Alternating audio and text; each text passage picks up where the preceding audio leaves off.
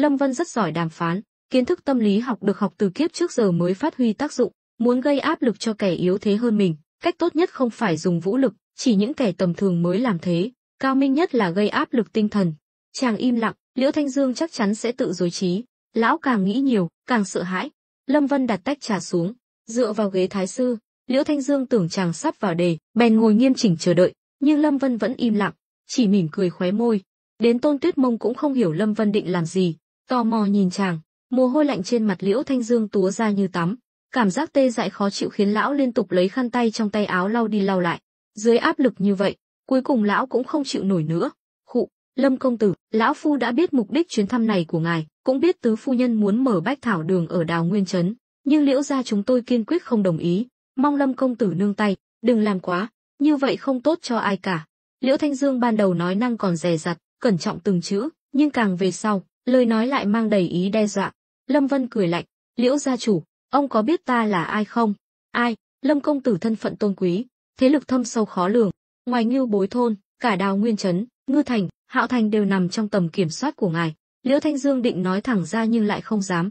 Lâm Vân chống một tay lên bàn, người hơi nghiêng về phía trước, cười rạng rỡ, nhìn lão hỏi, còn gì nữa? Lâm công tử, Liễu gia chúng tôi không muốn dính líu vào cuộc tranh đấu giữa ngài và Lâm gia, nhưng Liễu gia cũng không phải quả hồng mềm ai muốn nắn bóp thì nắn. Vậy nên mong Lâm công tử dừng lại đúng lúc, đừng xé rách mặt nhau, không tốt cho cả đôi bên. Ha ha, Lâm Vân ngửa mặt cười lớn, ánh mắt sâu xa nhìn Liễu Thanh Dương, mỉa mai, Liễu Thanh Dương, ông tưởng mình là cái thá gì, tưởng mình đủ tư cách đối đầu với ta sao? Đến nước này, Liễu Thanh Dương cũng liều mạng, hừ lạnh, lão phu biết Lâm công tử không sợ Liễu gia, Liễu gia quả thực không có thực lực đấu với ngài, nhưng Lâm công tử đừng quên, tất cả dược liệu của Bách Thảo Đường nhà họ Tôn ở Ngư thành và Hạo thành đều do Liễu gia cung cấp, chỉ cần lão phu một câu nói, đảm bảo Tôn gia sẽ không nhận được một cọng cỏ nào nữa. Tôn Tuyết Mông mặt mày tái mét, Tôn gia đúng là sợ nhất bị cắt nguồn dược liệu, đó cũng là lý do trước đây Nhị thúc và nàng đến Đào Nguyên trấn mà không đạt được kết quả gì, không có Lâm Vân, Tôn gia tuyệt đối không dám đắc tội với Liễu gia. Lâm Vân gật đầu, đúng là Liễu gia có thể cắt nguồn dược liệu của Tôn gia. Liễu Thanh Dương mỉm cười đắc ý, tưởng Lâm Vân đã chịu thua, nhưng chàng đột nhiên đổi giọng, nhưng Liễu gia chủ đừng quên, Đào Nguyên trấn này giờ ta làm chủ, chỉ cần ta muốn, ta cũng có thể khiến các vườn dược liệu của Liễu gia bên ngoài Đào Nguyên trấn hoàn toàn mất kiểm soát. Đến lúc đó, Liễu gia còn bài nào để đánh? Liễu Thanh Dương giận dữ, đứng phát dậy quát, ngươi dám? Các loại thảo dược đang trồng trong vườn là nguồn cung cấp cho các thế lực khắp Đại Đoan, thậm chí cả hoàng thất cũng dùng dược liệu từ đây, ngươi dám làm vậy, chẳng lẽ không sợ đắc tội với hoàng tộc sao? Lâm Vân cười khẩy, hoàng tộc, xem ra tin tức của Liễu gia chủ không được nhanh nhạy cho lắm, chắc địa vị của ông trong lòng Bát Ca cũng chẳng ra gì. Chàng đã biết Lâm Hiên cấu kết với Liễu Thanh Dương, nhưng chàng nào để bọn họ được như ý, dù Lâm Hiên chưa lộ rõ ý đồ xấu, nhưng chàng cũng không để con chuột phá hoại nồi cháo của mình. Liễu Thanh Dương nhíu mày, Lâm công tử, ý ngài là gì? Không có gì, ta chỉ muốn nói, nếu ông muốn dựa vào hoàng tộc, e là sẽ thất vọng đấy. Liễu gia chủ hẳn biết ta vừa vào kinh mấy hôm trước thứ. Thì sao? Dược liệu cung cấp cho hoàng tộc, ai cũng không được động vào. Hơn nữa, trong vườn dược liệu còn có người của Vũ Vương gia, đệ đệ đương kim hoàng thượng, Trấn Dữ, ta không tin ngươi dám làm liều. Lâm Vân gật đầu, quay sang Tôn Tuyết Mông, Tuyết Mông, lấy thứ ta đưa nàng lúc trước ra cho Liễu gia chủ mở mang tầm mắt. Tôn Tuyết Mông ngẩn người, Lâm Vân đã đưa nàng một gói đồ, bên trong là một vật dài được bọc vải vàng, nàng không biết là gì, định mở ra xem thì bị chàng ngăn lại, khiến nàng càng thêm tò mò. Nàng quay người, cẩn thận mở từng lớp vải bọc, Liễu Thanh Dương nhìn chằm chằm, nhưng khi nhìn thấy hình rồng 5 móng thêu trên vải vàng, lão ta sững sờ. Tôn Tuyết Mông cũng nhận ra điều bất thường, trong Đại Đoan, người dám dùng rồng 5 móng làm họa tiết thêu chỉ có thể là hoàng tộc, hơn nữa còn là người có địa vị tối cao. Tay nàng cứng đờ, ngẩng đầu nhìn Lâm Vân đầy kinh ngạc. Cả đại sảnh im phăng phắc, Liễu Thanh Dương run rẩy, mồ hôi lạnh túa ra. Tôn Tuyết Mông cũng cảm thấy khô miệng, nàng ở Đào Nguyên trấn bấy lâu, không biết chuyện bên ngoài. Lâm Hiên tuy gặp nàng vài lần nhưng cũng không hề nhắc đến chuyến đi của Lâm Vân tới kinh thành. Lúc này, trong đầu nàng hiện lên vô số suy đoán mà trước đây nàng chưa từng dám nghĩ tới. Lâm Vân mỉm cười, Tuyết Mông, nàng còn ngây ra đó làm gì, mở ra đi. Tôn Tuyết Mông gật đầu, run rẩy mở tấm vải vàng. Một thanh thượng phương bảo kiếm do hoàng thượng ban tặng hiện ra trước mắt mọi người. Vừa nhìn thấy bảo kiếm, Tôn Tuyết Mông sững sờ, đôi mắt đẹp tràn ngập sự phấn khích và khó tin. Liễu Thanh Dương thì ngã phịch xuống ghế, mặt mày tái mét. Giây phút này, lão biết Liễu gia không thể đắc tội với Lâm công tử, dù có dựa vào ai cũng vô dụng. Lâm Vân bước tới, cầm lấy thượng phương bảo kiếm, giơ lên trước mặt Liễu Thanh Dương, quát lớn, đại đảm Liễu Thanh Dương, nhìn thấy kiếm mà không quỳ xuống. Liễu Thanh Dương giật mình, vội vàng quỳ xuống đất, lúng túng không biết để tay ở đâu, dập đầu lia lịa, vạn tuế, vạn tuế, vạn vạn tuế. Lâm Vân nhìn xuống lão như nhìn một con kiến, lạnh lùng nói, Liễu Thanh Dương, đừng trách ta bắt nạt ông, tình hình hiện tại ra sao, ông tự hiểu rõ, ta thay mặt hoàng thượng hỏi ông một câu, ông chọn ủng hộ phiên vương hay triều đình? Liễu Thanh Dương ngẩng đầu nhìn Lâm Vân, run rẩy nói, Lâm công tử, lão phu là thần dân của hoàng thượng, đương nhiên trung thành với triều đình, chỉ cần hoàng thượng ra lệnh, Liễu gia nguyện xả thân vì nước. Nói rồi, lão lại dập đầu xuống đất. Tôn Tuyết Mông cuối cùng cũng hoàn hồn, trong lòng vui mừng khôn xiết, nhìn Lâm Vân bằng ánh mắt đầy yêu thương. Nếu không có lão già Liễu Thanh Dương ở đây, nàng thật muốn ôm chầm lấy chàng mà hôn một cái. Nàng không ngờ chàng vào kinh lại được diện kiến hoàng thượng, hơn nữa còn được ban thưởng kim kiếm. Dù có ngốc đến mấy, Liễu Thanh Dương cũng hiểu thanh kim kiếm trong tay Lâm Vân đại diện cho điều gì. Câu hỏi vừa rồi của Lâm Vân chính là thay mặt hoàng thượng. Nếu lúc này Liễu Thanh Dương vẫn ngoan cố, Lâm Vân hoàn toàn có thể xử lý lão ngay tại chỗ mà không phạm luật. Giây phút cầm thanh kim kiếm, chàng đại diện cho long uy của hoàng thượng. Lâm Vân hài lòng mỉm cười, cất kim kiếm đi. Thực ra, đối phó với Liễu Thanh Dương căn bản không cần dùng đến kim kiếm, nhưng lão ta lại dám lôi cả Vũ Vương ra. Chàng cũng vừa mới biết từ Bát Hiền Vương rằng vị Vũ Vương gia này chính là chồng của Lâm Phượng Tiêu, đại trưởng lão Lâm gia. Nói cách khác, bọn họ là cùng một phe. Vậy nên Lâm Vân dùng kim kiếm cũng chẳng có gì sai. Hoàng thượng ban kim kiếm cho chàng chính là để đối phó với những mối nguy tiềm ẩn này. Vẻ mặt Lâm Vân dịu lại, không còn uy nghiêm đáng sợ như lúc trước, đỡ Liễu Thanh Dương vẫn đang quỳ dưới đất dậy, Liễu gia chủ, mau đứng lên. Vừa rồi ta thay mặt hoàng thượng nên có chút thất lễ, mong Liễu gia chủ đừng để bụng. Liễu Thanh Dương lúc này như nuốt phải ruồi, sắc mặt vô cùng khó coi, trong lòng lão mắng Lâm Vân không biết bao nhiêu lần nhưng lại không dám phản bác, càng không dám nói nặng lời, tên tiểu tử này dám lôi cả kim kiếm ra, lão mà nói thêm câu nào nữa chắc chắn sẽ mất đầu. Lão cười gượng gạo, Lâm công tử, Lâm tiên sinh, trước đây là lão phu đắc tội, mong ngài bỏ qua, Liễu gia chúng tôi xin thành tâm quy phục, từ nay về sau, Lâm tiên sinh bảo lão phu đi hướng đông, lão phu tuyệt không dám đi hướng tây. Mong Lâm tiên sinh sau này nói giúp vài lời tốt đẹp trước mặt hoàng thượng. Được, chỉ cần Liễu gia chủ trung thành với triều đình, giúp hoàng thượng diệt trừ phản tặc, ta đảm bảo Liễu gia chủ sẽ được nhiều hơn bây giờ. Lâm Vân vẽ ra một tương lai tươi sáng, thủ đoạn dụ dỗ này chàng rất thành thạo. Liễu Thanh Dương gật đầu, trầm ngâm một lúc rồi nói, vậy, dược các trong Đào Nguyên trấn từ giờ sẽ là của tứ phu nhân. Còn dược liệu trong vườn, Lâm tiên sinh muốn bao nhiêu, cứ lấy bấy nhiêu, nếu cần lão phu làm gì, cứ việc sai bảo.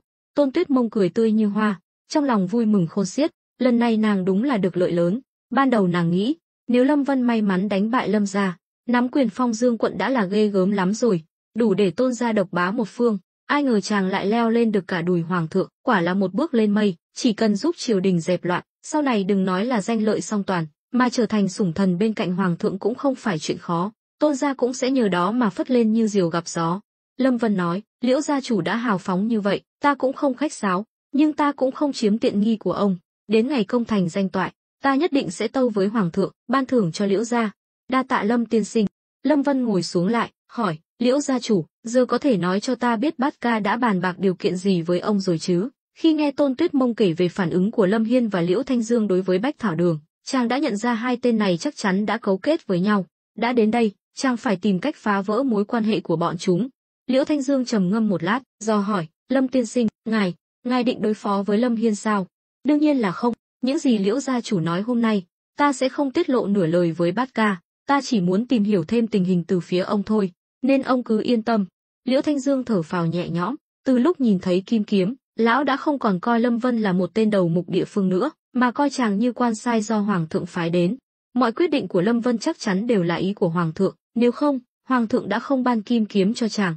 Thực ra, Lâm Hiên cũng không nói gì nhiều, hắn chỉ lo Lâm tiên sinh sẽ nhúng tay vào Đào Nguyên trấn, cuối cùng sẽ cản trở hắn, nên mới bí mật bàn bạc với lão phu, muốn chống lại sự xâm nhập của ngài, đặc biệt là Bách Thảo Đường của tứ phu nhân.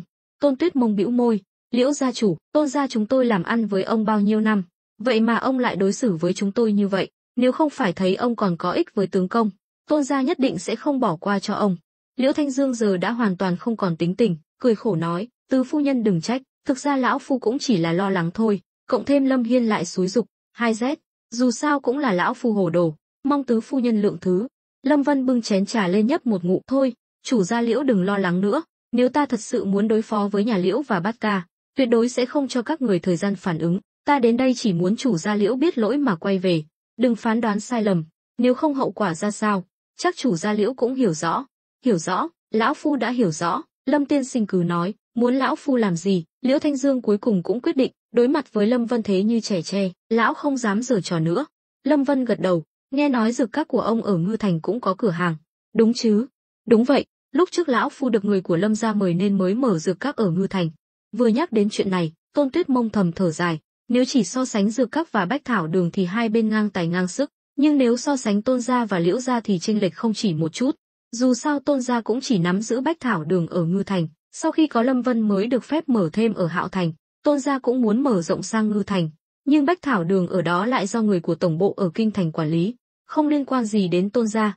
Lâm Vân cười hỏi, tốt, vậy ta nói thẳng luôn, ta muốn Liễu gia chủ cho dược các ở Ngư Thành cung cấp một số thông tin tình báo về Lâm gia, cụ thể là nhất cử nhất động của bọn họ, nếu có thể lấy được bí mật cốt lõi của hội đồng trưởng lão Lâm gia thì càng tốt. Đương nhiên, ta sẽ không để Liễu gia mạo hiểm mà không được gì. Sắp tới, chúng ta giao chiến với Lâm gia ở Đào Nguyên trấn chắc chắn sẽ có thương vong. Lúc đó, Tôn gia sẽ mua số lượng lớn dược liệu của ông, đảm bảo ông kiếm được bộn tiền. Lâm Vân thật tinh danh, nước cờ này của chàng thật cao tay, vừa có thể bồi dưỡng Tôn gia, vừa cho Liễu gia chút lợi lộc, quan trọng nhất là có thể nhân cơ hội này đoàn kết các thế lực ở Đào Nguyên trấn. Chỉ cần có lợi, chàng không tin những gia tộc thương nhân này không động lòng. Trong mắt chàng, chiến tranh chính là đốt tiền, có đầu tư ắt phải có hồi báo. Muốn dây dưa lâu dài với Lâm gia thì phải tạo ra một vòng tuần hoàn lợi ích, chỉ có như vậy mới có cơ hội bào mòn gia sản mà Lâm gia tích lũy bấy lâu nay. Hơn nữa, Lâm Vân còn định nhân cơ hội này phát hành tiền tệ của riêng mình, chính là kim cương, dùng kim cương làm vật trung gian giao dịch. Đến ngày kim cương được cả Phong Dương quận chấp nhận, thì tham vọng điên rồ của chàng coi như đã hoàn thành được một phần nhỏ. Nhưng kế hoạch này chàng sẽ không nói với ai, phải chờ thời cơ thích hợp. Liễu Thanh Dương nhìn Lâm Vân vẻ mặt đầy toan tính, trong lòng cảm khái không thôi.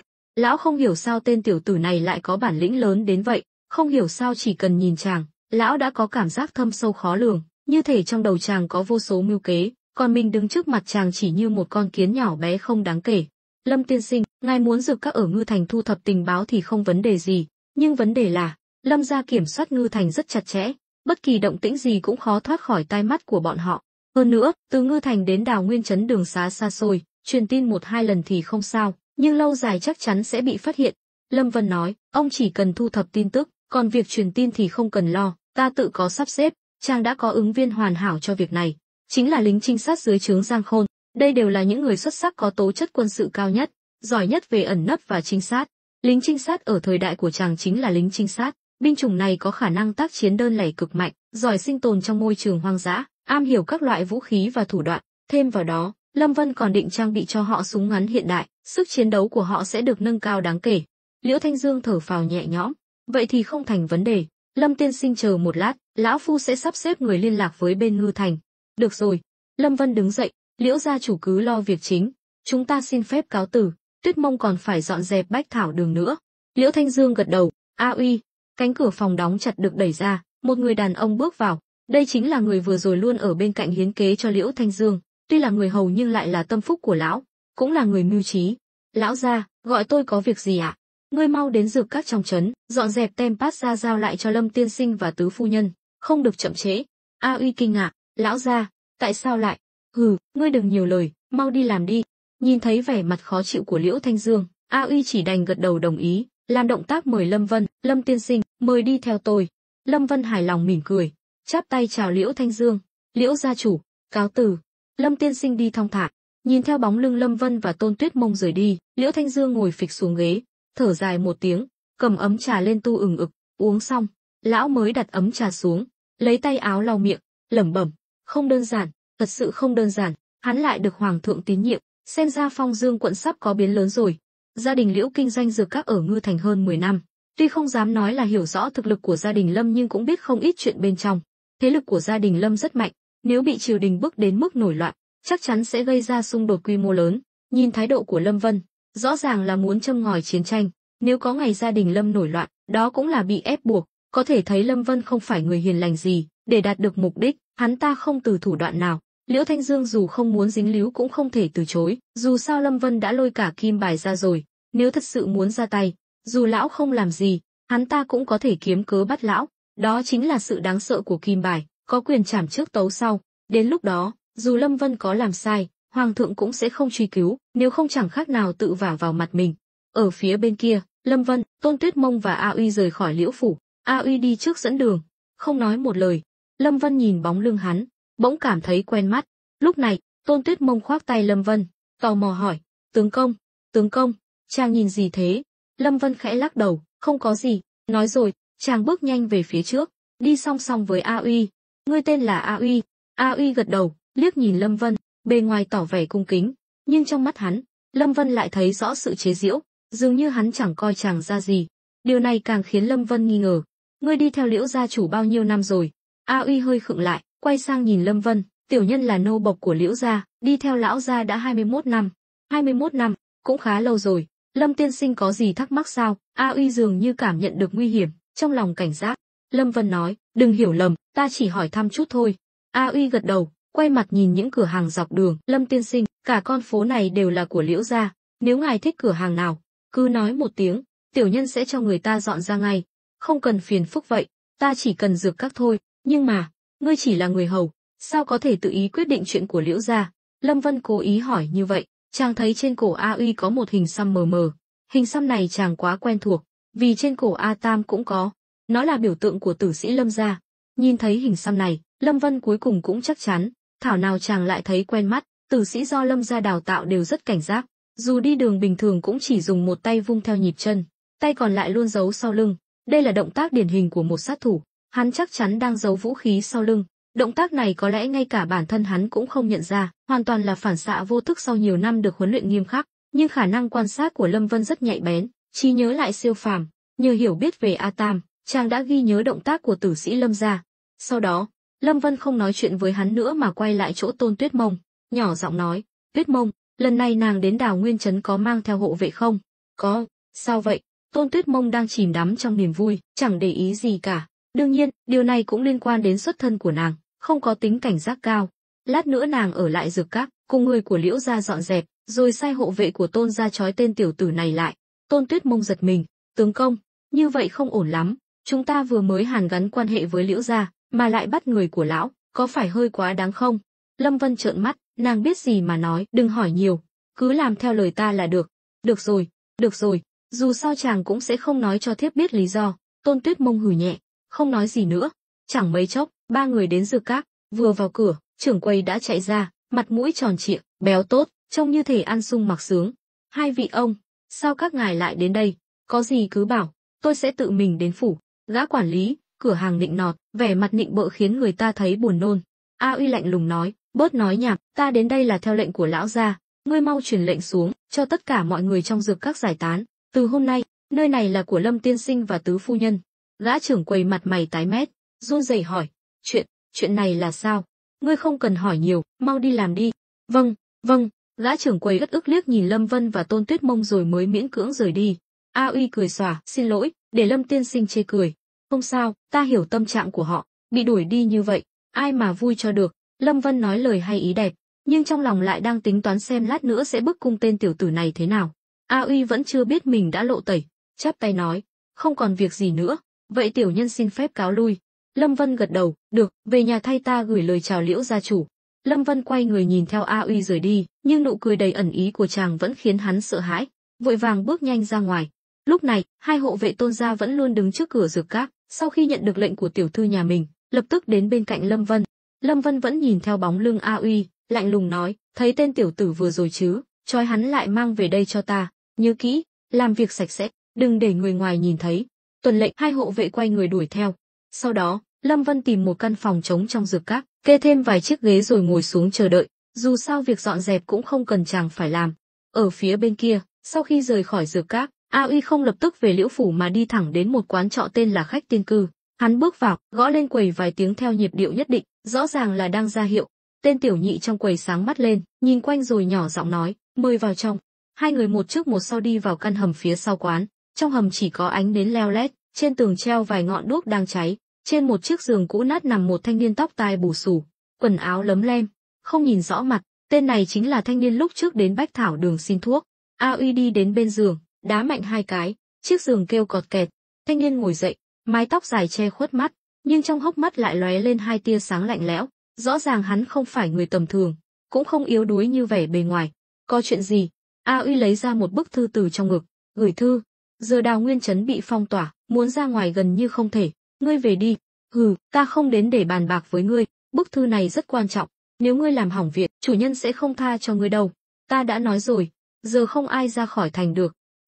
Đừng tưởng ta không biết ngươi có cách ra ngoài, ta cho ngươi 1 ngày, muộn nhất là giờ này ngày mai, phải đưa bức thư này đến tay chủ nhân, nếu không, ngươi cũng đừng quay lại nữa, ta đảm bảo ngươi sẽ sống không bằng chết.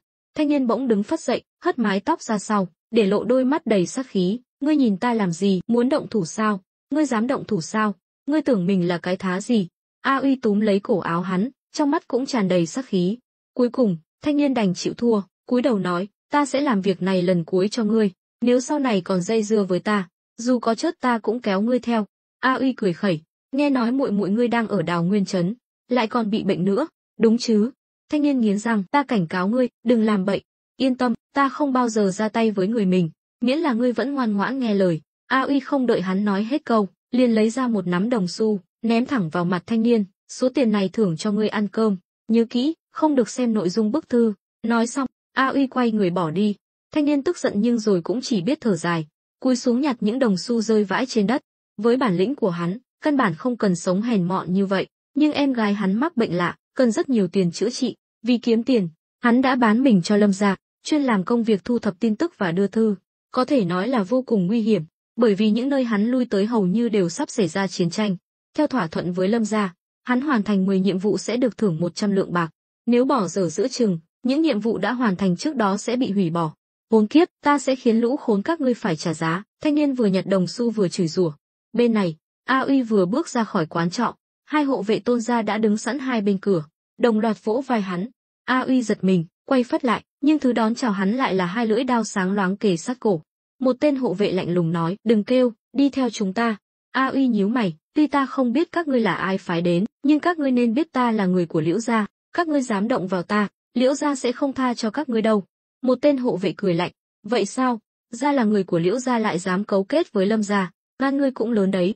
Nghe vậy, A Uy mặt mày tái mét, các ngươi, rốt cuộc là ai? Ngươi không cần biết, đi theo chúng ta, lát nữa ngươi sẽ hiểu. Nói rồi, không đợi hắn trả lời, một tên hộ vệ lấy ra một chiếc khăn đen trùm lên đầu hắn.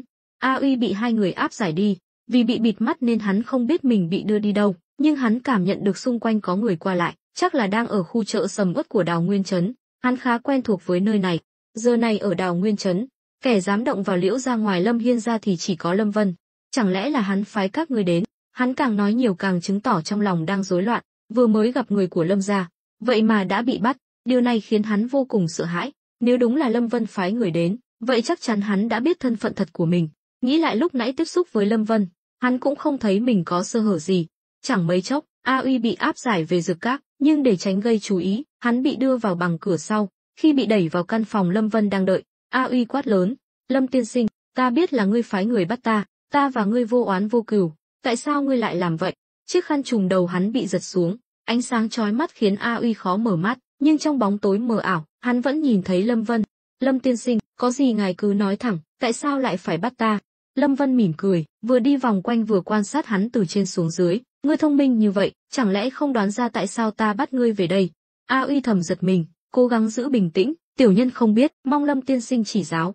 Được, nếu ngươi không biết, vậy ta sẽ nhắc nhở ngươi. Nói rồi, Lâm Vân xé toạc cổ áo hắn, để lộ hình xăm tử sĩ Lâm gia trên cổ. Nói cho ta biết, hình xăm trên cổ ngươi là gì? A Uy mặt mày tái mét, ánh mắt hoảng loạn, không dám nhìn thẳng vào Lâm Vân. Không nói, vậy để ta nói cho ngươi biết, đây là dấu ấn riêng của tử sĩ Lâm gia, dùng để cho lũ sâu bọ âm u các ngươi nhận dạng nhau khi làm nhiệm vụ bên ngoài. Ta nói không sai chứ? A Uy cười gượng, Lâm tiên sinh hiểu lầm rồi, hình xăm này là do cha ta xăm cho lúc nhỏ, không liên quan gì đến tử sĩ Lâm gia cả. Lâm Vân rút ra một con dao găm, cắm vào lò than đang cháy. Ta biết ngươi sẽ không dễ dàng nhận tội, nhưng ngươi chắc chắn không biết, ta rất hiểu rõ về tử sĩ Lâm gia, thậm chí bên cạnh ta còn có kẻ đã phản bội Lâm gia. Ta hỏi ngươi cũng là cho ngươi một cơ hội, nếu ngươi không biết trân trọng thì đừng trách ta nhẫn tâm.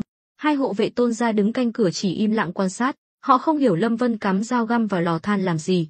Ánh mắt A Uy lóe lên sát khí, nhưng rất nhanh chóng biến mất. Hắn cười nói, nếu Lâm tiên sinh không tin, có thể mời lão gia nhà ta đến, hỏi một câu sẽ rõ. Ta thật sự là nô bộc của Liễu gia, chưa từng rời khỏi Liễu phủ nửa bước. Lâm Vân nhìn hắn chằm chằm, gật đầu, tốt, quả nhiên là tử sĩ Lâm gia, miệng rất cứng, ta xem ngươi còn chịu đựng được bao lâu. Nói rồi, Lâm Vân lấy ra một chiếc khăn lụa, từ từ quấn quanh tay phải. Dưới ánh mắt khó hiểu của mọi người, Chàng rút con dao găm đang cắm trong lò than ra. Lưỡi dao đã nóng đỏ, hơi nóng phả ra khiến A Uy dù đứng cách xa một trượng vẫn cảm nhận rõ ràng. Lâm Vân cười lạnh, lắc lắc con dao găm nóng đỏ trước mặt A Uy, chỉ cần sơ sẩy một chút là sẽ bỏng hắn. Ta hỏi lại lần nữa, ngươi có nhận tội không? Lâm tiên sinh, làm vậy vô ích thôi, A Uy chỉ là một kẻ nhỏ bé, dù ngài có giết ta cũng chẳng mất gì, nhưng lão gia nhà ta chắc chắn sẽ rất tức giận. Ồ, vậy sao? Vậy ta phải xem thử xem. Lâm Vân đột nhiên áp mặt bên của con dao găm vào má A Uy. A Uy hét lên một tiếng đau đớn, bị trói chặt khiến hắn không thể động đậy, nhưng cơn đau dữ dội làm hắn co giật toàn thân, mồ hôi túa ra như tắm, mồ hôi chạm vào vết bỏng trên má càng khiến hắn đau đớn hơn. Hai hộ vệ Tôn gia đứng xem mà da đầu tê dại, đối với họ, đây là lần đầu tiên chứng kiến hình phạt tàn nhẫn như vậy, nhưng với Lâm Vân, đây mới chỉ là bắt đầu. Chàng cười lạnh, giờ ngươi chỉ cần nhận tội là tử sĩ Lâm gia, khai ra tất cả những gì ngươi biết là có thể sống sót. Ánh mắt A Uy tràn ngập sợ hãi, trong mắt hắn, Lâm Vân chính là ác quỷ, nhìn con dao găm vẫn còn nóng đỏ, hắn không dám tưởng tượng nếu phải chịu đựng thêm một lần nữa, liệu mình có chết không? Ta nói, ta đúng là tử sĩ Lâm gia, có thể ép được một tử sĩ phải mở miệng cũng chứng tỏ áp lực mà Lâm Vân tạo ra lớn đến mức nào. Lâm Vân hài lòng mỉm cười, quay sang hai hộ vệ Tôn gia, hai người nghe thấy rồi chứ? Vâng, Lâm công tử. Hai hộ vệ cũng rất sợ hãi, nhưng may mắn là họ đang cùng phe với Lâm Vân. Lâm Vân quay lại, tiếp tục hỏi, sớm phối hợp như vậy có phải đỡ khổ hơn không? Trả lời ta thêm một câu hỏi cuối cùng, ngươi sẽ được sống. Mục đích ngươi trà trộn vào Đào Nguyên Trấn là gì? Lâm gia giao cho ngươi nhiệm vụ gì? Phòng tuyến tâm lý của A Uy đã hoàn toàn sụp đổ, lúc này mắt hắn đỏ hoe, sắp khóc đến nơi. Hắn lắc đầu, Lâm tiên sinh, ta không thể nói ra ta sẽ chết. Ta biết Lâm gia đối xử với tử sĩ rất tàn nhẫn, nhưng nếu ngươi không nói, ta đảm bảo sẽ cho ngươi nếm thử sự tàn nhẫn của Lâm Vân ta ngay bây giờ. Yên tâm, sẽ không thua kém gì Lâm gia đâu. Lần này, dù Lâm Vân có đe dọa thế nào, hắn cũng không nói, chỉ lắc đầu lia lịa. Lâm Vân bóp chặt cằm hắn, đe dọa, ta biết ngươi không sợ chết, ta cũng sẽ không để ngươi chết dễ dàng như vậy, nếu ngươi không nói, ta sẽ tiếp tục tra tấn ngươi, ngươi nên biết, nơi này giờ là Bách Thảo Đường, ta có thể đánh ngươi trọng thương rồi chữa trị cho ngươi, sau đó lại tiếp tục tra tấn, để ngươi sống trong đau khổ mãi mãi. Lúc này, Lâm Vân thể hiện rõ sự tàn nhẫn và thâm độc của mình. Mắt A Uy tràn ngập sợ hãi, dường như bị lời nói của Lâm Vân dọa cho chết khiếp, nhưng vẫn do dự. Lâm Vân nghiến răng, biết đã đến lúc phải dùng đến biện pháp mạnh, chàng không nói hai lời, nắm chặt con dao găm, đâm mạnh vào đùi A Uy. Lưỡi dao dài bằng cả bàn tay người lớn, cắm phập vào đùi hắn. Cơn đau dữ dội khiến A Uy hét lên một tiếng rồi ngất xỉu. Vết thương bốc khói, mùi thịt cháy lan tỏa khắp phòng. Hai hộ vệ Tôn gia sợ đến run người. Tuy không phải chịu hình phạt nhưng họ vẫn cảm thấy kinh hoàng. Lâm Vân đối với kẻ thù chưa bao giờ nương tay. Nhìn A Uy đã ngất xỉu, chàng rút mạnh con dao găm ra, cơn đau khiến hắn tỉnh lại, mặt A Uy trắng bệch, mồ hôi túa ra. Lâm Vân lạnh lùng hỏi, nói hay không? Ta nói, đừng làm nữa. Cuối cùng A Uy cũng chịu thua, nước mắt giàn giụa. Lâm Vân biết tử sĩ Lâm gia đều được huấn luyện đặc biệt, có khả năng chịu đựng đau đớn nhất định, nhưng đau đớn có thể chịu đựng, còn sợ hãi lại đến từ sâu thẳm trong tâm hồn, điều này không ai có thể chống lại. Đối với tử sĩ, sống mới là sự dày vò vô tận. Lâm Vân ném con dao găm xuống đất, đi đến bàn rót cho mình một chén trà, uống cạn rồi lại rót thêm một chén, tự tay đưa đến miệng A Uy, cười nói đi, nói ra ngươi sẽ được giải thoát. Câu nói này với A Uy như tiếng sét bên tai, cuối cùng hắn cũng hiểu kẻ bị Lâm gia ruồng bỏ này tàn nhẫn đến mức nào, nhưng đây là số phận của hắn không thể trốn tránh. Mục đích của Lâm gia là mỏ đồng trên núi Nham Tử, chiếm Đào Nguyên Trấn chỉ là một phần trong kế hoạch, nhiệm vụ của ta là lôi kéo Liễu Thanh Dương về phe Lâm gia. Lâm Vân gật đầu, dùng khăn lụa trắng lau vết máu còn dính trên tay, nghe nói ngươi vừa đến một quán trọ, gặp ai vậy? Phải, ta đã đưa tin tức của ngươi cho người đưa tin ở Đào Nguyên Trấn, hắn sẽ gửi thư mật về Lâm gia. Lâm Vân nhướng mày, may mà chàng phát hiện kịp thời, nếu bức thư được gửi đi, chàng sẽ hoàn toàn bại lộ. Lâm Vân cười lạnh, nói cho ta biết, tên đưa tin đó là ai? Hắn tên là Dương Lâm, nhưng giờ Đào Nguyên Trấn đã bị phong tỏa, hắn chỉ có thể đợi đến tối mới tìm cách ra khỏi thành. Lâm Vân quay sang hai hộ vệ Tôn gia, đến nha môn, báo cho Lâm Hiên đến gặp ta. Một tên hộ vệ vội vàng lĩnh mệnh rời đi. Lúc này, A Uy biết mình đã hết giá trị, đau khổ nói, Lâm Vân, ngươi giết ta đi. Hắn biết dù có sống sót cũng sẽ trở thành tàn phế, vết thương ở chân rất nặng, dù có sống lay lắt cũng sẽ bị Lâm gia trả thù, đằng nào cũng chết, chi bằng chết sớm cho xong, đỡ phải sống trong sợ hãi và bị tra tấn. Đừng vội, đợi ta bắt được tên đưa tin kia rồi sẽ toại nguyện cho ngươi. Lâm Vân thầm khâm phục lòng trung thành của tên tử sĩ này, càng khâm phục thủ đoạn của Lâm gia, có thể huấn luyện một người sống thành ra như vậy, nhưng bọn họ đứng ở hai chiến tuyến khác nhau, nên dù có thương hại, chàng cũng không thể tha cho kẻ thù như hắn. Nếu để hắn sống, chàng sẽ ăn không ngon, ngủ không yên. Sau đó, Lâm Vân ngồi xuống ghế, nhắm mắt nghỉ ngơi, lặng lẽ chờ Lâm Hiên đến. Lúc này, Tôn Tuyết Mông đẩy cửa bước vào, nàng rất tò mò không biết Lâm Vân làm gì trong phòng một mình. Nhưng khi nhìn thấy A Uy bị trói trên ghế, lại ngửi thấy mùi thịt cháy nồng nặc trong không khí, nàng hiểu ra chuyện gì vừa xảy ra, sợ đến mức đứng chôn chân tại chỗ. Lâm Vân vẫn nhắm mắt, nhưng cũng biết là nàng vào đây làm gì. Tướng công, chàng định giết hắn sao? Tôn Tuyết Mông không ngờ A Uy lại là tử sĩ do Lâm gia phái đến. Với nàng, gián điệp, sát thủ, tử sĩ đều là những nghề nghiệp vô cùng bí ẩn và xa vời. Những người này sống trong bóng tối, người thường khó mà phát hiện ra sự tồn tại của họ. Lâm Vân thở dài, nàng ra ngoài đi, không có lệnh của ta, không được vào. Chàng không muốn nàng nhìn thấy cảnh tượng máu me tàn khốc, càng không muốn để lại ấn tượng tàn nhẫn trong lòng nàng. Nhưng đối với kẻ thù, chàng phải đủ tàn ác. Nếu chàng không đủ tàn ác, Lâm gia sẽ còn tàn ác hơn, thậm chí làm ra những chuyện khiến chàng hối hận cả đời. Vâng, tiếp biết rồi. Tôn Tuyết Mông ngoan ngoãn đáp rồi lui ra ngoài. Tuy không biết chuyện gì đã xảy ra, nhưng nàng hiểu Lâm Vân đang rất tức giận. Nàng vừa rồi đã liếc thấy vết máu loang lổ trên sàn nhà, chảy dọc theo chân ghế, chứng tỏ vừa rồi đã có đánh nhau. Khoảng 2 khắc sau, tiếng bước chân vội vã vang lên bên ngoài. Lâm Hiên cuối cùng cũng đến. Vừa bước vào cửa, nhìn thấy A Uy bị trói trên ghế, hắn nhíu mày. Hắn vốn không muốn đến, nhưng nghe giọng điệu của hộ vệ Tôn gia, hắn cũng cảm thấy có gì đó không ổn. Lâm Hiên cố tỏ ra bình tĩnh, "Thập tứ đệ, có chuyện gì mà gấp gáp vậy?" Lâm Vân vẫn nhắm mắt, chỉ tay về phía A Uy, "Bát ca có nhận ra hắn không?" Lâm Hiên tò mò bước tới nhìn kỹ, thì ra là người hầu của Liễu Thanh Dương. Hắn giật mình.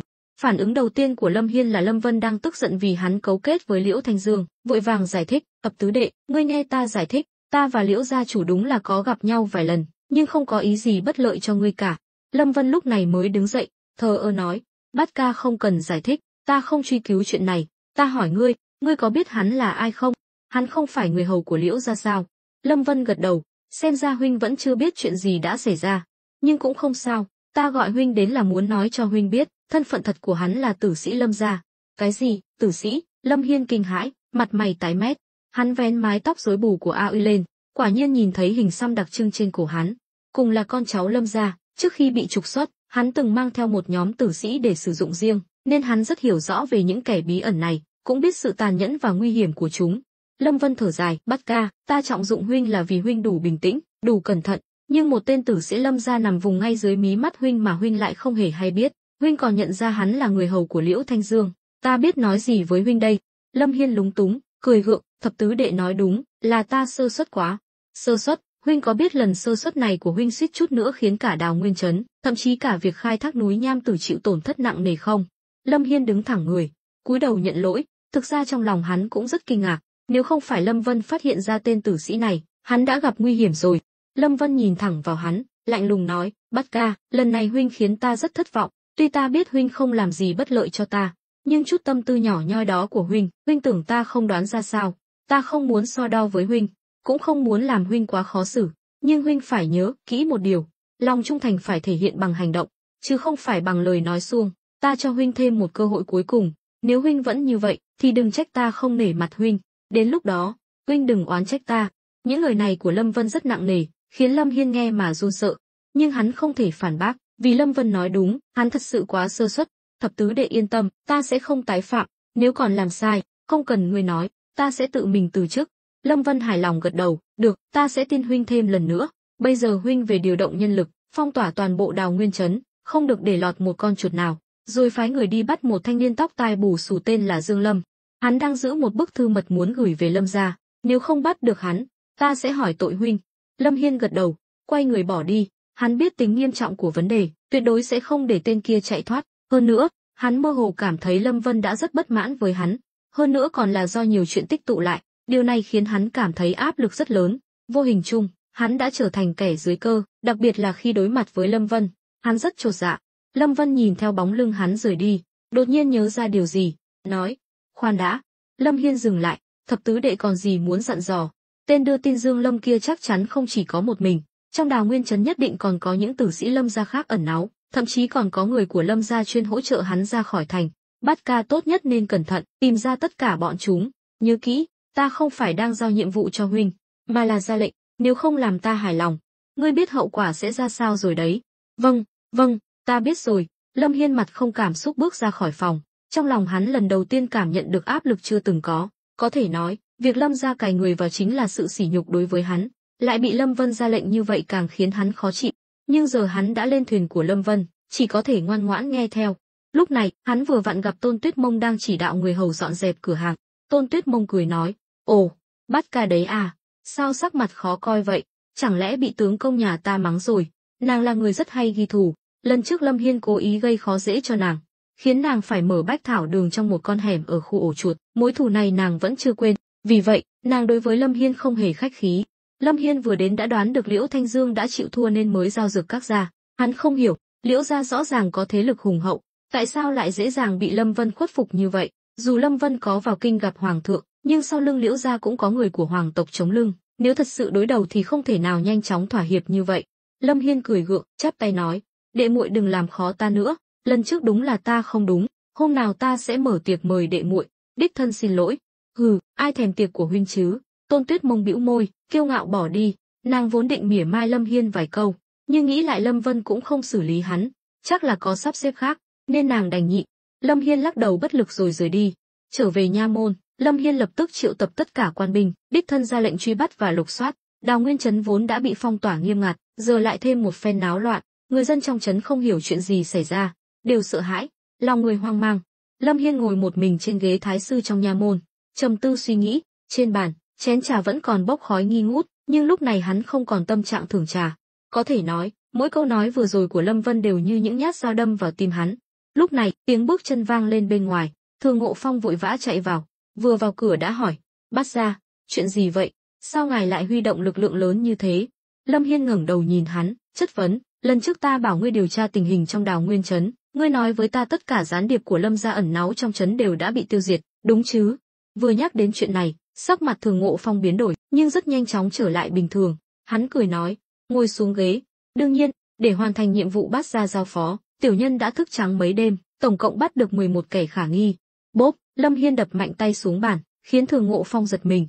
Lâm Hiên đứng phát dậy, quát lớn, "Mẹ kiếp, Thường Ngộ Phong, lúc trước khi ta mang ngươi về đã nói rồi, đừng giở trò bịp bợm, dù ngươi có thể lừa được ta, nhưng ngươi không thể qua mắt thập tứ đệ được, đến giờ ngươi còn muốn nói dối sao?" Lâm Hiên không phải kẻ ngốc, bị Thường Ngộ Phong lừa một lúc, nhưng sau khi suy nghĩ lại, hắn đã nhận ra vấn đề nằm ở tên này.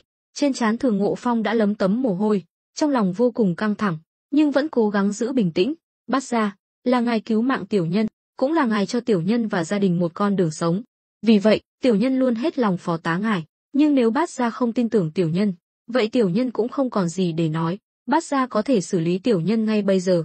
Lâm Hiên nheo mắt, chế giễu, "Thường Ngộ Phong, xem ra diễn xuất của ngươi đã tiến bộ không ít, ta bị ngươi lừa gạt cũng không sao, nhưng ngươi còn muốn tiếp tục che giấu, muốn ta mang nhân chứng ra cho ngươi xem mặt sao?" Nghe vậy, Thường Ngộ Phong bắt đầu hoảng sợ, ánh mắt lảng tránh, nhưng dường như cũng nhận ra mình đã lỡ lời, cười nói, "Bát gia nói đùa rồi, nếu ngài bắt được gián điệp, nằm vùng của Lâm gia, chỉ có thể chứng minh tiểu nhân làm việc không tốt, dù có đối chất, chúng tôi cũng không thể nào quen biết nhau." Lâm Hiên bước đến trước mặt hắn, nhìn thẳng vào mắt hắn, nghiêm nghị nói, "Tốt, đây là do ngươi tự chuốc lấy, đừng trách ta không cho ngươi cơ hội." Nói xong, hắn quay người bỏ đi, đến cửa, hắn dặn 2 tên hộ vệ, giám sát hắn, không có lệnh của ta, không cho hắn rời khỏi đại sảnh, cũng không cho hắn gặp bất kỳ ai. Tuân lệnh, 2 tên hộ vệ vội vàng lĩnh mệnh. Thường Ngộ Phong tức giận quát, "Bát gia, ngài không thể đối xử với ta như vậy." Nhưng Lâm Hiên không để ý đến hắn nữa. Lâm Hiên đi đến một cái đình nghỉ mát trong sân, nhìn đàn cá chép coi đang bơi lội dưới hồ, hắn cảm thấy vô cùng hối hận. Thường Ngộ Phong rõ ràng đã cấu kết với gián điệp của Lâm gia, mà hắn lại không hề hay biết. Hơn nữa, hắn còn nghe theo lời hắn ta, định ngày mai để Lâm Vân tham gia đàm phán với phái đoàn của Lâm gia. Nếu lúc đó Thường Ngộ Phong cố tình gây rối, để lộ thân phận của Lâm Vân, thì hậu quả sẽ khôn lường. Dù hắn không làm gì cũng không thể giải thích được. Khốn kiếp, Lâm Hiên chửi thầm một tiếng, đập mạnh tay vào lan can. Hắn đã quyết định, đợi đến tối, sau khi bắt được tất cả nằm vùng của Lâm gia ở Đào Nguyên trấn, hắn sẽ đi tìm Lâm Vân thú nhận mọi chuyện. Lúc này, hắn phải chủ động, nếu không, đợi đến ngày mai sự việc bại lộ thì hắn sẽ tiêu đời, Lâm Vân sẽ không còn tin tưởng hắn nữa. Cùng lúc đó, cả Đào Nguyên trấn náo loạn, khắp nơi đều là binh lính, những người bán hàng rong dọc đường đều bị đuổi về nhà. Một lượng lớn quan binh được vũ trang đầy đủ đang lục soát từng con phố, từng nhà, theo lệnh của Lâm Hiên, không bỏ sót bất kỳ ngóc ngách nào, để tìm ra nằm vùng của Lâm gia. Quan binh thậm chí còn kiểm tra cả hầm chứa đồ của dân làng, bất kỳ không gian nào có thể chứa được một người đều bị lục soát. Lúc này, một tên quan binh mặc giáp đầy đủ bước đến, chắp tay báo cáo, Bẩm đại nhân, thuộc hạ đã kiểm tra một quán trọ tên là Khách Tiên Cư, bắt được trưởng quầy là Kim lão bản và phát hiện một thanh niên tên Dương Lâm trong căn hầm. Thuộc hạ cũng tìm thấy một lượng lớn vũ khí và bạc trong quán trọ. Sau khi tra khảo, được biết số vũ khí này là do người của Lâm gia bí mật vận chuyển đến. Mắt Lâm Hiên sáng lên.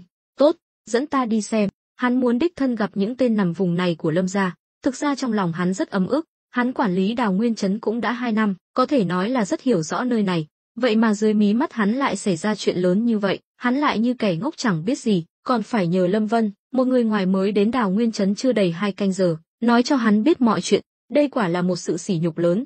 Chẳng mấy chốc, Lâm Hiên được dẫn đến Khách Tiên Cư. Vừa vào cửa, hắn đã thấy Kim trưởng quầy và 3 tên tiểu nhị đang quỳ thành hàng, hai tay ôm đầu. Lâm Hiên bước tới, rút con dao găm ra khỏi vỏ, nâng cằm gã trưởng quầy lên, hỏi, nói cho ta biết, ngươi tên gì? Tiểu nhân không có tên, mọi người trong trấn đều gọi tiểu nhân là Kim trưởng quầy. Lâm Hiên gật đầu, dường như không tức giận. Tốt, đừng hối hận. Câu nói này khiến Kim trưởng quầy giật mình, định mở miệng nói thì Lâm Hiên đã đến trước mặt tên tiểu nhị bên cạnh, cũng dùng dao găm nâng cằm hắn lên, hỏi, ngươi là người ở đâu? Bẩm đại nhân, tiểu nhân là người làng Thiết Sơn. Làng Thiết Sơn là ngôi làng gần Đào Nguyên Trấn nhất, cũng rất nghèo. Lâm Hiên lại nhìn hai tên tiểu nhị còn lại, hai ngươi cũng là người ở làng gần đây sao? Hai tên tiểu nhị vội vàng gật đầu. Kim trưởng quầy thấy vậy thở phào nhẹ nhõm, vội vàng giải thích, đại nhân, tiểu nhân thật sự không làm điều gì trái pháp luật, còn tên Dương Lâm kia, chúng tôi hoàn toàn không quen biết hắn, mong đại nhân minh xét. Lâm Hiên lúc này mới nhìn sang thanh niên tóc tai bù xù đang quỳ một mình bên cạnh, tên này vẫn luôn cúi đầu, mái tóc dài che khuất gần hết khuôn mặt, cộng thêm bộ dạng lôi thôi lết thết, trông như một tên ăn mày. Lâm Hiên lạnh lùng nói, Kim trưởng quầy yên tâm, ta sẽ không oan uổng người tốt, nhưng cũng sẽ không tha cho kẻ xấu. Vâng, vâng. Khuôn mặt béo ú của Kim trưởng quầy cố gắng nặn ra một nụ cười, nhưng nụ cười này còn khó coi hơn cả khóc. Lâm Hiên bước tới, nhìn chằm chằm vào thanh niên bù xù, ngẩng đầu lên. Dương Lâm từ từ ngẩng đầu, nhưng mái tóc vẫn che khuất khuôn mặt, chỉ có thể nhìn thấy đôi mắt đen trắng rõ ràng qua những lọn tóc lòa xòa. Nhưng Lâm Hiên lại giật mình, hắn quá quen thuộc với ánh mắt này, theo bản năng lùi lại 2 bước. Người đâu? Cạo chọc đầu tên này cho ta. Hai tên lính lập tức bước tới, giữ chặt Dương Lâm. Cuối cùng Lâm Hiên cũng nhìn rõ mặt hắn. Một khuôn mặt bình thường, thuộc kiểu đen quăng vào đám đông là biến mất, nhưng đôi mắt hắn lại mang vẻ đặc trưng của tử sĩ Lâm gia. Vì vậy, Lâm Hiên không cần hỏi thêm gì cũng có thể khẳng định thân phận của hắn. Lúc này, một tên lính rút dao găm ra định cạo đầu Dương Lâm, nhưng Dương Lâm, người vẫn luôn không chống cự, đột nhiên nổi giận. Dù bị trói 2 tay, hắn vẫn xoay 2 cánh tay một góc 180 độ, không chỉ thoát khỏi sự khống chế của 2 tên lính mà còn đá văng tên lính đang cầm dao. Dương Lâm là tử sĩ, lại là một sát thủ lão luyện, nên phản ứng rất nhanh nhẹn. Hắn lăn một vòng đến bên cửa sổ, chỉ cần nhảy qua cửa sổ là có thể chạy thoát.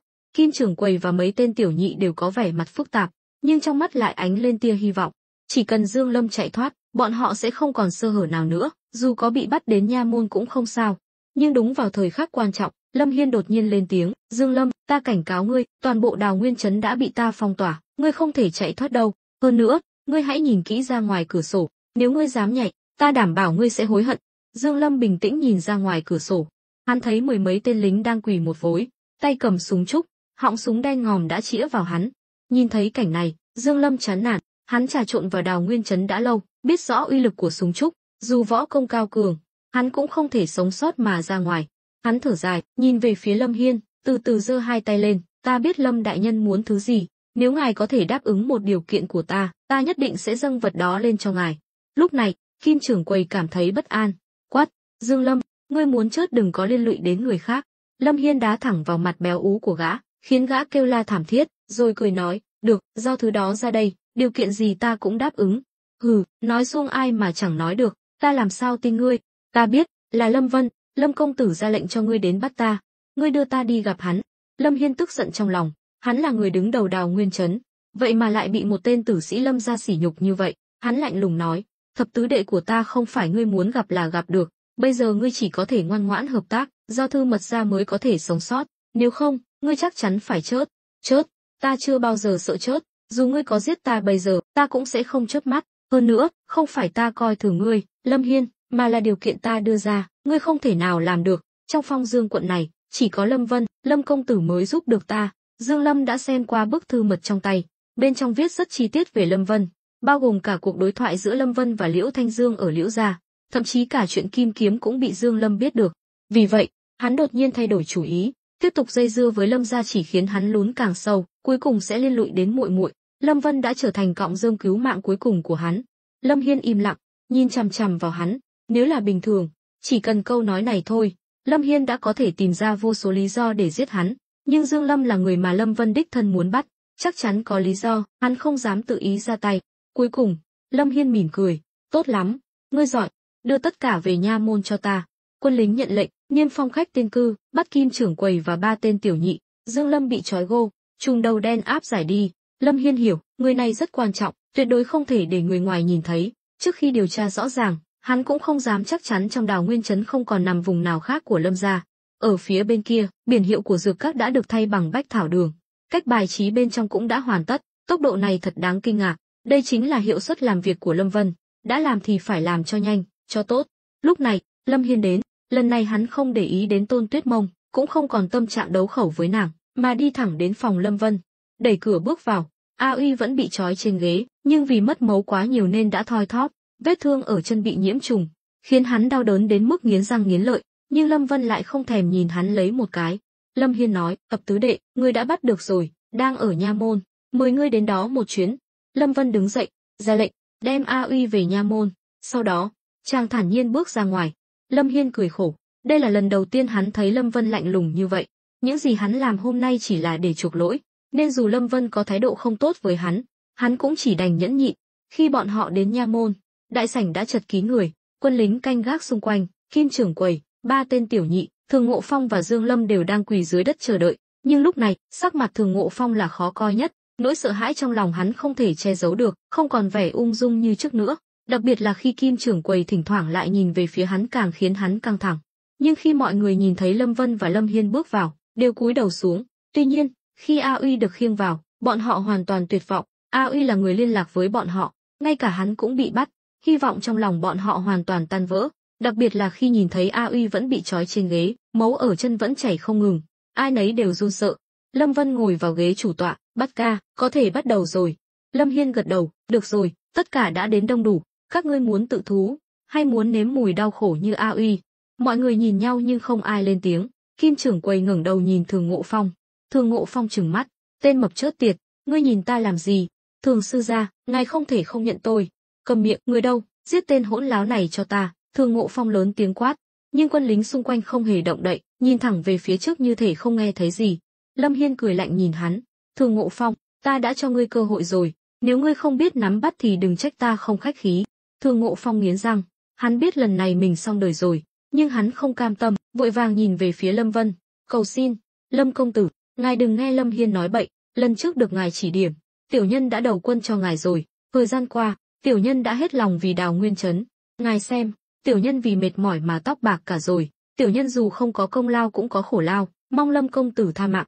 Lâm Hiên nheo mắt, định vạch trần hắn, nhưng Lâm Vân lại nói, Thường Ngộ Phong, ngươi đừng sợ, nếu chuyện này không liên quan đến ngươi, ta sẽ không đổ oan cho ngươi.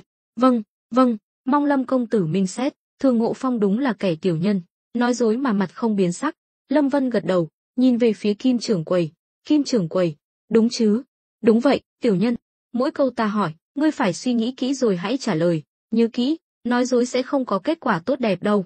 Lâm Vân thản nhiên, không hề có chút uy hiếp nào. Nhưng chính sự bình tĩnh này lại khiến mọi người lơi lỏng cảnh giác, tưởng rằng Lâm Vân dễ bị lừa gạt. Chỉ có Lâm Hiên và A Uy biết, Lâm Vân là người giỏi nhất trong việc giả nai, rất dễ đánh lừa người khác. Vâng, Lâm công tử cứ hỏi. Dường như gã đã suy nghĩ kỹ, ánh mắt nhìn Thường Ngộ Phong đầy ẩn ý, khiến hắn lo lắng không yên. Ta hỏi ngươi, ngươi có quen Thường sư gia không? Quen. Lão già này cách đây không lâu đã tìm đến khách tiên cư, tự xưng là nằm vùng của Lâm gia, muốn lấy khách tiên cư làm cứ điểm. Kim trưởng quầy nói thẳng ra sự thật. Thường Ngộ Phong tức giận mắng, tên mập chớt tiệt, ngươi nói bậy, ta khi nào đến khách tiên cư, khi nào làm nằm vùng cho Lâm gia, ngươi đừng có vu oan giá họa. Lâm Vân cười lạnh, sao nào, Thường sư gia không nhận tội. Lâm công tử, chuyện tiểu nhân chưa từng làm, tại sao phải nhận, ngài phải tin tưởng tiểu nhân, tất cả đều là âm mưu, là Lâm Hiên muốn diệt khẩu tiểu nhân. Lần này, Thường Ngộ Phong quyết định liều mạng, dùng những lời này để uy hiếp Lâm Hiên. Nếu Lâm Hiên không giúp hắn sẽ tiết lộ những bí mật mà chỉ hai người bọn họ biết. Lâm Vân nhướng mày, không ngờ lại có phát hiện mới, quay sang nhìn Lâm Hiên, cười nói, Bát ca, huynh không có gì muốn nói sao? Lâm Hiên thở dài, Ập tứ đệ, chuyện này không liên quan đến ta, đợi giải quyết xong chuyện này, ta nhất định sẽ cho ngươi một lời giải thích. miễn là ngươi tin tưởng ta.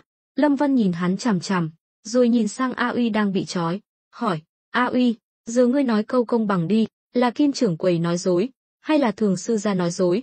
Thấy Lâm Vân đột nhiên chuyển hướng câu hỏi, Lâm Hiên thở phào nhẹ nhõm, hắn hiểu Lâm Vân vẫn cho hắn cơ hội.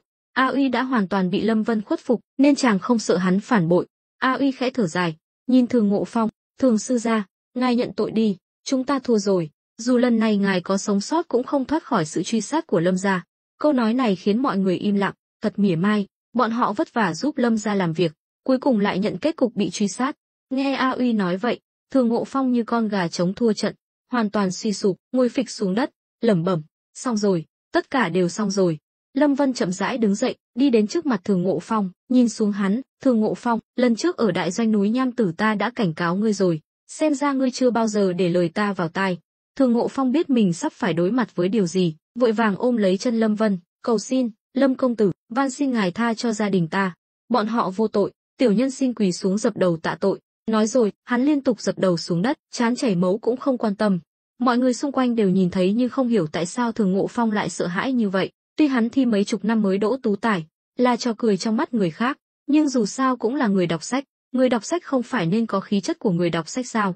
Mọi người đều không hiểu, nhưng chỉ có một số ít người biết thủ đoạn của Lâm Vân đáng sợ đến mức nào. Chàng cười càng tươi thì càng chứng tỏ chàng đang tức giận, hậu quả cũng sẽ càng nghiêm trọng. Lâm Vân không hề động lòng, cúi đầu nhìn hắn, lạnh lùng nói, bắt ca.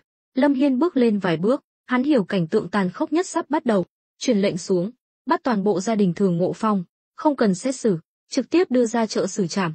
Câu nói này khiến tất cả mọi người đều kinh ngạc. Dùng giọng điệu ôn hòa nhất nói ra những lời tàn nhẫn nhất càng khiến mọi người thấy rõ sự đáng sợ của Lâm Vân. Thường Ngộ Phong hoàn toàn tuyệt vọng, ngẩng đầu nhìn Lâm Vân, Lâm công tử, ta biết lỗi rồi, ngài giết ta đi, tha cho vợ con ta. Lâm Vân ngồi xổm xuống, vỗ nhẹ vào mặt hắn, nếu ta nhân từ, con cháu nhà ngươi sau này có tìm ta báo thù không? Không, tuyệt đối không. Thường Ngộ Phong vừa khóc vừa cam đoan. Những lời ngươi nói, ta tin, nhưng ta không tin tưởng con cháu đời sau của ngươi. Thường Ngộ Phong, làm sai thì phải trả giá, nếu không thế giới này sẽ không công bằng. Ngươi đừng oán hận ta, hãy oán hận Lâm gia đi. Không, Thường Ngộ Phong gào lên trong tuyệt vọng, nhìn ra cửa, hét lớn, Lâm Phượng Tiêu, ngươi hại cả nhà ta, ngươi hại cả nhà ta. Hắn vẫn đang gào thét, trút bỏ nỗi sợ hãi trong lòng, nhưng Lâm Vân đã lặng lẽ rút súng lục ra, chĩa vào đầu hắn, bóp cò. Đoảng, một tiếng nổ vang lên, khiến mọi người ù tai, nhưng điều gây sốc nhất vẫn là cảnh tượng đầu Thường Ngộ Phong bị bắn nát, máu me bắn tung tóe. Lâm Vân cất súng, quay sang nhìn mọi người, lúc này, dù là quân lính xung quanh hay Kim trưởng quầy đang quỳ dưới đất, đều run rẩy, không ai dám nhìn thẳng vào chàng. Kẻ mạnh thực sự không bao giờ dùng tiếng gầm rú để lấy dũng khí, giống như những con chó giữ cửa, khi gặp nguy hiểm, chúng sẽ kẹp đuôi, sủa ầm ĩ để hù dọa kẻ thù. Nhưng ai đã từng thấy sư tử, hổ gầm rú, khi đối đầu với kẻ địch, chúng chỉ bình tĩnh tìm kiếm sơ hở của đối phương, sau đó tung ra đòn chí mạng, không cho đối phương cơ hội phản kháng. Đó chính là sự khác biệt giữa kẻ mạnh và kẻ yếu. Lâm Vân mỉm cười, nhưng nụ cười này trong mắt Kim trưởng quầy lại như nụ cười của ác quỷ. Kim trưởng quầy đã sợ đến mức tè ra quần, khi nào gã từng thấy cảnh tượng này, gã vừa lăn vừa bò đến bên Lâm Vân, cầu xin, Lâm công tử tha mạng, tiểu nhân chỉ cho bọn họ mượn tem pad, Thường Ngộ Phong hứa mỗi tháng sẽ trả cho tiểu nhân 100 lượng bạc. Nhưng Lâm Vân đã mất hết kiên nhẫn, kết quả chàng muốn là triệt tiêu hoàn toàn nằm vùng của Lâm gia ở Đào Nguyên trấn. Bắt ca, những người này giao cho huynh xử lý. Lâm Hiên hiểu, Lâm Vân không muốn để lại ấn tượng quá tàn nhẫn trong mắt người ngoài, đương nhiên cũng là muốn cho hắn cơ hội lập uy. Lâm Hiên lớn tiếng nói, người đâu, lôi những tên này ra ngoài chém. Tuần lệnh, mấy tên lính xông ra, lôi Kim trưởng quầy và mấy tên tiểu nhị đi. Đại nhân tha mạng, đại nhân tha mạng. Kim trưởng quầy và mấy tên tiểu nhị vẫn đang cầu xin, nhưng từ lúc bọn họ bí mật giúp đỡ Lâm gia, bọn họ đã đặt một chân vào cửa tử, bị phát hiện cũng chỉ là vấn đề thời gian. Lúc này, Lâm Vân phẩy tay với đám quan binh xung quanh, cười nói, hôm nay mọi người làm rất tốt, vất vả rồi, xuống nghỉ ngơi đi. Quân lính nhìn nhau, chắp tay chào Lâm Vân rồi lui ra. Từ giờ phút này, trong lòng bọn họ, Lâm Vân đã trở thành một nhân vật vĩ đại, bình tĩnh, trí tuệ, thâm sâu khó lường, quyết đoán, tàn nhẫn, đều là những từ ngữ dùng để miêu tả Lâm Vân. Chẳng mấy chốc, trong đại sảnh chỉ còn lại A Uy và Dương Lâm vẫn đang quỳ. Lâm Vân nghiêng đầu nhìn thanh niên tóc tai bù xù, vừa rồi ta bắn chết Thường Ngộ Phong, vừa rồi ta bắn chết Thường Ngộ Phong, chỉ có mình ngươi không sợ hãi, không tệ, quả nhiên là nhân vật có thể lừa được cả ta. Lâm Vân đã nhận ra Dương Lâm chính là tên thanh niên lôi thôi lúc trước đến Bách Thảo Đường xin thuốc. Lúc đó, Lâm Vân đã quan sát hắn, thấy trong mắt hắn có sự yếu đuối và nhút nhát, nhưng lại không thấy được sự tàn nhẫn của một sát thủ. Điều này chứng tỏ Dương Lâm là một cao thủ. Dương Lâm lúc này mới ngẩng đầu nhìn Lâm Vân, "Lâm công tử, ta biết trong mắt ngài, ta đã là người chết rồi, ta cũng cảm nhận được sự tàn nhẫn và quyết đoán của ngài. Đồng thời, ta cũng biết ngài không phải kẻ giết người bừa bãi, mà là một người tốt. Vì vậy, trước khi chết, ta muốn nhờ ngài giúp một việc." Lâm Vân nhướng mày, "Người tốt? Ha ha, ta chưa bao giờ cho mình là người tốt. Hơn nữa, người tốt thường không có kết cục tốt đẹp. Nhưng mà, ai cho ngươi dũng khí để mặc cả với ta?" Dương Lâm nói, "Ta biết ngài muốn tìm bức thư mật đó, nhưng bức thư đã bị ta giấu đi rồi, ngoài ta ra không ai tìm được. Nếu Lâm công tử không đồng ý, ngài sẽ không bao giờ có được bức thư đó. Dù ngài có tra tấn ta cũng sẽ không nói." Lâm Vân khoanh tay đi đến cửa, nhìn lên bầu trời, "Ngươi tưởng dùng cách này có thể uy hiếp ta sao? Nếu ngươi nghĩ vậy thì sai rồi, ta đúng là muốn có bức thư đó, nhưng ngươi đã nói trên đời này chỉ có ngươi mới tìm được, vậy ta giết ngươi chẳng phải đơn giản hơn sao?" Dương Lâm nhíu mày, hắn nhận ra mình lỡ lời, hắn thở dài, "Muội muội, là ta có lỗi với muội, đợi ta chết rồi, ta nhất định sẽ bù đắp cho muội." Nói rồi, hắn lao đầu vào cột nhà. Lâm Vân giật mình, không ngờ Dương Lâm lại liều lĩnh như vậy, vội vàng kéo hắn lại. Dương Lâm vùng vẫy, "Ngươi không phải muốn ta chết sao, sao còn ngăn cản ta?" Lâm Vân nhìn hắn với vẻ thích thú, "Ta cứ tưởng sát thủ do Lâm gia đào tạo đều là kẻ máu lạnh vô tình, không ngờ ngươi lại quan tâm đến muội muội mình, ta đột nhiên đổi ý rồi, ngươi nói xem, muốn ta giúp ngươi chuyện gì?" Mắt Dương Lâm sáng lên, "Muội muội ta trúng độc đoạn trường tán của Lâm gia, nếu không có thuốc giải, cuối cùng nàng sẽ chết trong đau đớn. Lâm công tử, ta biết ngài thần thông quảng đại, nhất định có cách cứu nàng, chỉ cần ngài đồng ý cứu nàng, ta sẽ chết ngay bây giờ." Đoạn trường tán, Lâm Hiên giải thích, đây đúng là độc dược bí truyền của Lâm gia, người trúng độc mỗi ngày đều phải chịu đựng đau đớn như ruột gan đứt đoạn, cuối cùng có thể sẽ chết vì đau, muốn giải độc chỉ có thể dùng thuốc giải của Lâm gia. Đây cũng là cách Lâm gia khống chế người khác. Lâm Vân bừng tỉnh, "Ra là vậy, nhưng tại sao ngươi lại tin ta có khả năng cứu muội muội ngươi không sợ uổng mạng sao?" Dương Lâm ngẩng đầu nhìn chàng, "Ta đã xem qua tất cả thông tin về ngài trong bức thư mật đó, đứng ở góc độ người ngoài cuộc, Lâm công tử tuy tàn nhẫn nhưng cũng là người trọng tình trọng nghĩa. Nếu Lâm công tử thấy chết mà không cứu, vậy chỉ có thể nói ta nhìn nhầm người, cũng là số phận của muội muội ta." Lâm Vân gật đầu, "Được, nể tình ngươi cũng là người trọng tình, lại có thể hy sinh vì muội muội, ta đồng ý, nhưng ngươi cũng phải đáp ứng ta một điều kiện, đừng nói là 1, 10 điều ta cũng đồng ý." Ánh mắt Dương Lâm kiên định, dường như sinh tử đối với hắn không còn quan trọng nữa. Lâm Hiên đã đoán được ý định của Lâm Vân, trong lòng không khỏi ghen tị. Dương Lâm tuyệt đối là nhân tài, võ công cao cường, lại trọng tình trọng nghĩa, một khi Lâm Vân quan tâm và cứu muội muội hắn nhất định sẽ trung thành tuyệt đối với Lâm Vân. Nếu có một sát thủ như vậy bảo vệ bên cạnh, vấn đề an toàn sẽ được giải quyết. Quả nhiên, Lâm Vân nói, "Điều kiện của ta rất dễ thực hiện, đó là đừng tìm đến cái chết nữa và quy phục ta." Dương Lâm ngạc nhiên, hắn không ngờ Lâm Vân lại đưa ra yêu cầu này. Đối với hắn, đây chẳng khác nào trời cho miếng bánh, kiến còn tha chết huống chi là người. Dương Lâm vội vàng dập đầu, "Ta nguyện ý quy phục, được đi theo Lâm công tử là phúc phận của ta và muội muội."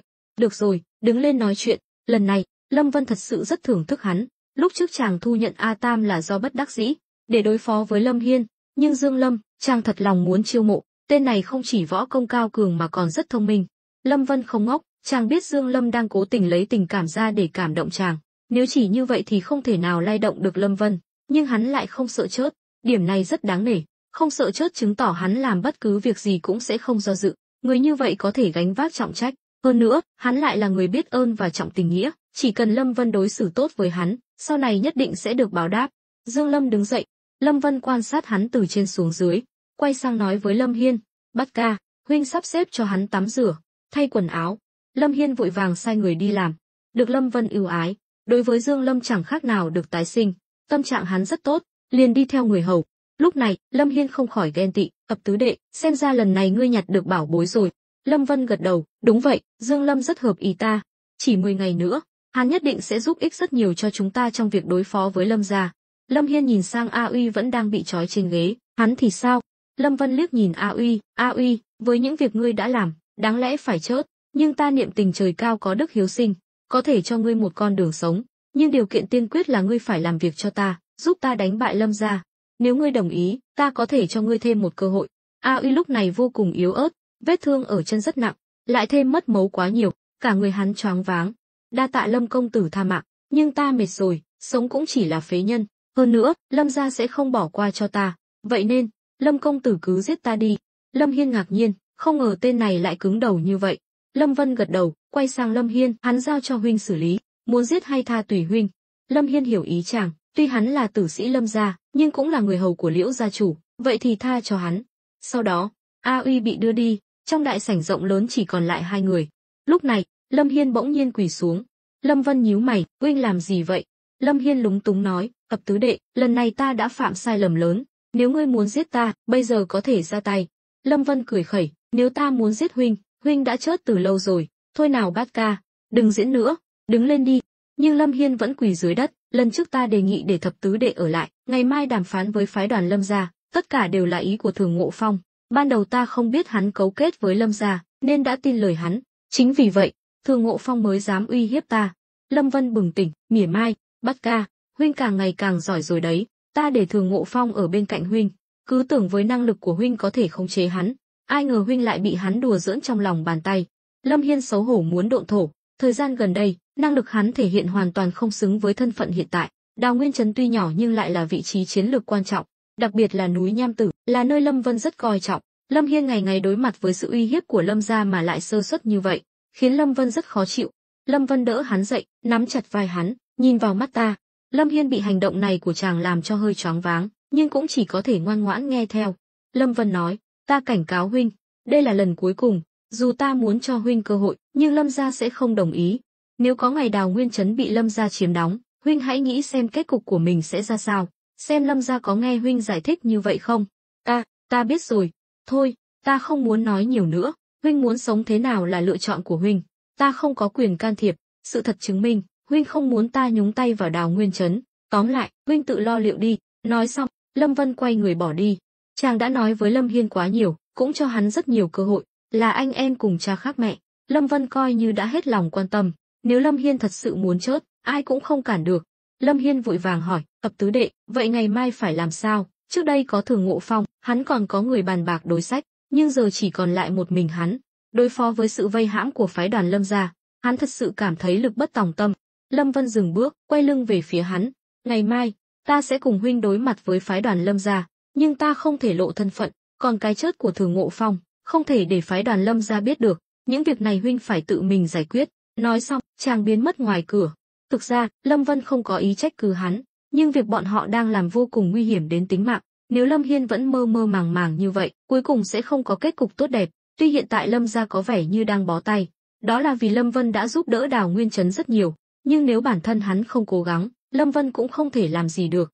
Đồng thời, Lâm Vân cũng đã chuẩn bị tâm lý, nếu Lâm Hiên không vực dậy được, chàng chỉ có thể nghĩ cách khác, có thể nói, trong vấn đề của Lâm Hiên, Lâm Vân đã tính toán sai. Ban đầu, chàng hy vọng Lâm Hiên có thể chống đỡ được sự tấn công của Lâm gia, giúp chàng tranh thủ thêm thời gian, nhưng giờ xem ra, chàng không nên giao phó trọng trách này cho hắn.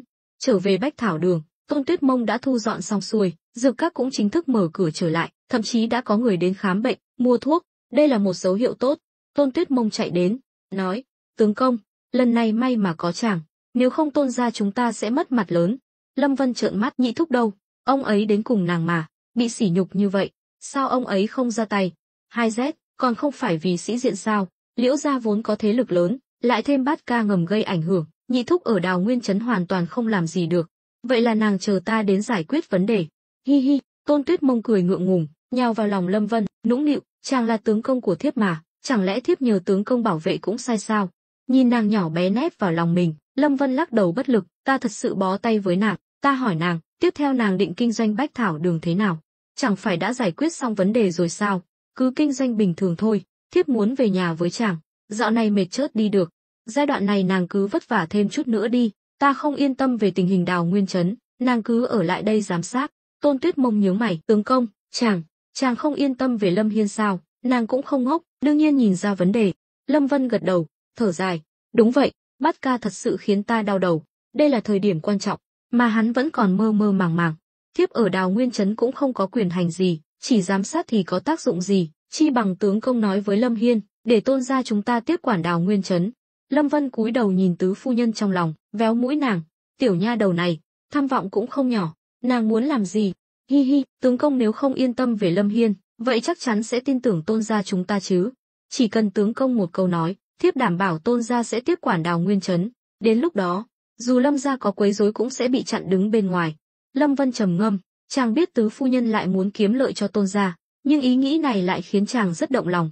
Tuy nha đầu này không đáng tin cậy lắm, nhưng năng lực của Tôn nhị gia lại rất mạnh, chỉ cần chàng cho ông ta đủ quyền lực, ở Đào Nguyên trấn tuyệt đối có thể độc lập tác chiến. Lâm Vân gật đầu, ý kiến này có thể xem xét. Ôi chao, còn xem xét gì nữa? Chàng không tin tưởng Tôn gia sao? Không phải ta không tin tưởng Tôn gia, mà là ta không yên tâm về nàng. Nàng năng lực thì chẳng có bao nhiêu, mà gây chuyện thì giỏi nhất. Ta sợ nàng làm hỏng chuyện lớn. Tôn Tuyết Mông bĩu môi, sao cơ? Trong mắt chàng, thiếp là người như vậy sao? Chứ sao nữa, ngay cả quan hệ trong nhà nàng còn xử lý không xong, làm sao ta tin tưởng nàng được? Lâm Vân ám chỉ mối quan hệ giữa nàng và Diệp Vãn Thanh. Tôn Tuyết Mông phản ứng rất nhanh, hiểu ý chàng, hất tay chàng ra, nói, tướng công, chàng nói vậy là không đúng, rõ ràng là nhị phu nhân gây sự trước, thiếp biết nàng ta luôn không ưa thiếp, nhưng thiếp gả cho chàng, chứ có phải gả cho nàng ta đâu, nàng ta dựa vào cái gì mà lên mặt dạy đời thiếp? Thôi nào, đừng nói những lời ảnh hưởng đến hòa khí gia đình nữa, trong mắt ta, 4 người các nàng đều là vợ ta, nên các nàng phải hòa thuận với nhau, nếu ta ngay cả chuyện hậu cung cũng không giải quyết được thì làm sao đối phó với nguy cơ bên ngoài. Nhưng, không nhưng nhị gì cả.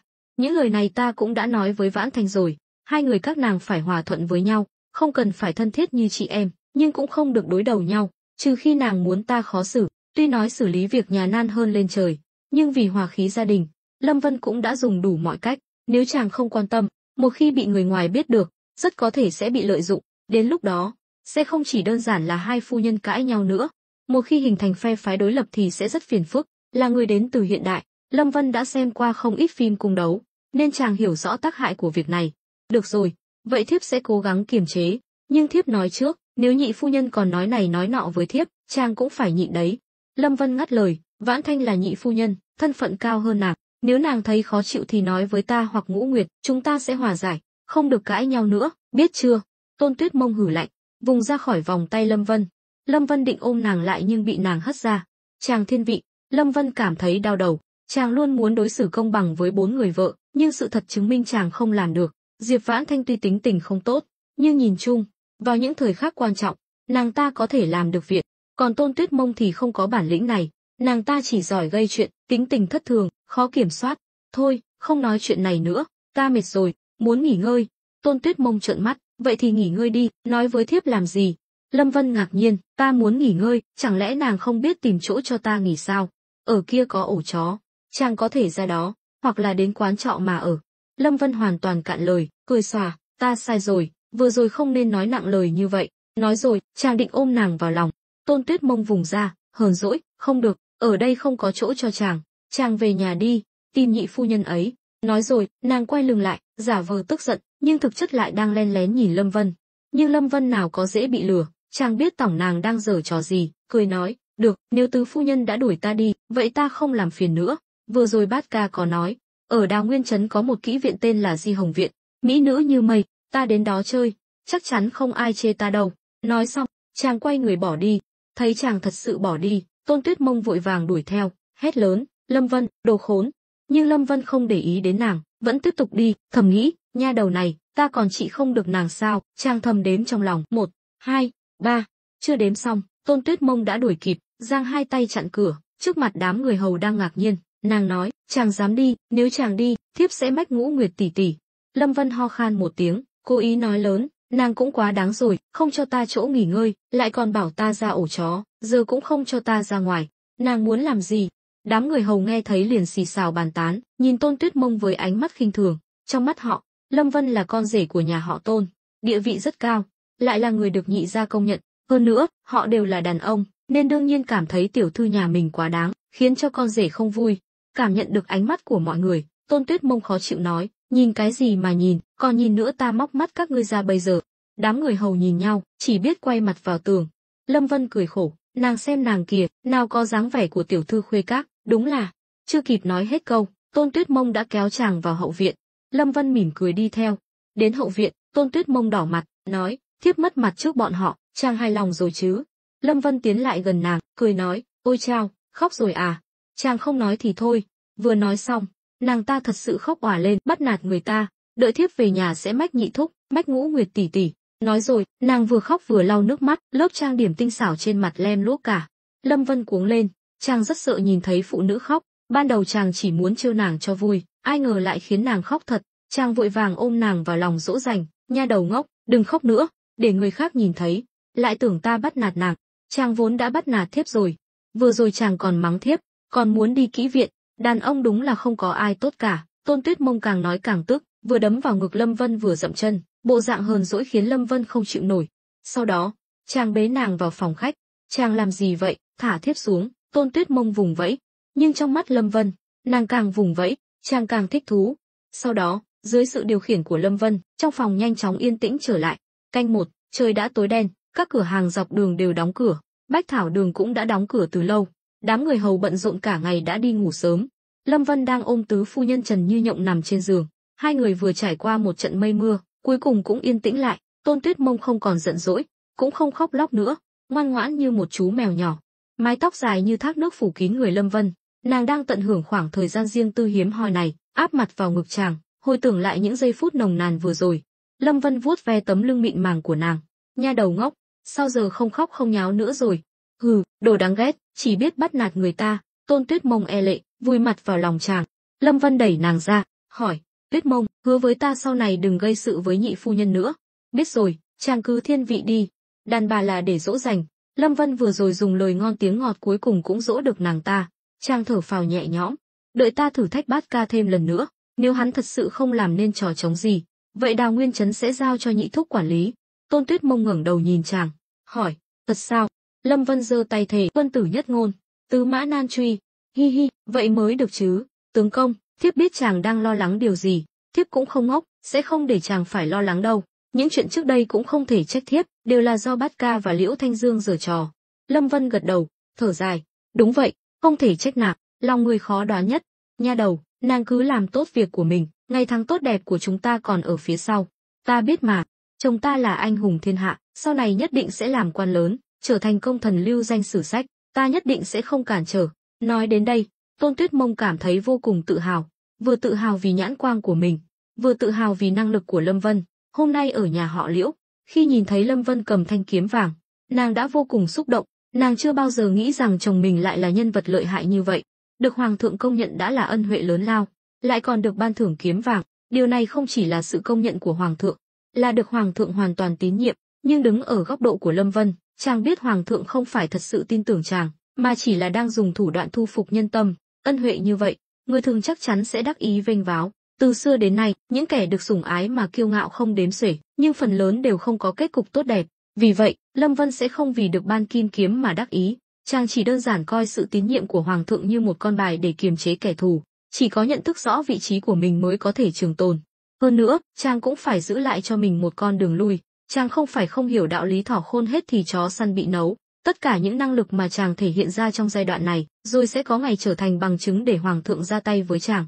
Hoàng thượng tuyệt đối không cho phép trong đất nước mình cai trị xuất hiện một thần tử vừa có năng lực mạnh mẽ lại không thể khống chế, tha giết nhầm còn hơn bỏ sót. Nhưng những lời này Lâm Vân không thể nói với bất kỳ ai, chàng chỉ có thể âm thầm đề phòng, không phải cứ leo lên được đùi hoàng thượng là có thể yên ổn cả đời. Chàng chưa bao giờ thay đổi mục đích ban đầu của mình, dựa vào hoàng quyền cũng chỉ là mượn sức để đạt được mục đích của mình.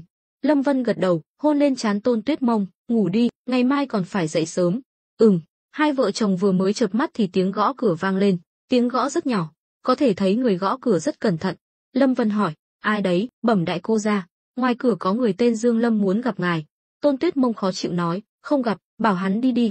Nàng khó khăn lắm mới có thời gian tâm sự với Lâm Vân, đang hưởng thụ thì bị người khác quấy rầy, nàng đương nhiên không vui. Nhưng Lâm Vân vừa nghe thấy là Dương Lâm, lập tức ngồi dậy, bảo hắn chờ một lát, ta ra ngay. Vâng, đại cô gia. Tên người hầu rời đi. Tôn Tuyết Mông bĩu môi, tướng công, Dương Lâm là ai, khuya rồi còn tìm chàng làm gì? Lâm Vân cười khổ, hắn là nhân vật quan trọng giúp chúng ta đối phó với Lâm gia. Nha đầu này đừng quậy nữa, ta đi một lát rồi về. Hừ, chắc lại là dẫn chàng đi Di Hồng viện chứ gì. Thiếp nói cho chàng biết, không được đâu đấy. Lâm Vân trợn mắt, vừa mặc quần áo vừa nói, nàng nghĩ gì vậy, coi ta là người sắt sao? Ngay cả nha đầu nàng ta còn chưa thỏa mãn được, ta còn hơi sức đâu mà đi tìm thú vui khác. Hứ, chàng nói bậy. Tôn Tuyết Mông đỏ mặt, tuy ngày thường nàng ta nói năng mạnh bạo, nhưng khi thật sự vào trận thì lại không được. Trước đây, nàng ta nhiều lần trêu chọc Lâm Vân, nhưng đến lúc quan trọng lại rụt rè. Từ khi hai người thành thân đến giờ, nàng ta chưa bao giờ chủ động đề cập đến chuyện chăn gối, mỗi lần đều là Lâm Vân chủ động, nàng ta mới nửa đầy nửa vời đồng ý. Lâm Vân mặc quần áo chỉnh tề, hôn lên trán nàng, ngoan, nàng ngủ trước đi, ta về ngay. Nhìn theo bóng lưng chàng rời đi, Tôn Tuyết Mông cảm thấy trống trải trong lòng. bèn ngồi tựa vào đầu giường chờ đợi. Bên này, Lâm Vân vừa bước ra khỏi cửa chính Bách Thảo Đường đã thấy một bóng người đang dựa vào cột nhà trong bóng tối. Nghe thấy tiếng bước chân, hắn quay lại, thấy là Lâm Vân. Dương Lâm vội vàng hành lễ, Dương Lâm bái kiến công tử. Lâm Vân mỉm cười đỡ hắn dậy, sao giờ này còn chưa nghỉ ngơi? Ta không ngủ được, quấy rầy công tử rồi, thật ngại quá. Lâm Vân xua tay, không sao, ta cũng chưa ngủ, ngươi đến tìm ta có chuyện gì? Công tử, bức thư mật đó ta giấu trong căn hầm của khách tiên cư, mời ngài đi cùng ta một chuyến. Ồ, sao ngươi không mang đến đây? Lâm Vân tinh danh, đương nhiên nhận ra trong lời nói của hắn có ẩn ý. Dương Lâm gãi đầu, ngươi có yêu cầu gì cứ nói thẳng, không cần vòng vo. Là, muội muội ta, mỗi đêm khi lên cơn đau, nàng ấy đều rất đau đớn, vì vậy, ta muốn xin công tử cứu nàng. Lâm Vân bừng tỉnh, xin lỗi, ta quên mất chuyện này, nhưng ngươi yên tâm, độc của muội muội ngươi người khác không giải được, nhưng ta thì có thể, tuy nhiên, muốn giải độc hoàn toàn cần phải có thời gian. Mắt Dương Lâm sáng lên, thật sao, ta biết công tử thần thông quảng đại, nhất định có cách. Lâm Vân gật đầu, bệnh đến như núi lở, bệnh đi như kéo tơ, muốn chữa khỏi cho muội muội ngươi không thể nóng vội, ngươi phải chuẩn bị tâm lý lâu dài. Không sao, chỉ cần có thể chữa khỏi, dù phải trả giá thế nào ta cũng cam lòng. Trong bóng đêm, Lâm Vân nhìn thấy tia hy vọng trong mắt hắn, trong lòng rất vui mừng, thu nhận một người biết ơn vẫn hơn là nuôi ong tay áo. Tốt, vậy ngươi chờ ở đây, ta về lấy thuốc. Lâm Vân kiếp trước từng đọc một cuốn sách y học, trong đó có giới thiệu về đoạn trường thảo, lúc đó chàng chỉ đọc cho vui, không ngờ lại có ngày dùng đến. Loại thảo dược này vốn có độc tính mạnh, triệu chứng cũng giống với đoạn trường tán của Lâm gia, vì vậy, nếu ở thời hiện đại, chỉ cần gây nôn, rửa ruột, thụt tháo, rồi truyền nước biển hoặc nước muối sinh lý là có thể chữa khỏi, nhưng ở thế giới này không có thiết bị để rửa ruột, thụt tháo, Lâm Vân chỉ có thể dùng thuốc bắc để giải độc từ từ. Chàng đến tủ thuốc, nhìn những cái tên thảo dược quen thuộc chi chít trên đó, hoa cả mắt. Lúc này, tên tiểu nhị lúc trước dụi mắt đi tới. Đại cô gia, ngài tìm thuốc sao? Lâm Vân mừng rỡ, ở đây có lục đậu, kim ngân hoa và cam thảo không? Có ạ, đây đều là những loại thuốc thông dụng, nhưng đại cô gia cần bao nhiêu? Lấy mỗi loại 1 đồng cân được không ạ? Lâm Vân muốn thử thuốc trước, xem hiệu quả thế nào, nếu không có vấn đề gì thì sẽ tăng liều lượng. Tên tiểu nhị thành thạo lấy thuốc từ các ngăn tủ, gói lại bằng giấy. Cảm ơn ngươi, nếu không có ngươi, ta không biết phải tìm đến bao giờ. Đại cô gia khách sáo rồi, thấy Lâm Vân lịch sự như vậy, tên tiểu nhị hơi bất ngờ, là người hầu của Tôn gia, hắn biết đại cô gia này rất có bản lĩnh. Lâm Vân cầm thuốc đã được bào chế xong, bước ra khỏi Bách Thảo Đường. Chúng ta đi thôi. Dương Lâm tò mò nhìn gói thuốc trong tay Lâm Vân, công tử, ngài đã phối thuốc xong rồi sao? Sao, ngươi không tin? Không phải, chỉ là hơi bất ngờ thôi, muội muội ta trúng độc đoạn trường tán của Lâm gia mà. Thì sao? Con mắt ta, độc dược của Lâm gia cũng chỉ có vậy. Được rồi, ngươi đừng lo lắng nữa, kể ta nghe về tình hình của ngươi đi, ai đã sắp xếp ngươi đến đảo Nguyên Trấn? Dương Lâm gật đầu, ta và em gái vốn là người Ngư Thành, mở một hiệu võ lâm, sống cũng tạm ổn, nhưng không biết ta đã đắc tội với nhà họ Lâm thế nào mà bị bọn họ để mắt đến. Bọn họ bắt cóc em gái ta, khi ta tìm đến nhà họ Lâm, mới biết em gái đã trúng độc đoạn trường tán, ta bị một người phụ nữ tên Lâm Phượng Tiêu uy hiếp, bắt ta đến đảo Nguyên Trấn làm người đưa tin, hứa rằng chỉ cần ta đưa thư cho bọn họ, 1 tháng sau sẽ thả ta, còn đưa thuốc giải đoạn trường tán cho ta. Lâm Vân cười khẩy, ngươi thật sự tin sao? Chàng biết Lâm Phượng Tiêu là đại trưởng lão Lâm gia, là em gái ruột của Lâm Hòa Đồ, phiên vương đời này, đồng thời, Lâm Phượng Tiêu còn là vợ cả của Vũ Vương gia, người hoàng tộc, ta cũng không còn cách nào khác, ta không phải đối thủ của Lâm gia, may mà gặp được công tử, nếu không ta và muội muội đã bị Lâm gia hãm hại rồi. Nói đến đây, Dương Lâm không khỏi nghẹn ngào. Dương Lâm, giờ ngươi đã theo ta, ngươi cũng nên biết ân oán giữa ta và Lâm gia, chúng ta nhất định phải quyết một trận sống mái. Vì vậy, tiếp theo ta cần ngươi giúp đỡ. Công tử cứ yên tâm, ngài đã cứu mạng ta và muội muội, dù có chết ta cũng phải báo đáp ân tình của ngài. Ngài cứ nói, muốn ta làm gì? Lâm Vân hài lòng mỉm cười, ta muốn ngươi gửi bức thư đó về Lâm gia. Cái gì? Công tử, ta không nghe nhầm chứ? Tại sao lại vậy? Đừng lo lắng, vì Lâm gia coi ngươi là người đưa tin, nên ta sẽ mượn gió bẻ măng, đưa cho bọn họ một bức thư giả. Lâm Vân rất giỏi bày mưu tính kế, hơn nữa, nếu bức thư này không được gửi đi, Lâm gia chắc chắn sẽ nghi ngờ tình hình bên này, chỉ có cách này mới có thể tiếp tục lừa gạt Lâm gia, dù chỉ là tạm thời cũng đủ rồi. Vâng, chuyện này cứ giao cho ta. Trong lúc nói chuyện, hai người đã đến khách tiên cư, cửa lớn vẫn còn niêm phong, bị Lâm Vân xé bỏ, đẩy cửa bước vào, bàn ghế bên trong vẫn còn nguyên, nhưng tối om, không có chút sinh khí nào. Dương Lâm bước nhanh đến quầy, thắp sáng đèn dầu, công tử, mời đi theo ta. Lâm Vân đi theo hắn vào căn hầm phía sau quán. Dương Lâm bước nhanh đến trước, đẩy giường sang một bên, lấy ra nửa viên gạch ở góc tường, bên trong có một gói vải, mở ra xem, đúng là bức thư mật đó. Lâm Vân nhận lấy bức thư, đọc qua một lượt, thầm khen A Uy lợi hại, vậy mà đã ghi lại tất cả thông tin của chàng một cách chi tiết. Nhưng chàng cũng hiểu, chắc chắn là do Thường Ngộ Phong tiết lộ. Sau đó, chàng lấy ra một tờ giấy, viết lại một bức thư mật khác, đưa cho Dương Lâm. Sáng mai, ngươi mang bức thư này đi, ta tin với năng lực của ngươi sẽ không có vấn đề gì. Nhớ kỹ, nếu thấy có gì bất thường, lập tức rời khỏi Ngư Thành, phải đặt sự an toàn của bản thân lên hàng đầu, đừng để Lâm gia bắt được. Còn muội muội ngươi cứ giao cho ta sẽ sắp xếp người đưa thuốc cho nàng mỗi ngày cho đến khi nàng khỏi hẳn. Dương Lâm cảm động trong lòng, hắn mở hiệu buôn vũ khí ở Ngư Thành, tiếp xúc với rất nhiều người trong giới giang hồ, nhưng chưa từng có ai quan tâm đến sự an toàn của hắn. Lâm Vân nói những lời này khiến hắn rất cảm kích. Công tử cứ yên tâm, ta nhất định hoàn thành nhiệm vụ. Hơn nữa, Lâm gia hiện tại còn đang nhờ vào ta, bọn họ không thể ngờ rằng ta đã đầu quân cho công tử. Lâm Vân gật đầu mỉm cười, vỗ vai hắn, đi thôi, dẫn ta đi xem muội muội ngươi. Dưới sự dẫn đường của Dương Lâm, Lâm Vân đi đến một khu vực xa trung tâm Đào Nguyên trấn. Nơi đây cũng toàn là nhà tranh vách đất, sập xệ. Hai người đi trong con hẻm nhỏ hẹp, thỉnh thoảng lại nghe thấy tiếng chó sủa. Chẳng mấy chốc, họ đến một căn nhà bằng đất, chỉ có hàng rào gỗ đơn giản bao quanh. Nếu muốn đột nhập, căn bản không cần đi cửa chính, có thể trèo tường vào. Nhưng người dân ở đây đều rất nghèo, sống rất khổ cực, nên không thể có ai đến đây ăn trộm. Dương Lâm thấy vẻ mặt Lâm Vân có chút khác lạ, ngượng ngùng nói, xin lỗi, để Lâm công tử chê cười. Không sao, ta chỉ hơi bất ngờ, ngươi lại để muội muội mình sống ở nơi này. Chúng ta cũng chẳng còn cách nào khác, từ khi đến Đào Nguyên trấn, ta và em gái không còn nguồn thu nhập nào, ngay cả hiệu cầm đồ của ta ở Ngư Thành cũng bị họ Lâm chiếm đoạt. Nếu ta không nghe lời chúng, không chỉ em gái ta sẽ chết vì trúng độc, mà cả hiệu cầm đồ ta đã vất vả gây dựng bao lâu nay cũng sẽ bị phá hỏng. Lâm Vân gật đầu, chàng không ngờ cuộc sống của Dương Lâm lại khốn khó như vậy. Đừng lo, sau này theo ta, những gì ngươi đã mất đều có thể lấy lại được, chúng ta vào trong thôi. Dương Lâm cảm nhận được sự chân thành của Lâm Vân, trong lòng thầm mừng rỡ, bèn đẩy cửa bước vào căn nhà đất. Bên trong chỉ có những vật dụng đơn sơ. Bên cạnh bếp lò chất đống nồi niêu song chảo, trên mặt đất là những cành củi khô. Thứ duy nhất trông còn tươm tất là một cái vại nước lớn, dưới vại nước có một chiếc ghế nhỏ. Lâm Vân có thể tưởng tượng, muội muội của Dương Lâm chắc còn nhỏ tuổi, nên muốn múc nước trong vại phải đứng lên ghế mới với tới. Dương Lâm bước nhanh vào phòng, Lâm Vân lặng lẽ đi theo, đứng ở cửa. Muội muội dậy đi, ta về rồi. Trong căn phòng tối om không có đèn, Lâm Vân chỉ có thể nhìn thấy một bóng người nhỏ nhắn nằm trên chiếc giường cũ nát. Nhưng khi nghe thấy tiếng gọi của Dương Lâm, bóng người nhỏ nhắn đó lập tức ngồi dậy. Ca, huynh đã về rồi, muội sợ lắm, muội không muốn ở đây một mình nữa. Khi nào chúng ta về Ngư Thành? Giọng nói của cô bé rất non nớt, hơi khàn, nhưng rất dễ nghe. Dương Lâm vuốt ve khuôn mặt ngày càng gầy gò của muội muội, trong mắt tràn đầy đau lòng. Muội, đều tại ca không tốt, để muội phải chịu khổ cùng ca. Nhưng lần này chúng ta được cứu rồi, mau chào Lâm công tử. Dương Lâm ôm muội, quay sang nhìn Lâm Vân. Lâm Vân lúc này mới bước vào phòng, cúi xuống xoa đầu. Cô bé, muội tên gì? Cô bé có vẻ sợ hãi, rụt rè nhìn Dương Lâm.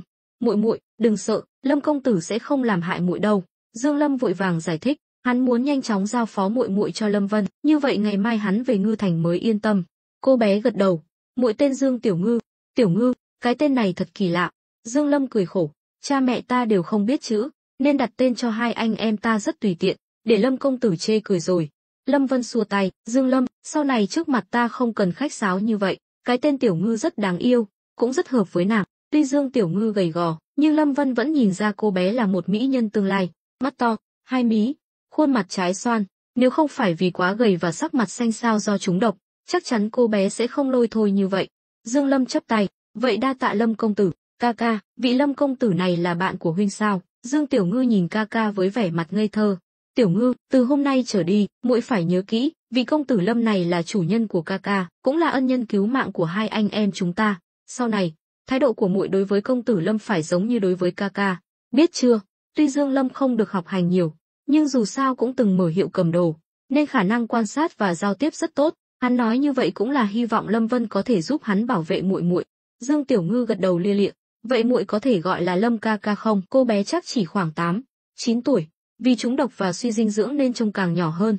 Dương Lâm giật mình, ngượng ngùng nhìn Lâm Vân, đừng nói bậy, Lâm công tử là ân nhân của chúng ta, muội chỉ có thể coi ngài ấy là chủ nhân, không được nói năng lung tung.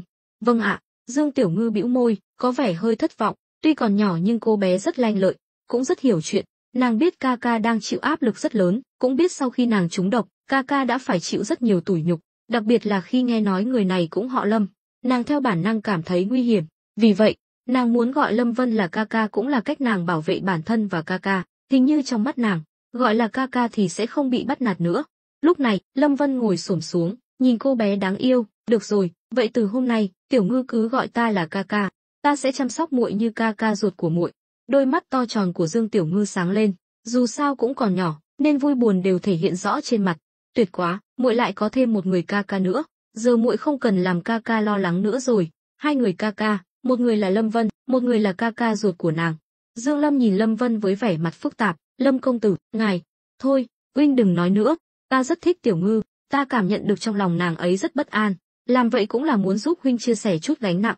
Nghe Lâm Vân nói vậy, Dương Lâm, một người đàn ông to lớn, vậy mà lại đỏ hoe mắt, nghẹn ngào quay mặt đi, hắn không muốn để muội muội nhìn thấy bộ dạng bất lực của mình. "Ca ca, huynh sao vậy?" Dương Tiểu Ngư kéo tay áo Dương Lâm, nhưng Dương Lâm không phản ứng. Lúc này, Lâm Vân lấy gói thuốc đã được bào chế ra, "Dương Lâm, đi sắc thuốc đi." Dương Lâm gật đầu, cầm thuốc đi ra ngoài. Trong căn nhà nhỏ ọp ẹp chỉ còn lại Lâm Vân và Dương Tiểu Ngư. Cô bé ngồi trên giường, tò mò nhìn Lâm Vân. Lâm Vân cười xoa đầu nàng, "Tiểu Ngư, đã gọi ta là ca ca, vậy lát nữa ca ca đưa muội rời khỏi đây, muội có đồng ý không?" Dương Tiểu Ngư không trả lời ngay mà quay đầu nhìn ra cửa, tuy không nhìn thấy Dương Lâm, nhưng rõ ràng là nàng muốn nghe câu trả lời của hắn. Lâm Vân hiểu ý nàng, thầm khen cô bé thông minh lanh lợi, "Yên tâm, ca ca ruột của muội đã đồng ý rồi, ngày mai huynh ấy còn có việc quan trọng phải làm, sau khi hoàn thành, hai anh em các ngươi có thể sống cùng nhau, sẽ không phải xa cách nữa."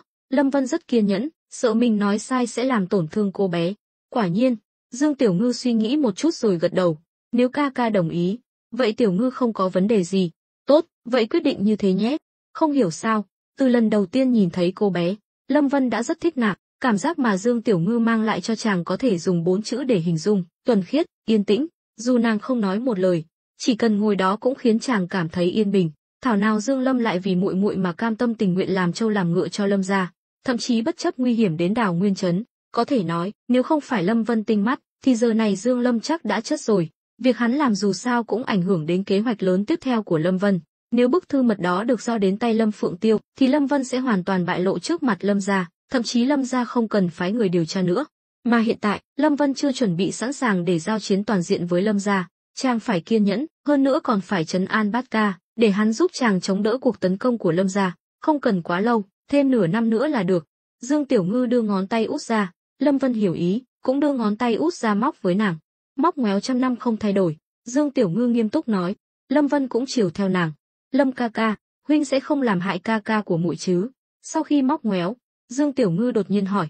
Lâm Vân bừng tỉnh, cuối cùng cũng hiểu ý đồ của cô bé, vừa buồn cười vừa bất lực, "Đương nhiên là không rồi." "Vâng ạ, người Lâm gia đều là kẻ xấu, nhưng Tiểu Ngư cảm thấy Lâm ca ca là người tốt." Nhìn vẻ mặt ngây thơ của cô bé, Lâm Vân không khỏi cảm khái, không biết Lâm gia đã làm bao nhiêu chuyện thất đức mà khiến một đứa trẻ 8, 9 tuổi lại sợ hãi bọn họ như vậy. Lần này cảm giác của muội rất chính xác. Lúc này, Dương Lâm bưng bát thuốc đi vào, thực ra thuốc đã sắc xong từ lâu, nhưng hắn vẫn luôn đứng ngoài cửa nghe lén. Nghe thấy muội muội lo lắng cho mình như vậy, Dương Lâm cảm thấy vừa cảm động vừa an ủi, có một người muội muội đáng yêu và hiểu chuyện như vậy, dù phải chịu đựng bao nhiêu đau khổ cũng đáng, dù có phải hy sinh tính mạng, hắn cũng muốn cho muội muội một cuộc sống tốt đẹp, một tuổi thơ tràn ngập niềm vui. "Thuốc xong rồi, Tiểu Ngư, mau uống lúc còn nóng. Đây là thuốc Lâm ca ca đặc biệt sắc cho muội, chuyên trị bệnh của muội đấy." Dương Tiểu Ngư nhìn bát thuốc bốc khói nghi ngút, mặt mày ỉu xìu, bĩu môi, "Có thể không uống không? Uống thuốc đắng lắm." Lâm Vân nhận lấy bát thuốc, "Ngoan, muội uống hết bát thuốc này, Lâm ca ca sẽ tặng muội một món quà." Mắt Dương Tiểu Ngư sáng lên, định đồng ý nhưng lại hỏi, "Quà gì ạ?" "Đừng hòng lừa muội uống thuốc, muội phải xem trước đã." Cô bé rất thông minh, cho lừa trẻ con bình thường không thể qua mặt được nàng. Dương Lâm nhíu mày, giả vờ tức giận, "Tiểu Ngư, không được vô lễ." "Hừ, vậy muội không uống nữa." Nói rồi, nàng hờn dỗi quay mặt đi. Lâm Vân có thể hiểu được nỗi khổ tâm của Dương Lâm, hai anh em họ không phải lúc nào cũng sống khổ cực như vậy. Trước khi bị Lâm gia hãm hại, Dương Lâm mở hiệu buôn vận chuyển hàng hóa bằng kiệu cục bảo tiêu, dù làm ăn không tốt lắm, nhưng cuộc sống chắc chắn cũng tốt hơn người thường. Dù sao hiệu buôn vận chuyển hàng hóa bằng kiệu cục bảo tiêu cũng là một ngành nghề kinh doanh. Vì vậy, Dương Tiểu Ngư có chút tính tiểu thư con nhà giàu cũng là điều dễ hiểu. Dương Lâm không biết làm sao, ngượng ngùng nhìn Lâm Vân, "Lâm công tử, thật ngại quá." Lâm Vân mỉm cười, lấy ra một lọ nhỏ bằng gỗ, lắc lắc trước mặt Dương Tiểu Ngư, "Thứ này muội có thích không? Căn phòng này rất tồi tàn, lại có mùi lạ." Vì vậy, khi Lâm Vân lấy ra một lọ nước hoa, dù chỉ lắc nhẹ, cũng có thể ngửi thấy mùi hoa nhài thơm ngát. Đương nhiên, lọ nước hoa này là do Lâm Vân tổng hợp từ chất thải mà chàng lấy được trước đó. Quả nhiên, phụ nữ dù lớn hay nhỏ đều không thể cưỡng lại những thứ thơm tho này. Dương Tiểu Ngư cũng vậy, vội vàng đưa tay ra nắm lấy. Hoa, thơm quá, cho muội. Lâm Vân giơ cao tay, uống hết bát thuốc này rồi ta sẽ cho muội. Dương Tiểu Ngư vội vàng gật đầu, nhưng vừa đưa tay định nhận bát thuốc, nàng bỗng cảm thấy đau bụng dữ dội, cả người nàng run lên, ngã xuống giường, kêu lên đau đớn, lăn lộn trên giường. Cuối cùng, vì quá đau, cơ thể nhỏ bé của nàng bắt đầu co giật. Lâm Vân thấy rõ đây là dấu hiệu sắp hôn mê. Dương Lâm hoảng hốt, nhưng hắn không biết y thuật, chỉ có thể lo lắng, cầu xin, Lâm công tử, phải làm sao bây giờ, xin ngài cứu nàng còn nhỏ như vậy, một người đàn ông ngay cả cái chết cũng không sợ, lúc này lại bất lực như một đứa trẻ. Lâm Vân nghiêm nghị nói, huynh bình tĩnh lại, Tiểu Ngư chỉ là lên cơn đau, chưa đến mức nguy hiểm tính mạng, huynh giữ nàng lại, ta đổ thuốc cho nàng uống. Trong bài thuốc chàng kê có kim ngân hoa, cam thảo và lục đậu. Lục đậu là một vị thuốc khá ôn hòa, kim ngân hoa có tác dụng an thần, giải độc, còn cam thảo dùng để tiêu viêm. Lâm Vân kiếp trước khi đọc sách ở thư viện đã từng thấy, sau khi trúng độc đoạn trường thảo sẽ xuất hiện triệu chứng dính ruột, nếu không được chữa trị kịp thời, cuối cùng có thể dẫn đến thủng ruột hoặc tắc ruột, chết vì đau đớn. Đó chính là sự nguy hiểm của độc đoạn trường, khiến người ta nghe mà kinh sợ. Nhưng nếu ở thời hiện đại, đây chỉ là vấn đề nhỏ, rất dễ giải quyết. Dương Lâm vội vàng đồng ý, cố gắng đỡ muội muội đang đau đớn dậy, ôm vào lòng. Lâm Vân tách miệng nàng ra, đổ thuốc vào. Khụ, khụ, Dương Tiểu Ngư ho dữ dội, dường như muốn nôn ra. Lâm Vân giữ chặt hàm dưới của nàng, để thuốc trôi xuống. Khoảng nửa canh giờ sau, Dương Tiểu Ngư hôn mê cuối cùng cũng yên tĩnh lại, không còn đau đớn nữa mà chìm vào giấc ngủ. Lâm Vân và Dương Lâm cũng ướt đẫm mồ hôi, hai người đàn ông to lớn lại bị một cô bé nhỏ nhắn làm cho luống cuống tay chân. Dương Lâm không dám dùng sức, sợ làm nàng đau, còn Lâm Vân, để đổ thuốc cho nàng, cũng phải dùng đủ mọi cách. Nhưng may mắn là mọi chuyện đã qua. Lâm Vân thở phào nhẹ nhõm, đặt bát thuốc lên bàn, chúng ta đến thật đúng lúc, nếu đến muộn hơn một chút, e là Tiểu Ngư phải chịu đựng cơn đau một mình rồi. Dương Lâm gật đầu, lau mồ hôi trên trán muội muội, rồi quỳ xuống trước mặt Lâm Vân, đa tạ Lâm công tử cứu mạng. Lâm Vân vội vàng đỡ hắn dậy, ta đã nói rồi, huynh đừng khách sáo như vậy, cứ quỳ xuống là sao, ta muốn huynh quy phục ta, làm việc cho ta, chứ không phải muốn một tên thuộc hạ không biết suy nghĩ, hiểu chưa? Hơn nữa, muốn giải độc hoàn toàn cho Tiểu Ngư còn lâu mới xong, ít nhất cũng phải uống 10 liệu trình thuốc nữa mới gần khỏi, mà giải độc không phải là quan trọng nhất, điều quan trọng là phải điều dưỡng lại đường ruột bị tổn thương của nàng. Nghe Lâm Vân nói vậy, Dương Lâm lo lắng hỏi, Lâm công tử, đường ruột của muội ấy bị tổn thương nặng lắm sao? Tiểu Ngư trúng độc bao lâu rồi? Khoảng nửa tháng. Nửa tháng? Trước tiên, huynh phải biết, đoạn trường tán nguy hiểm là vì độc dược này sẽ dần dần ăn mòn đường ruột, gây loét và dính ruột, cuối cùng dẫn đến tắc ruột. Người trúng độc không thể ăn uống để bổ sung dinh dưỡng, cuối cùng sẽ chết vì suy dinh dưỡng và các bệnh khác. Vì vậy, quá trình hồi phục của Tiểu Ngư chắc chắn sẽ rất dài. Ta biết huynh lo lắng, nhưng phải bình tĩnh. Nếu huynh tin tưởng ta, hãy giao Tiểu Ngư cho ta chăm sóc. Dương Lâm cảm kích, chắp tay nói, Lâm công tử, ta thật sự không biết nói gì để bày tỏ lòng biết ơn. Nếu không có ngài, e là dù có thuốc giải, muội muội ta cũng khó mà hồi phục hoàn toàn.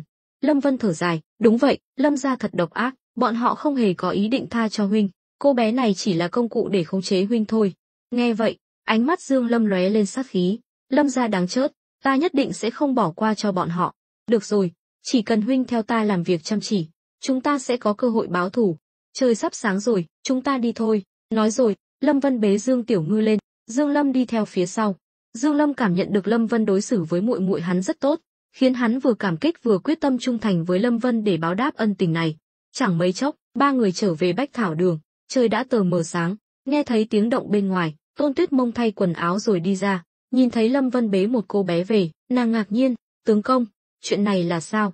Lâm Vân đặt Dương Tiểu Ngư lên chiếc giường sạch sẽ trong phòng khách, nàng đừng hỏi nhiều, mau đi tìm quần áo sạch cho cô bé, từ hôm nay trở đi, nàng ấy là muội muội của ta.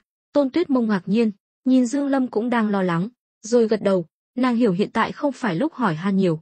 Sau khi người hầu của Tôn gia tìm được một bộ quần áo nhỏ, Lâm Vân và Dương Lâm bị Tôn Tuyết Mông đuổi ra ngoài. Nàng muốn thay quần áo cho Dương Tiểu Ngư, đương nhiên không thể để đàn ông nhìn thấy. Lâm Vân nhìn Dương Lâm từ trên xuống dưới, trời sáng là ngươi phải đi Ngư Thành, ta đã chuẩn bị cho ngươi. Trên đường cẩn thận, nhớ những gì ta đã nói. Dương Lâm gật đầu lia lịa, Lâm công tử cứ yên tâm, ta nhất định sẽ đưa bức thư đến tay Lâm gia. Nhớ kỹ, ngươi phải học cách kiểm soát cảm xúc, không được để lộ sơ hở trước mặt Lâm gia. Bọn họ rất tinh danh, nếu ngươi để lộ sơ hở, bị bọn họ nghi ngờ thì sẽ rất nguy hiểm. Dương Lâm gật đầu, Lâm công tử quá coi thường ta rồi. Lâm gia tuy tinh danh, nhưng ta cũng không phải kẻ ngốc. tuyệt đối sẽ không làm hỏng chuyện lớn của công tử. Tốt lắm, vậy ta yên tâm rồi, đi, chúng ta ăn chút gì đó. Lâm Vân muốn nhân cơ hội này lôi kéo hắn thêm chút nữa, nhưng Dương Lâm lại từ chối, không cần đâu, ta và muội muội đã gây phiền phức cho Lâm công tử quá nhiều rồi, giờ có công tử chăm sóc muội muội, ta yên tâm rồi, ta xin phép cáo từ. Nói xong, hắn quay người bỏ đi. Lâm Vân lặng lẽ nhìn theo, lần này chàng không ngăn cản, chàng hiểu Dương Lâm cũng là người có lòng tự trọng, đặc biệt là khi chàng đã cho hắn hy vọng, hắn cũng muốn dùng cách của mình để báo đáp chàng. Nhưng thực ra, Lâm Vân đã sớm có toan tính. Chàng đối xử tốt với Dương Tiểu Ngư là xuất phát từ tấm lòng, nhưng cũng đồng thời đề phòng Dương Lâm. Dù sao, người nắm quyền trước là người mạnh cũng không phải là không giữ chữ tín. Còn việc Dương Lâm ra khỏi thành như thế nào thì không phải chuyện Lâm Vân cần lo lắng. Chẳng mấy chốc, Tôn Tuyết Mông từ phòng khách đi ra, thấy Lâm Vân đang đứng một mình. Nàng hỏi, tướng công, rốt cuộc là chuyện gì vậy? Lâm Vân khoanh tay, kể lại câu chuyện của hai anh em Dương Lâm. Tôn Tuyết Mông trừng mắt, Lâm gia thật quá đáng, ngay cả một đứa trẻ đáng yêu như vậy cũng không tha. Lâm Vân cười khổ, đối với những kẻ có quyền có thế này, mạng người như cỏ rác. Vậy còn Dương Lâm, tướng công thật sự yên tâm để hắn đến Lâm gia đưa thư sao? Nhỡ hắn tiết lộ bí mật của tướng công thì phải làm sao? Lâm Vân thở dài, nếu hắn thật sự làm vậy, coi như ta nhìn nhầm người. À, Tiểu Ngư sao rồi? Nàng ấy không sao rồi, chỉ là cơ thể quá yếu, lát nữa thiếp sẽ sai người nấu cháo cho nàng ấy. Lâm Vân gật đầu, chàng rất tin tưởng y thuật của tứ phu nhân, gia tộc Tôn dù sao cũng là dòng dõi y học, ngay cả Tôn Hồng Đào, em trai của Tôn Tuyết Mông, cũng là một thầy thuốc giỏi, hoàn toàn có thể hành nghề độc lập. Tôn Tuyết Mông càng giỏi hơn, từ nhỏ đã được cha truyền dạy y thuật, mà cha nàng lại là ngự y trong cung, có địa vị rất cao ở Bách Thảo Đường kinh thành.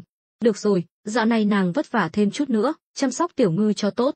Tôn Tuyết Mông bĩu môi, khó chịu nói, sao vậy? Chàng lại giao nhiệm vụ cho thiếp, chàng thì ra ngoài làm người tốt, lại bắt thiếp ở nhà làm việc. Nàng biết chăm sóc người khác rất vất vả. Lâm Vân cười khổ, chúng ta là vợ chồng, sao phải phân biệt rõ ràng như vậy? Hơn nữa, ta rất bận, nào có thời gian chăm sóc người khác. Đợi Dương Lâm đưa thư về, ta sẽ phải đi ngay. Vậy còn thiếp, chàng bỏ thiếp lại Đào Nguyên Trấn sao? Hay là chàng đày thiếp đến đây? Lâm Vân trợn mắt, nói gì mà đày ải, khó nghe vậy. Bốn người các nàng trong lòng ta đều có vị trí như nhau, nhưng vì nàng có năng lực, nên ta mới sắp xếp như vậy. Nha đầu này, chẳng lẽ nàng không muốn giúp ta chia sẻ chút gánh nặng sao? Bị chàng nói vậy, Tôn Tuyết Mông không biết nói gì. Nàng không thể nào nói mình không muốn chia sẻ gánh nặng được. Đúng, cứ cho là ta sai đi. Thấy nàng nói mãi không thôi, Lâm Vân ngáp dài, thôi được rồi, giờ, còn sớm, ta về phòng ngủ một lát, nếu Bát ca tìm ta, nhớ báo cho ta. Nói rồi, chàng quay người bỏ đi. Này, chàng quay lại, dù Tôn Tuyết Mông có gọi thế nào, Lâm Vân cũng không để ý, vào phòng đóng cửa ngủ. Lâm Vân gần như thức trắng cả đêm, nên chàng ngủ một mạch đến tận trưa. Chàng bỗng mở mắt, nhìn ánh nắng ấm áp chiếu qua cửa sổ, ngồi dậy, giờ nào rồi? Lúc này, cửa phòng mới được mở ra, một nha hoàn của Tôn gia bước vào, hành lễ, bẩm đại cô gia, đã quá trưa rồi ạ. Lâm Vân vội vàng mặc quần áo, lẩm bẩm, Tuyết Mông, nha đầu này sao không gọi ta dậy? À đúng rồi, sáng nay có ai tìm ta không? Nha hoàn do dự một chút, dạ có người tìm, nhưng đại tiểu thư dặn để ngài ngủ đến khi tự dậy, nên nô tỳ không dám quấy rầy. Thật là hồ đồ. Lâm Vân hơi tức giận, chàng đã đặc biệt dặn dò rồi mà, nhưng điểm này nàng ta lại giống Lâm Ngũ Nguyệt, vì muốn chàng ngủ ngon nên không cho ai quấy rầy. Nô tỳ biết tội rồi, xin đại cô gia trách phạt. Nói rồi, nha hoàn quỳ xuống. Lâm Vân thở dài, đứng lên đi, ta không trách ngươi. Nha hoàn đứng dậy. Khi Lâm Vân bước ra khỏi phòng, chàng thấy Tôn Tuyết Mông đang trò chuyện với Dương Tiểu Ngư trong đình nghỉ mát. Hai mỹ nữ, một lớn một nhỏ, hình như đang nói chuyện gì đó rất vui vẻ, cười khanh khách. Dương Tiểu Ngư sau khi uống thuốc xem ra đã khá hơn, tinh thần tốt hơn trước rất nhiều. Khụ khụ, Lâm Vân ho nhẹ một tiếng, bước tới, Tuyết Mông, có người tìm ta, sao nàng không gọi ta dậy? Ta đâu có muốn chàng ngủ thêm một chút sao? Nếu chàng gầy đi, chị Ngũ Nguyệt biết được sẽ giận đấy. Tôn Tuyết Mông làm ra vẻ đáng thương. Lúc này, Dương Tiểu Ngư cũng nói, đúng vậy, Tuyết Mông tỷ tỷ muốn cho Lâm ca ca nghỉ ngơi thêm chút nữa. Huynh còn không biết điều, đúng là đồ ăn cháo đá bát. Lâm Vân trợn mắt, kinh ngạc nhìn cô bé, không ngờ mối quan hệ giữa cô bé và Tôn Tuyết Mông lại tiến triển nhanh như vậy. Chàng mới ngủ một giấc mà cô bé đã bắt đầu bênh vực Tôn Tuyết Mông rồi. Tôn Tuyết Mông bật cười, ôm Dương Tiểu Ngư vào lòng, mắng hay lắm, sau này muội cứ ở bên cạnh tỷ tỷ. Nếu Lâm ca ca dám bắt nạt tỷ tỷ, muội cứ mắng huynh ấy giúp tỷ. Dương Tiểu Ngư gật đầu lia lịa, ra vẻ ngoan ngoãn, như để thể hiện lập trường với Lâm Vân. Nàng còn tựa đầu vào Tôn Tuyết Mông. Lâm Vân hoàn toàn cạn lời, được rồi, các nàng nói gì cũng đúng. Tiểu Ngư, Lâm ca ca thật sự uổng công yêu thương muội, muội lại nhanh chóng phản bội ta như vậy. Không phải đâu, Lâm ca ca và Tuyết Mông tỷ tỷ đều đối xử tốt với Tiểu Ngư, nhưng muội vẫn thích Tuyết Mông tỷ tỷ nhất. Nói rồi, Dương Tiểu Ngư làm nũng dụi đầu vào lòng Tôn Tuyết Mông, khiến nàng cười khanh khách. Lâm Vân giả vờ tức giận bỏ đi, nhưng thực ra trong lòng chàng rất vui, thầm khen cô bé thông minh lanh lợi, đến một môi trường xa lạ mà có thể nhanh chóng hòa nhập như vậy. Bản thân nó cũng là một năng lực không nhỏ, ngay cả một số người trưởng thành cũng không làm được. Lúc này, Tôn Tuyết Mông nói, tướng công, chàng đi đâu vậy? Đương nhiên là đến nha môn rồi, hôm nay phải đàm phán với phái đoàn Lâm gia mà, nha đầu này làm lỡ chuyện lớn của ta rồi. Lâm Vân rời khỏi Bách Thảo Đường, đi thẳng đến nha môn. Thị trấn đã nhộn nhịp trở lại, tuy vẫn bị phong tỏa, chỉ được phép vào chứ không được ra, nhưng điều đó không ảnh hưởng đến cuộc sống của người dân trong trấn. Lâm Vân mua một cái bánh nướng, vừa đi vừa ăn. Chàng vẫn chưa biết kết quả cuộc đàm phán giữa Bát Ca và phái đoàn Lâm gia, nhưng giờ này chắc vẫn đang tiếp tục. Chẳng mấy chốc, chàng đến cửa nha môn, bên ngoài có mấy chiếc kiệu sang trọng, nhìn là biết đến từ Ngư Thành, ngay cả trang phục của đám người khiêng kiệu cũng rất cao cấp. Lâm Vân ngồi xổm xuống chỗ râm mát đối diện nha môn, cắn một miếng bánh lớn, chàng đã suy nghĩ kỹ rồi, đã lỡ mất cuộc đàm phán này, chàng cũng không vội, hơn nữa, chủ động bước vào lại dễ bị nghi ngờ, chi bằng dĩ bất biến ứng vạn biến, quan sát tình hình trước. Nếu Bát Ca đàm phán không thuận lợi, hoặc bị phái đoàn Lâm gia uy hiếp, chắc chắn hắn sẽ tìm chàng. Nhưng đúng lúc này, từ trong con hẻm sau lưng Lâm Vân, một người đàn ông mặc áo đen, đầu đội nón lá bước ra. Dù trời đang nắng nóng mà ăn mặc như vậy rất dễ gây chú ý. Người đàn ông nọ dựa vào góc tường, nói: "Ập từ gia, Bát gia cho thuộc hạ đến đây chờ ngài đã lâu." Lâm Vân vẫn đang ngồi xổm, nghe thấy tiếng nói liền quay đầu lại, nhìn thấy người đàn ông ăn mặc kỳ lạ này, chàng cười nói: "Là tâm phúc của Bát Ca sao? Không tệ." Lâm Vân ăn bánh nướng rất nhanh, phủi tay rồi lau vào tường, vẻ tùy tiện này khiến người đàn ông kia ngẩn người. Là người tâm phúc của Lâm Hiên, hắn đã nghe nói rất nhiều về Lâm Vân, trong lòng hắn rất kính trọng Lâm Vân, có thể đạt được thành tựu như ngày hôm nay trong vòng chưa đầy 2 năm, tuyệt đối không phải người thường có thể làm được. Hơn nữa, hắn biết chủ nhân của hắn, Bát gia, dám đối đầu trực diện với Lâm gia đều là nhờ có thập tứ gia chống lưng. Phải biết rằng, Lâm gia là dòng dõi phiên vương, thế lực trong Đại Đoan tuyệt đối thuộc hàng top, lại có quan hệ rất sâu xa với hoàng tộc. Nhưng dù vậy, thập tứ gia vẫn dám đối đầu với Lâm gia. Thêm vào đó, hôm qua Lâm Hiên đã nói với hắn, thập tứ gia đã được hoàng thượng âm thầm ủng hộ, càng khiến hắn khâm phục và ngưỡng mộ. Sự sùng bái trong mắt hắn không thể che giấu được, nhưng hắn không ngờ một nhân vật lợi hại như vậy lại không hề có chút kiểu cách nào, lại ngồi xổm ăn bánh nướng như vậy. Nếu hôm qua hắn không gặp Lâm Vân ở nha môn, chắc chắn hắn sẽ không tin đó là sự thật. Lâm Vân lúc này mới đứng dậy, "Được rồi, nói đi, tình hình bên Bát Ca thế nào?" Người đàn ông thở dài, "Ập từ gia, tình hình không ổn lắm. Trong phái đoàn Lâm gia lần này có một vị trưởng lão là tâm phúc của Lâm Phượng Tiêu, đại trưởng lão Lâm gia. Vừa vào cửa, ông ta đã uy hiếp Bát gia, nếu không đồng ý mở cửa Đào Nguyên trấn và núi Nham Tử, bước tiếp theo Lâm gia sẽ trực tiếp tấn công." Lâm Vân cười khẩy, đúng là tác phong của Lâm gia, Bát Ca không lật bàn sao? Người đàn ông cười khổ, Bát gia chỉ an ủi đối phương, chưa nhận được lệnh của thập tứ gia, hắn không dám tự ý quyết định, nhỡ thập tứ gia có tính toán khác, chẳng phải sẽ hỏng việc sao? Lâm Vân gật đầu, Bát Ca tính tình trầm ổn, chỉ là thiếu chút khí thế. Đối với Lâm gia, nếu không thể khiến bọn họ kiêng nể trên bàn đàm phán, thì việc hợp tác sẽ sớm tan vỡ. Là người đến từ thời hiện đại, Lâm Vân đã xem qua rất nhiều tin tức thời sự, có câu nói rằng, trên chiến trường không giành được thắng lợi thì trên bàn đàm phán càng không thể đạt được mục đích. Nhưng đối với Lâm gia, Lâm Vân lại có cách hiểu riêng. Lâm gia phái người đến đàm phán, bản thân nó đã là một sự thăm dò, bởi vì Đào Nguyên trấn đã thể hiện ra sức chiến đấu vượt quá sức mạnh thực tế, khiến Lâm gia rất kiêng dè. Nếu có thể cứng rắn đến cùng, dù Lâm gia muốn động binh cũng phải cân nhắc, chuẩn bị kỹ càng mới dám ra tay. Nhưng nếu Lâm Hiên tỏ ra yếu thế trên bàn đàm phán, thì đối phương sẽ không còn chút e ngại nào nữa, rất có thể ngày mai sẽ tấn công. Người đàn ông không nghĩ sâu xa như Lâm Vân, nhưng cũng cảm thấy bất an, vội vàng hỏi, "Ập từ gia, giờ phải làm sao?" Lâm Vân cười nói, "Đừng lo, ta đến rồi đây, ta cứ thế này mà vào có được không?"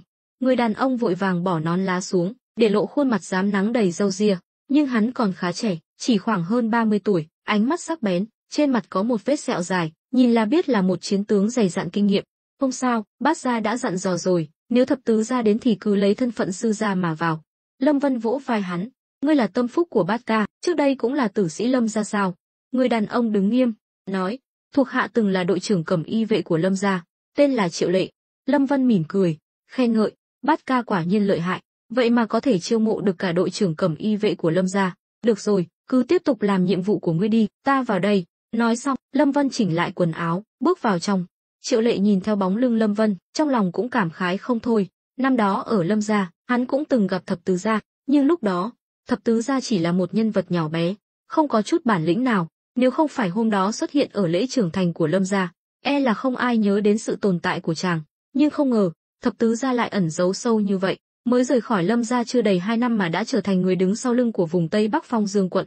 Ngư Thành, Hạo Thành, Nghiêu Bối thôn và Đào Nguyên trấn nằm liền kề nhau, vừa vặn khống chế biên giới phía Tây Bắc, thêm vào đó, thập tứ gia lại có thế lực thâm sâu khó lường, còn được hoàng thượng âm thầm ủng hộ, không chỉ khiến Lâm Hiên vô cùng tự tin, mà những người dưới trướng cũng phấn chấn hẳn lên. Dù sao cũng không ai muốn sống dưới trướng người khác, càng không ai muốn bị Lâm gia chèn ép, bóc lột, cuối cùng dẫn đến diệt vong. Mà lý do Triệu Lệ năm đó chọn đi theo Lâm Hiên cũng là vì không cam tâm. Thời gian hắn phục vụ trong Lâm gia đã hết, bị Lâm gia ruồng bỏ khiến hắn oán hận trong lòng. Trong mắt những người như bọn họ, Lâm gia là doanh trại vững chắc, mà bọn họ đã cống hiến tất cả, cuối cùng lại bị vứt bỏ. Bên này, Lâm Vân bước vào nha môn, đám thị vệ đã được Lâm Hiên dặn dò từ trước, đều gọi Lâm Vân là sư gia. Lâm Vân rất hài lòng với sự sắp xếp này của Bát Ca, chàng càng ít phải lo lắng thì càng có nhiều thời gian để đối phó với Lâm gia. Khi chàng đến đại sảnh, từ xa đã thấy 4-5 người lạ mặt đang ngồi bên trong. Những người này đều có khí chất bất phàm, ăn mặc sang trọng, nhìn là biết là người của Lâm gia. Có thể thấy, lần này Lâm gia đến với quyết tâm rất lớn. Lâm Hiên tuy là chủ nhà nhưng lại im lặng, chỉ nghe một vị trưởng lão thao thao bất tuyệt.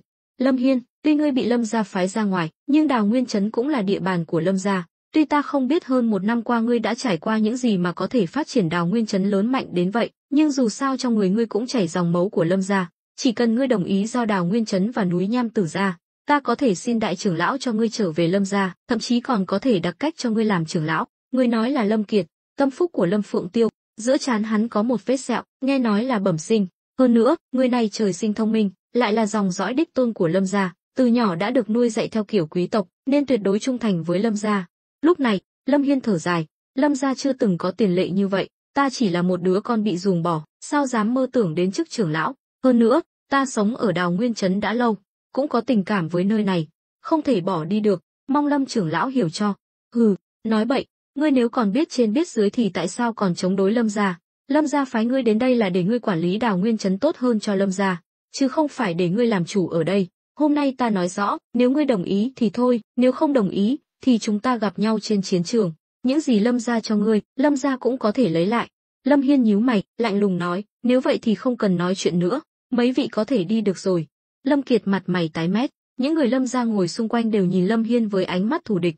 Lâm Kiệt nheo mắt, Lâm Hiên, ngươi thật sự không biết điều, ngươi tưởng chỉ với chút thực lực của Đào Nguyên trấn mà có thể chống lại Lâm gia sao? Ngươi quá ngây thơ rồi, ta biết ngươi đang nghĩ gì, ta nói cho ngươi biết, mỏ đồng trên núi Nham Tử, ngươi không mang đi được, nó cũng không thuộc về ngươi, với thân phận của ngươi mà dám mơ tưởng đến mỏ đồng, chắc chắn sẽ không có kết cục tốt đẹp. Ta nói với ngươi nhiều như vậy là vì chúng ta đều họ Lâm, nếu không, ngươi tưởng ngươi còn có thể ngồi đây nói chuyện với ta sao? Đúng lúc này, một giọng nói vang lên bên ngoài, ra là trưởng lão Lâm gia lại vô liêm sỉ như vậy, rõ ràng là cướp đoạt trắng trợn, vậy mà còn nói những lời đường hoàng như vậy, chi bằng cứ xông vào cướp luôn cho rồi. Câu nói này như sấm sét giữa trời quang, khiến mọi người trong đại sảnh đều chấn động. Lâm Hiên quá quen thuộc với giọng nói này, hắn biết thập tứ đệ đã đến, trong lòng thở phào nhẹ nhõm. Lâm Kiệt và một số người họ Lâm cùng nhìn về phía cửa, một thanh niên mặc áo đen, khí chất phi thường bước vào, tay cầm quạt xếp phe phẩy, trông hắn có vài phần phong thái của một nhà sư. Lâm Vân đang bắt chước cử chỉ và điệu bộ của Thường Ngộ Phong, chiếc quạt này là do thị vệ đưa cho chàng. Lâm Hiên mỉm cười, nhìn thập tứ đệ như vậy, hắn không khỏi thán phục, người ta nói người đẹp vì lụa, lúa tốt vì phân, mà thập tứ đệ của hắn chỉ cần một chiếc quạt đã có thể bắt chước được khí chất của Thường Ngộ Phong. Lâm Kiệt hừ lạnh, ngươi là cái thá gì mà dám nói năng hỗn xược ở đây? Lâm Hiên ho khan một tiếng, Lâm trưởng lão, đây là sư gia ta mới mời, vừa rồi hắn có chút thất lễ, mong ngài bỏ qua cho. Lâm Kiệt quay sang nhìn Lâm Hiên, được rồi, Lâm Hiên, ta nên nói đều đã nói rồi, bây giờ ngươi hãy cho ta một câu trả lời, nếu ngươi thật sự muốn đối đầu với Lâm gia, vậy thì hãy chuẩn bị sẵn sàng đi. Lâm Hiên định mở miệng, nhưng Lâm Vân đã nhanh chân bước đến trước mặt Lâm Kiệt, cười khẩy, Lâm trưởng lão, ta có một chuyện không hiểu, mong ngài chỉ giáo. Nói đi. Lâm Kiệt không quen biết người được gọi là sư gia này, nhưng không hiểu sao khi nhìn vào mắt hắn, ông ta lại cảm thấy bất an. Là thế này, Lâm gia gần như mỗi năm đều phái một số con cháu đến các nơi ở Phong Dương quận, bề ngoài là để bọn họ tự sinh tự diệt, nhưng tự sinh tự diệt là sao? Con cháu Lâm gia sống không tốt có rất nhiều. Tại sao Lâm trưởng lão không đi xem xét tình hình của bọn họ, mà lại nghe nói Đào Nguyên trấn có lợi ích liền đến uy hiếp, chẳng lẽ không sợ truyền ra ngoài làm mất mặt Lâm gia sao?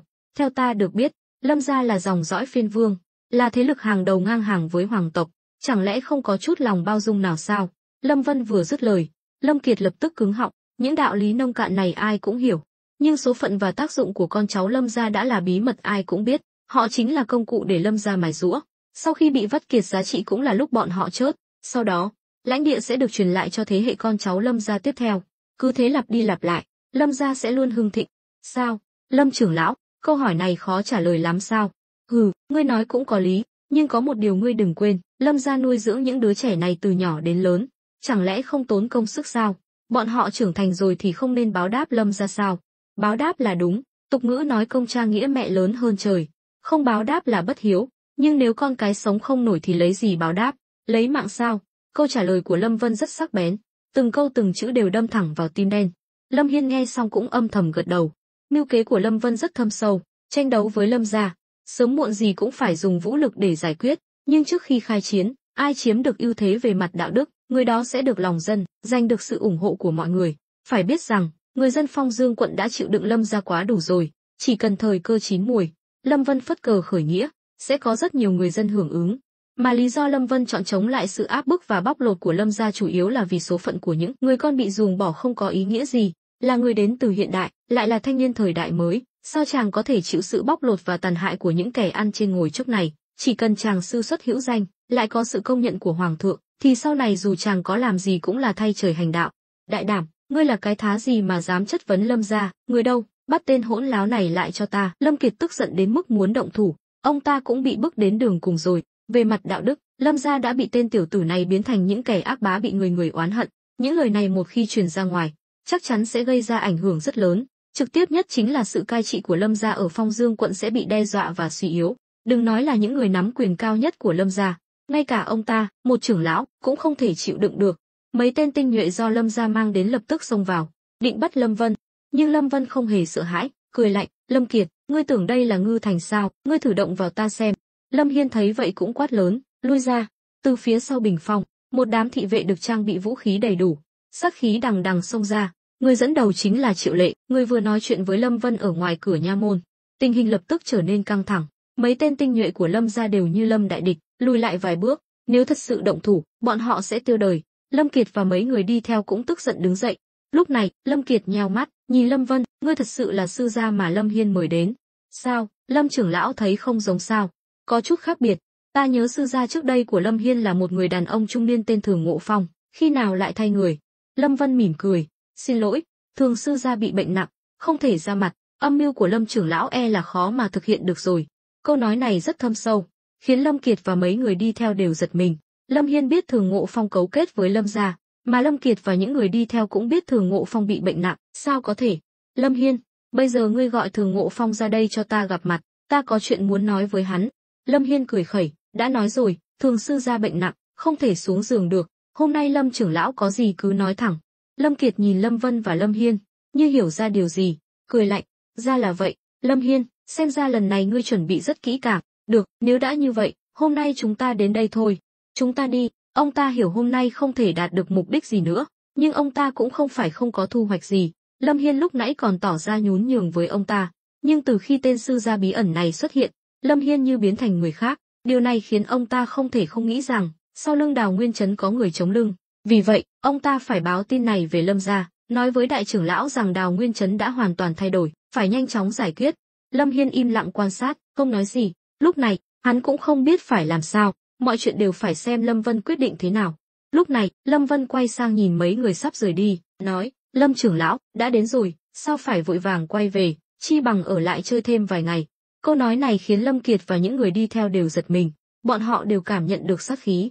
Lâm Kiệt chậm rãi quay người lại, nhíu mày, ngươi muốn làm gì? Ta cảnh cáo ngươi, dù là giao chiến cũng không giết sứ giả, chẳng lẽ ngươi muốn động thủ sao?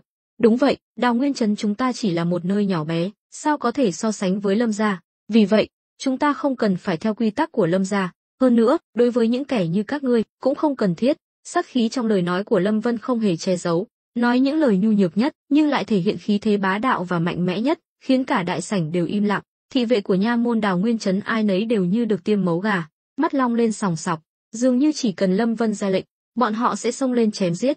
Lần này, không chỉ Lâm Hiên mà cả Lâm Kiệt và những người đi theo đều ngây người, gặp phải kẻ không theo quy tắc, bọn họ biết làm sao. Lúc trước bọn họ dám nói lời ngông cuồng là vì dựa vào thân phận người Lâm gia, nhưng nếu đối phương không sợ Lâm gia, thì thân phận trưởng lão của ông ta sẽ không còn chút uy hiếp nào nữa. Quả nhiên, Lâm Kiệt dịu giọng, cười nói, vị sư gia này xưng hô thế nào? Ngươi chưa đủ tư cách biết, bây giờ ta cho các ngươi hai lựa chọn. Thứ nhất, đầu hàng, có lẽ còn một con đường sống. Thứ hai, động thủ, các ngươi sẽ không có đường về.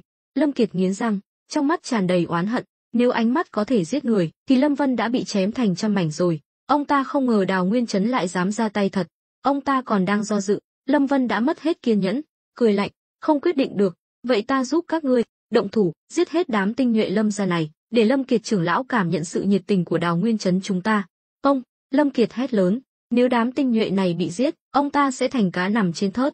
Nhưng lúc này, ai còn nghe lời ông ta, để tự bảo vệ mình, đám tinh nhuệ Lâm gia lại ra tay trước, xông thẳng về phía Lâm Vân và Lâm Hiên. Bọn họ biết bắt giặc phải bắt vua trước, nhưng bọn họ hiểu rõ về Đào Nguyên Chấn, lại không biết gì về người của Lâm Vân và Lâm Hiên. Đám thị vệ đều hiểu, nếu đánh trực diện thì không phải đối thủ của đám tinh nhuệ Lâm gia. Dưới sự chỉ huy của Triệu Lệ, bọn họ đồng loạt rút súng trúc ra, chĩa vào đám người Lâm gia. Ầm ầm, trong đại sảnh nha môn vang lên tiếng súng, lửa cháy ngùn ngụt, mười mấy tên tinh nhuệ Lâm gia bị bắn chớt tại chỗ. Ngay cả 4 tên tùy tùng luôn đi theo Lâm Kiệt cũng bị bắn chớt, đại sảnh hỗn loạn, máu me bắn tung tóe khắp nơi, tay chân cụt vương vãi trên sàn nhà, sát khí nồng nặc bao trùm.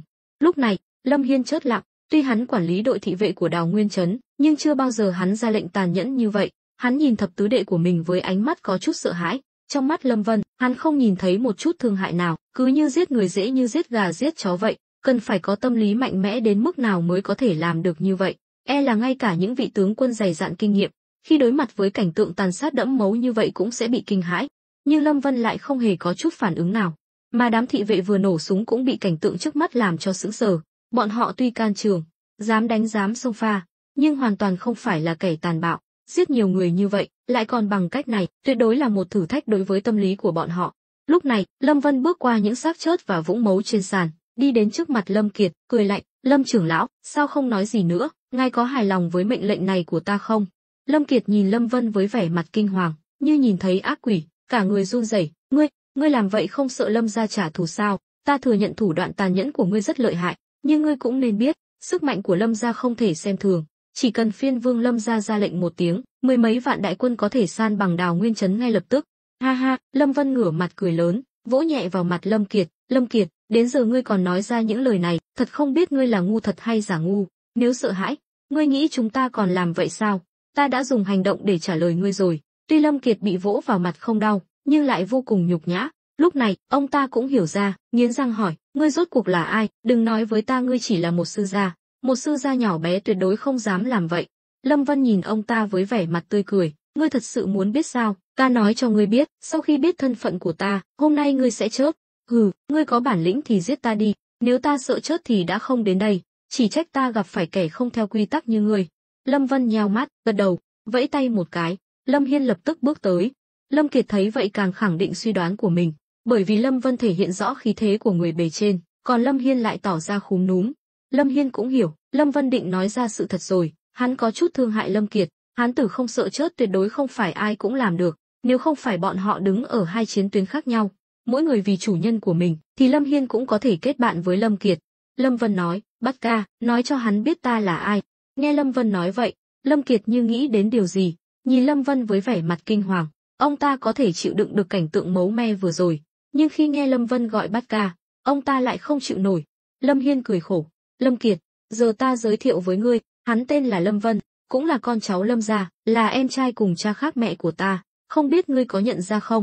Lâm Kiệt kinh hãi lùi lại 2 bước, run rẩy chỉ tay vào Lâm Vân, ngươi chính là Lâm Vân, ngươi vừa vào kinh gặp hoàng thượng. Lúc này, ông ta hoàn toàn tuyệt vọng.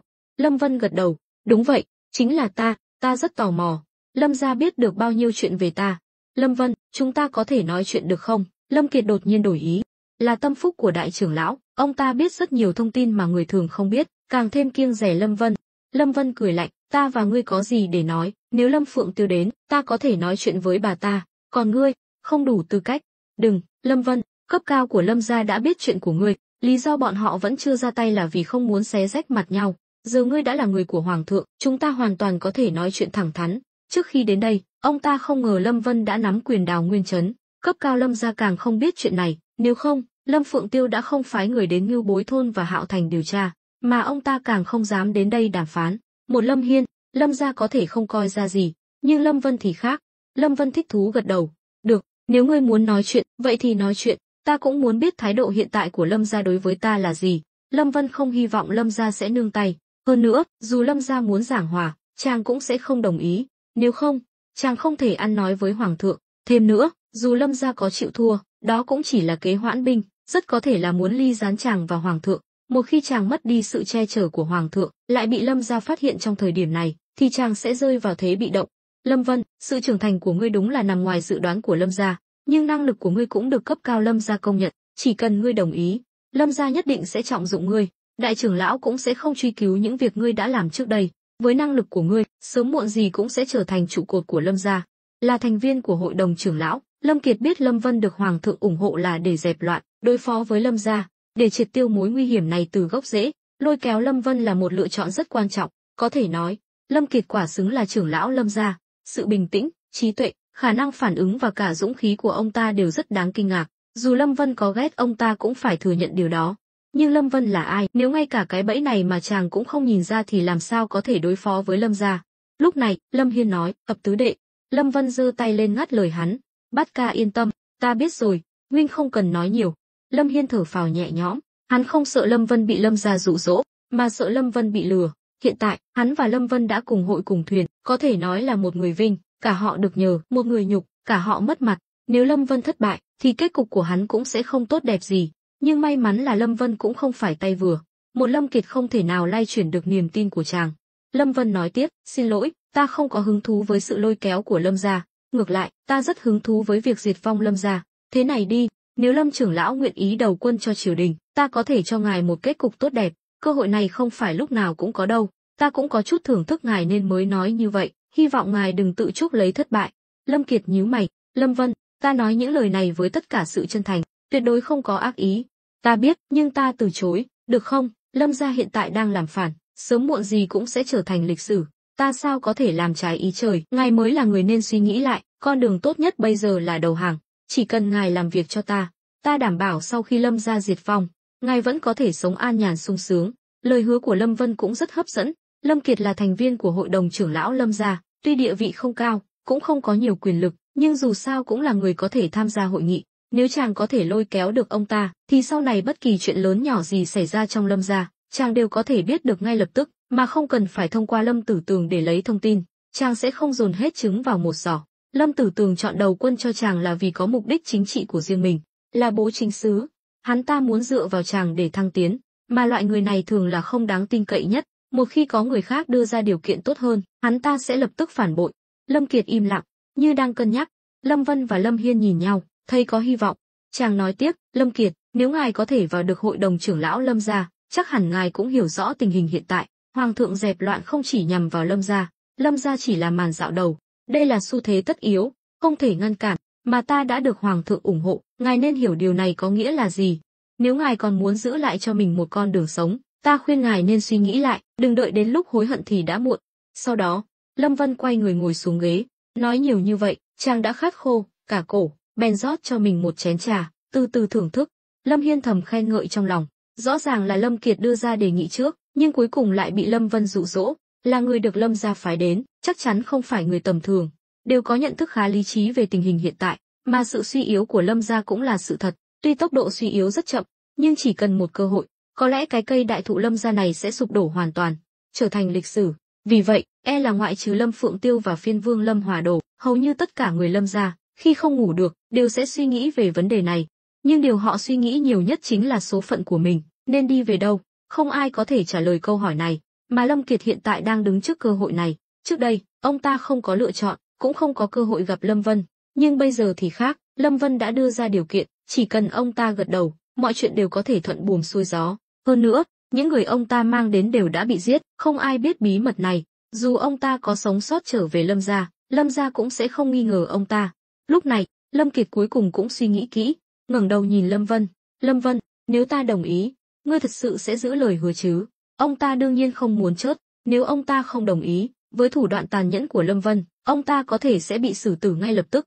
Lâm Vân gật đầu, "Đương nhiên, nhưng để ta tin tưởng ngươi, ngươi cần phải có một chút lòng thành. Lâm Vân không ngốc, không thể chỉ nghe lời nói suông của ông ta. Nếu ông ta giả vờ đầu hàng, sau khi trở về Lâm gia lại tiết lộ thông tin của chàng, chẳng phải chàng sẽ mất cả chỉ lẫn trải sao?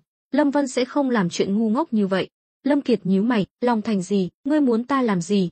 Ta biết ngươi đã đóng quân bên ngoài Đào Nguyên trấn, bây giờ ngươi quay về giết hết bọn họ, ta sẽ tin ngươi. Chiêu này của Lâm Vân rất độc ác, đây là ép Lâm Kiệt cắt đứt quan hệ với Lâm gia. Sau này, nếu Lâm Kiệt trở về Lâm gia mà dám phản bội Lâm Vân, thì Lâm Vân sẽ tiết lộ thông tin ông ta đầu hàng cho Lâm gia. Đến lúc đó, Lâm Kiệt chắc chắn sẽ bị Lâm gia thanh trừng, ít nhất cũng sẽ không còn được trọng dụng nữa. Mà dù có bại lộ, Lâm Vân cũng sẽ không bị thiệt hại gì. Dù sao, thông tin của chàng, cấp cao Lâm gia cũng đã biết, cùng lắm là xé rách mặt nhau. Ngược lại, Lâm Kiệt sẽ hoàn toàn bị Lâm Vân nắm trong tay, sinh tử của ông ta đều do Lâm Vân quyết định. Lâm Hiên thầm khen ngợi thủ đoạn của thập tứ đệ, mượn đao giết người quả nhiên lợi hại, mà Lâm Vân cũng bất đắc dĩ phải làm như vậy. Sự tàn nhẫn của chàng chỉ là để đối phó với Lâm gia, bởi vì chàng biết Lâm gia tuyệt đối sẽ không bỏ qua cho chàng. Giữa bọn họ đã là tử thù, chỉ có một bên hoàn toàn sụp đổ mới chấm dứt. Lâm Kiệt sững sờ, ông ta không ngờ Lâm Vân lại tàn nhẫn như vậy. Lâm Vân nói, Bát Ca, đưa cho hắn một khẩu súng trúc, phái người đưa hắn ra khỏi thành, giám sát chặt chẽ nhất cử nhất động của hắn. Nếu hắn giết hết người Lâm gia bên ngoài thành, coi như hắn vượt qua thử thách. Nếu hắn dám giở trò, thì giết hết hắn và người Lâm gia. Lúc này, Lâm Hiên cũng không dám phản bác, chỉ đành làm theo. Triệu Lệ đứng canh bên ngoài lập tức rút súng ra, nhét vào tay Lâm Kiệt. Hắn rất khâm phục thủ đoạn của Lâm Vân, theo một chủ nhân quyết đoán như vậy, sau này khó mà chịu thiệt.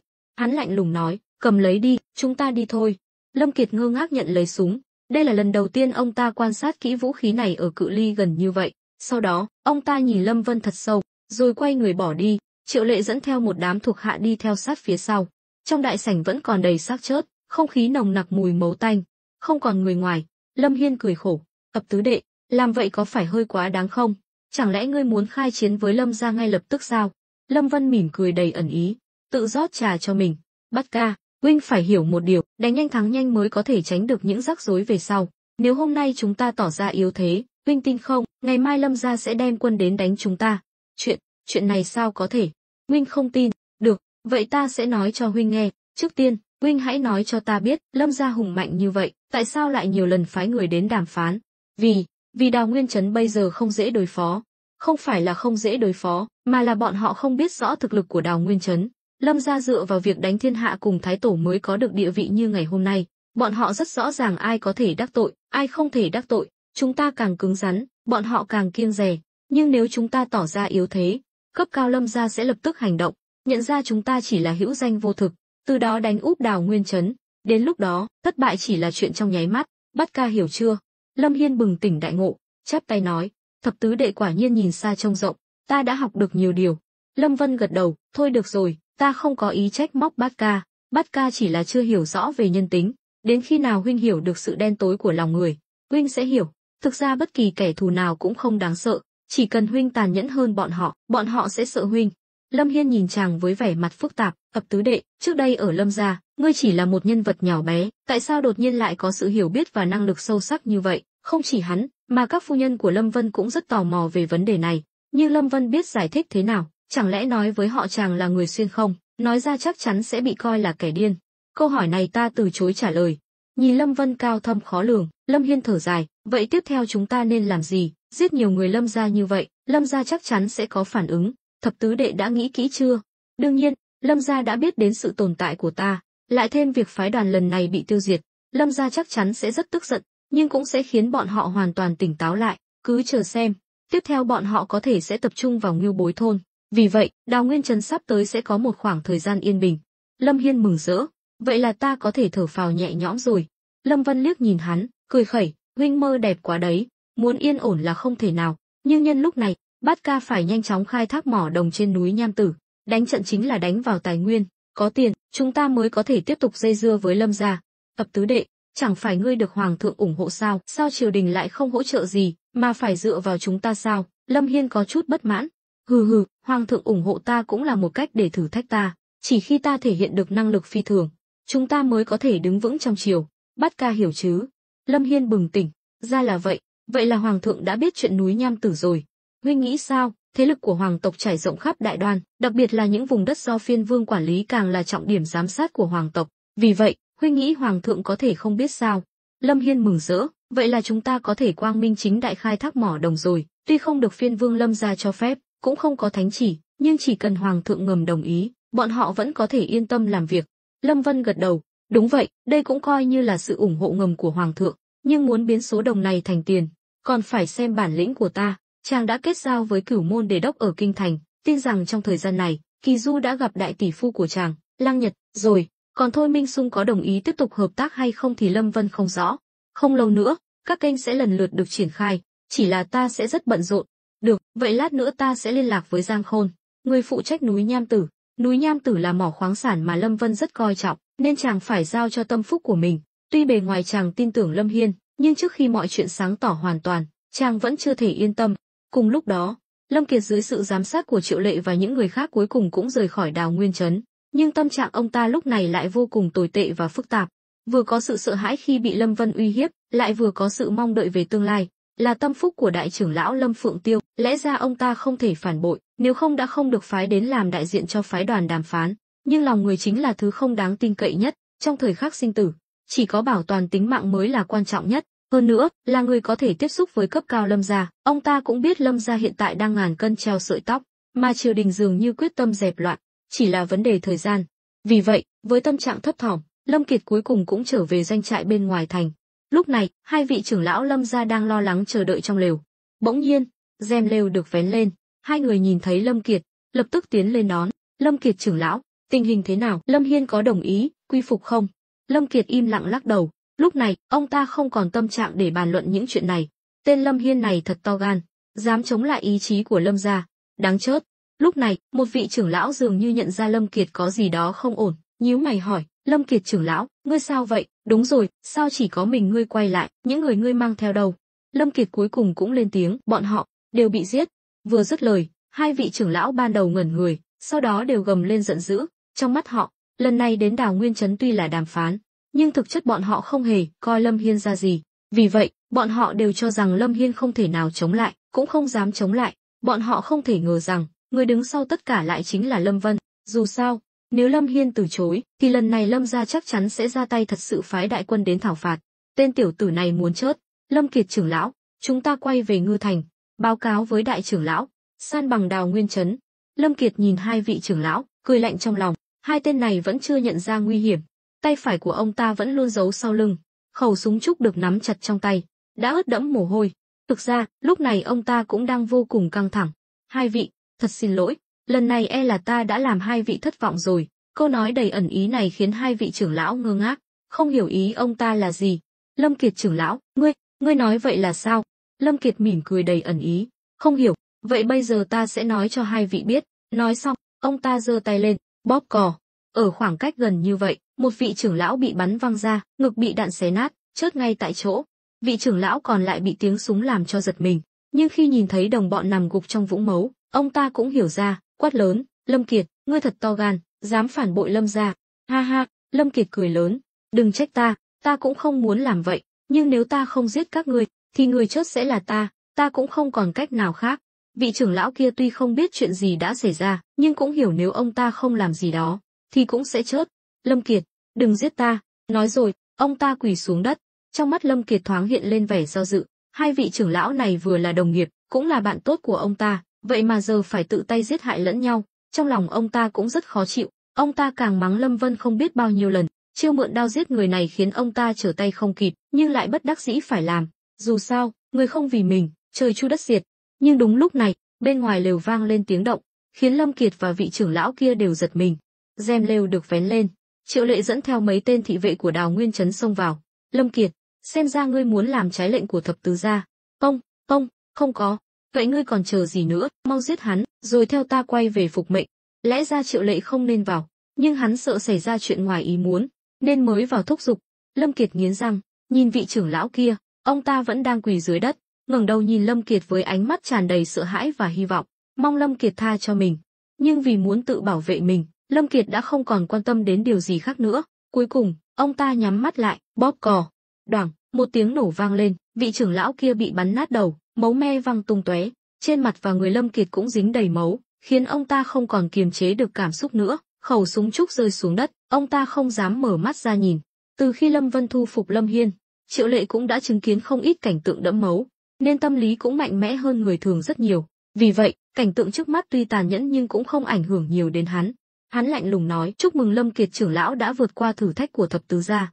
Lâm Kiệt thở dài, gật đầu, đi thẳng ra ngoài lều. Triệu Lệ ra lệnh cho thuộc hạ thiêu hủy tất cả xác chết trong doanh trại, rồi đuổi theo Lâm Kiệt.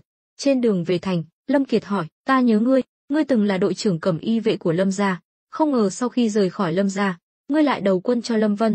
Triệu Lệ cười lạnh, chính xác mà nói, chủ nhân của ta là Bát gia, chỉ là Bát gia không phải đối thủ của thập tứ gia.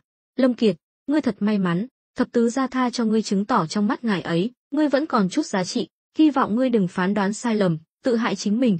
Ta biết, không cần ngươi nói. Lúc này, Lâm Kiệt hoàn toàn mất hết hy vọng, ông ta vẫn không thể quên ánh mắt cầu xin của đồng bọn vừa rồi. Chẳng mấy chốc, hai người trở về nha môn Đào Nguyên trấn, Lâm Vân và Lâm Hiên vẫn còn ở đó, chỉ là những xác chết trên sàn nhà đã được dọn dẹp sạch sẽ. Lâm Vân nhìn Lâm Kiệt đầy máu, hài lòng gật đầu, chủ động bước lên đón. Khi thấy Triệu Lệ gật đầu với mình, Lâm Vân mỉm cười, Lâm Kiệt trưởng lão quả nhiên là người thức thời, nhưng đừng trách ta tàn nhẫn, ta cũng bất đắc dĩ phải làm vậy, nếu ngươi đứng ở vị trí của ta, ngươi sẽ hiểu cách làm của ta. Sự việc đã đến nước này, dù Lâm Kiệt có oán hận trong lòng cũng không dám thể hiện ra mặt, ông ta cười khổ, chắp tay nói, mong thập tứ gia chiếu cố nhiều hơn. Khách sáo rồi, mau lại đây ngồi. Lâm Vân tự mình dìu Lâm Kiệt ngồi xuống ghế, tỏ vẻ rất nhiệt tình, nhưng ai cũng nhìn ra sự căng thẳng của Lâm Kiệt. Lúc này, ông ta đã hoàn toàn lên thuyền giặc, từ khi tự tay giết chết hai vị trưởng lão Lâm gia, ông ta đã không còn đường lui nữa. Nếu Lâm Vân tiết lộ chuyện này, Lâm gia chắc chắn sẽ không bỏ qua cho ông ta. Lâm Hiên nhìn thấy cảnh này, cũng thầm khen ngợi chiêu này của Lâm Vân thật độc ác. Ập tứ đệ, tiếp theo chúng ta nên làm gì? Phiền phức trước mắt đã được giải quyết, còn lại là xem Lâm Kiệt trưởng lão báo cáo thế nào. Lâm Vân mỉm cười đầy ẩn ý, nhìn sang Lâm Kiệt có chút sợ hãi, vội vàng đứng dậy, Ập tứ gia, ta bây giờ còn có thể quay về Lâm gia sao? Đương nhiên là có thể, chuyện ngươi vừa làm, ngoài ta và Bát ca ra, sẽ không có ai biết, chỉ cần sau này ngươi ngoan ngoãn làm việc cho ta đảm bảo ngươi sẽ không bị ảnh hưởng gì. Nhưng lần này Lâm gia tổn thất nặng nề như vậy, đại trưởng lão mà biết được chắc chắn sẽ trả thù thì trả thù, ta đâu phải kẻ dễ bị bắt nạt. Lâm Kiệt, ngươi phải nhớ kỹ, sau này ngươi chỉ có một chủ nhân, đó là ta, vì vậy, khi trở về Lâm gia, ngươi cứ giả vờ như không có chuyện gì xảy ra, tiếp tục làm trưởng lão của ngươi, nhưng bất kỳ mệnh lệnh nào của cấp cao Lâm gia, ngươi đều phải tìm cách báo cho ta biết ngay lập tức, hiểu chưa? Lý do Lâm Vân giữ lại Lâm Kiệt là để hắn truyền tin tức, tuy Lâm Tử Tường cũng có thể làm việc này, nhưng Lâm Vân sẽ không dồn hết trứng vào một giỏ. Làm vậy cũng là để đề phòng bất trắc. Lâm Kiệt nghiêm túc gật đầu, ta biết rồi, tốt lắm, Bát ca, sắp xếp đưa Lâm Kiệt trưởng lão về Ngư Thành. Lâm Hiên nhướng mày, cứ để hắn ta về như vậy sao? Chứ ngươi còn muốn thế nào? Ý ta là, có nên cho hắn tắm rửa trước không? Tắm rửa gì chứ, bộ dạng này mới chân thật, nếu trên người hắn không có chút máu nào, chắc chắn sẽ bị Lâm gia nghi ngờ. Lâm Hiên bừng tỉnh đại ngộ. Lúc này, Lâm Vân ngoắc tay với Lâm Kiệt, lại đây. Lâm Kiệt không hiểu chuyện gì, nhưng vẫn bước tới. Lâm Vân đá hắn ngã xuống đất, rồi cho hắn một cái tát, khiến Lâm Kiệt choáng váng. Lâm Hiên khó hiểu, Ập tứ đệ, ngươi làm gì vậy? Không có gì, ta chỉ muốn diễn cho giống thật thôi, không bị thương thì làm sao lừa được đám cáo già nhà Lâm gia. Nói rồi, chàng lấy ra khẩu súng lục, khiến Lâm Kiệt sợ hãi, định bò dậy nhưng bị Triệu Lệ giữ chặt. Ập tứ gia, ngươi muốn làm gì? Lâm Vân đứng dậy, cười toe toét, đừng căng thẳng, ngươi không chịu chút đau đớn thì làm sao lừa được Lâm Phượng Tiêu, chỉ là chút đau nhỏ thôi, nhưng có thể giữ lại mạng sống cho ngươi. Lúc này, mọi người đều hiểu ra. Lâm Kiệt căng thẳng nhắm mắt, nghiến răng. Lâm Hiên nhìn thập tứ đệ của mình, trong lòng cảm khái không thôi, đây mới là người làm nên nghiệp lớn. Tính cách tàn nhẫn và quyết đoán như vậy, bất kỳ kẻ thù nào cũng phải sống trong lo sợ. Lâm Vân lên đạn, chĩa súng vào đùi Lâm Kiệt, bóp cò. Đoảng, một tiếng súng vang lên. Lâm Kiệt cảm thấy đùi mình như bị búa tạ đập vào, đau đớn đến mức hét lên, lăn lộn trên đất.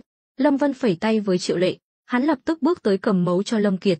Sau đó, Lâm Vân ngồi xổm xuống, cười nói, Lâm Kiệt trưởng lão, đừng trách ta làm vậy cũng là vì muốn tốt cho ngươi. Lâm Kiệt đã được nếm trải sự tàn nhẫn của Lâm Vân, cô chịu đựng cơn đau xé ruột xé gan ở chân, nghiến răng nói, đa tạ, Ập tứ gia. Sau đó, Lâm Vân ghé sát tai Lâm Kiệt, dặn dò vài câu, rồi đứng dậy, đưa đi. Triệu Lệ đỡ Lâm Kiệt ra khỏi đại sảnh. Lâm Vân đặt súng lên bàn, chỉ vào bóng lưng Triệu Lệ đang rời đi, Bát ca, Triệu Lệ này không tệ. Lâm Hiên vẫn chưa hoàn hồn sau màn biểu diễn tàn nhẫn của Lâm Vân, cười nói, sao, Ập tứ đệ thích hắn sao, hay là ta tặng cho ngươi? Lâm Vân liếc nhìn hắn, cười hỏi, Bát ca nỡ sao? Ta không nỡ thì sao? Nhưng Triệu Lệ này đúng là nhân tài. giờ ở bên cạnh ta cũng khó mà phát huy hết tác dụng, nếu có thể theo thập tứ đệ, cũng coi như là cơ hội cho hắn. Lâm Vân cười xòa, thôi khỏi, quân tử không tranh giành của người khác, hơn nữa, Bát Ca cũng không phải thật lòng muốn cho, nếu ta thật sự mang hắn đi, Bát Ca chắc chắn sẽ rất hận ta. Lâm Hiên lắc đầu, ngươi nói gì vậy, trong tình hình hiện tại, chỉ cần có lợi cho đại cục, ngươi muốn ta làm gì cũng được. Lâm Vân gật đầu, đột nhiên hỏi dò, vậy nếu ta muốn Bát Ca chết thì sao? Lâm Hiên giật mình, thập tứ đệ, thật sự nghĩ vậy sao? Hai anh em nhìn nhau. Cuối cùng, Lâm Hiên vẫn là người chịu thua, hắn không chịu nổi ánh mắt sâu thẳm của Lâm Vân, cười khổ, nếu thập tứ đệ muốn ta chết, bất cứ lúc nào cũng được, mạng sống của ta vốn là do thập tứ đệ cứu. Lâm Vân cười lớn, nói đùa thôi, Bát Ca đừng để bụng, sao ta có thể để huynh chết được, hơn nữa, Bát Ca tin tưởng ta như vậy, sao ta có thể phụ lòng huynh. Thái độ của Lâm Vân khiến hắn có cảm giác khó lường, đặc biệt là vừa rồi Lâm Vân ghé sát tai Lâm Kiệt nói nhỏ, khiến Lâm Hiên vừa tò mò vừa bất lực, nhưng hắn hiểu, lần này thập tứ đệ thật sự muốn ra tay với Lâm gia rồi.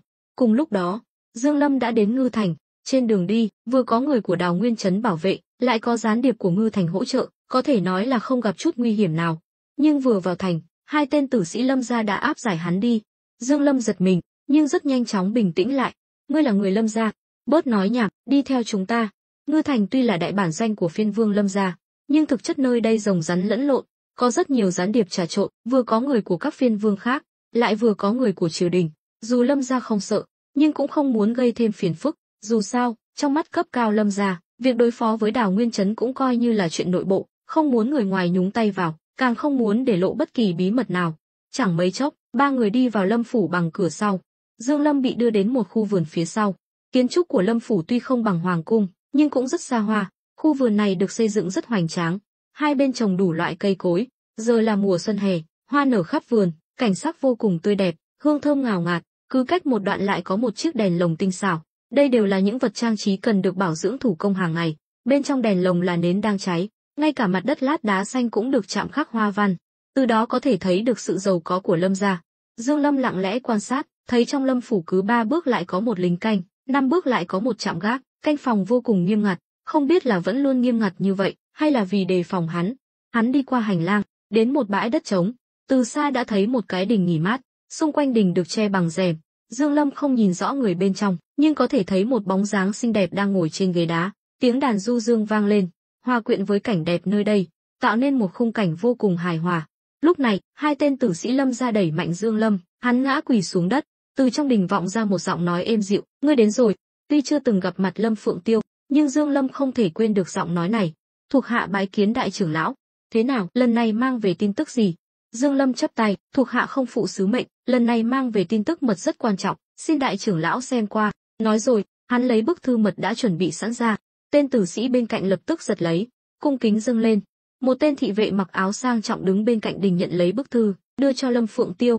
Dương Lâm định nhìn trộm dung nhan của đại trưởng lão Lâm ra qua khe hở của tấm rèm, nhưng bị tên tử sĩ phía sau đá một cái, ngã sấp xuống đất. Lâm Phượng Tiêu mở thư ra, đọc lướt qua. Lúc này, Dương Lâm vô cùng căng thẳng, dù sao bức thư này là giả, hắn sợ không lừa được người phụ nữ tinh danh này, chỉ biết cúi đầu xuống. Một lúc sau, Lâm Phượng Tiêu nói, "Ngươi đứng lên đi." Dương Lâm thở phào nhẹ nhõm, đứng dậy, "Đa tạ đại trưởng lão." "Tiểu Hoàn." Nô tỳ có mặt. Một nha hoàn luôn hầu hạ bên cạnh Lâm Phượng Tiêu lên tiếng, đưa hắn đến phòng thuốc lấy thuốc giảm đau cho Đoạn Trường Tán. Tuần lệnh. Tiểu Hoàn bước ra khỏi đình, nàng là một thiếu nữ xinh đẹp, tuy ăn mặc như nha hoàn, nhưng khí chất lại như một đóa sen tuyết kiêu sa, lạnh lùng. "Dương tiên sinh, đi theo ta." "Vâng, vâng." Dương Lâm không dám hỏi nhiều, vội vàng đi theo nàng. Lúc này, Lâm Phượng Tiêu lẩm bẩm, quả nhiên là Lâm Vân giở trò, xem ra không thể giữ ngươi lại nữa rồi. Trong bức thư mật, Lâm Vân đã cố tình để lộ thân phận của mình. Ban đầu, chàng định tiếp tục ẩn náu, để Đào Nguyên Trấn làm bia đỡ đạn, nhưng khi đến Đào Nguyên Trấn, chàng phát hiện cuộc tấn công của Lâm gia rất mạnh mẽ, hơn nữa đều là những chiêu trò âm hiểm, đã vượt quá khả năng của Lâm Hiên.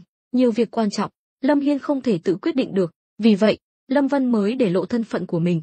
Quan trọng nhất là, Lâm Vân bảo vệ Đào Nguyên Trấn là để cho việc khai thác mỏ đồng trên núi Nham Tử được thuận lợi, cũng là để thu hút sự chú ý của Lâm gia. Làm vậy còn có một lợi ích nữa, đó là bảo vệ sự an toàn của Dương Lâm. Chỉ cần chàng có thể cài đủ nội gián trong Lâm gia, thì sau này dù Lâm gia có hành động gì, chàng cũng có thể biết được ngay lập tức. Như vậy, dù đối đầu với Lâm gia, chàng cũng sẽ không bị động. Bên này, Dương Lâm đi theo nha hoàn tên Tiểu Hoàn đến cửa phòng thuốc, vừa vặn gặp Lâm Kiệt đang lấm lem bùn đất, bị thương nặng. Hai người nhìn nhau, Dương Lâm giật mình, Hắn nhận ra Lâm Kiệt, mà Lâm Kiệt cũng nhận ra hắn. Hắn vừa mới đưa thư cho Lâm Phượng Tiêu, nếu lúc này Lâm Kiệt đi gặp Lâm Phượng Tiêu, thì lời nói dối trong thư rất có thể sẽ bị vạch trần. Dương Lâm cười nói, Lâm Kiệt trưởng lão, ngài vừa từ Đào Nguyên Trấn về sao lại bị thương nặng như vậy? Lâm Kiệt hừ lạnh, lo chuyện của ngươi đi, đừng xen vào việc của người khác. Nói xong, ông ta quay người bỏ đi. Dương Lâm nhìn theo bóng lưng ông ta, trong lòng thấp thỏm. Nhưng lúc này, Lâm Kiệt cũng rất căng thẳng. Ông ta biết Dương Lâm là gián điệp do đại trưởng lão đích thân sắp xếp đến Đào Nguyên Trấn, nhưng giờ người Lâm gia trong Đào Nguyên Trấn đã bị Lâm Vân tiêu diệt hết rồi, chẳng lẽ tên này đã chạy thoát? Vậy chuyện ông ta phản bội Lâm gia chẳng phải đã bị tên này biết được sao? Lâm Kiệt nảy sinh sát ý. Ông ta không thể ngờ rằng Dương Lâm cũng là người của Lâm Vân. Với tâm trạng này, Lâm Kiệt đến đình nghỉ mát trong vườn, vội vàng chạy đến, vừa khóc vừa bò lên bậc thang, nói: "Đại trưởng lão, thuộc hạ làm việc bất lực, lần này đã thất bại." Lâm Kiệt đã chuẩn bị tinh thần chịu phạt, dù sao lần này tổn thất rất lớn, thêm vào đó, ông ta lại đang làm chuyện khuất tất, nên càng tỏ ra hèn mọn, đặc biệt là ông ta biết rõ tính cách của Lâm Phượng Tiêu, nhưng điều khiến ông ta bất ngờ là Lâm Phượng Tiêu không hề tức giận, chỉ lạnh lùng nói qua tấm rèm: "Ngươi gặp Lâm Vân rồi." Lâm Kiệt giật mình, trong lòng căng thẳng đến mức không nói nên lời, chỉ biết nhìn chằm chằm vào bóng dáng sau tấm rèm.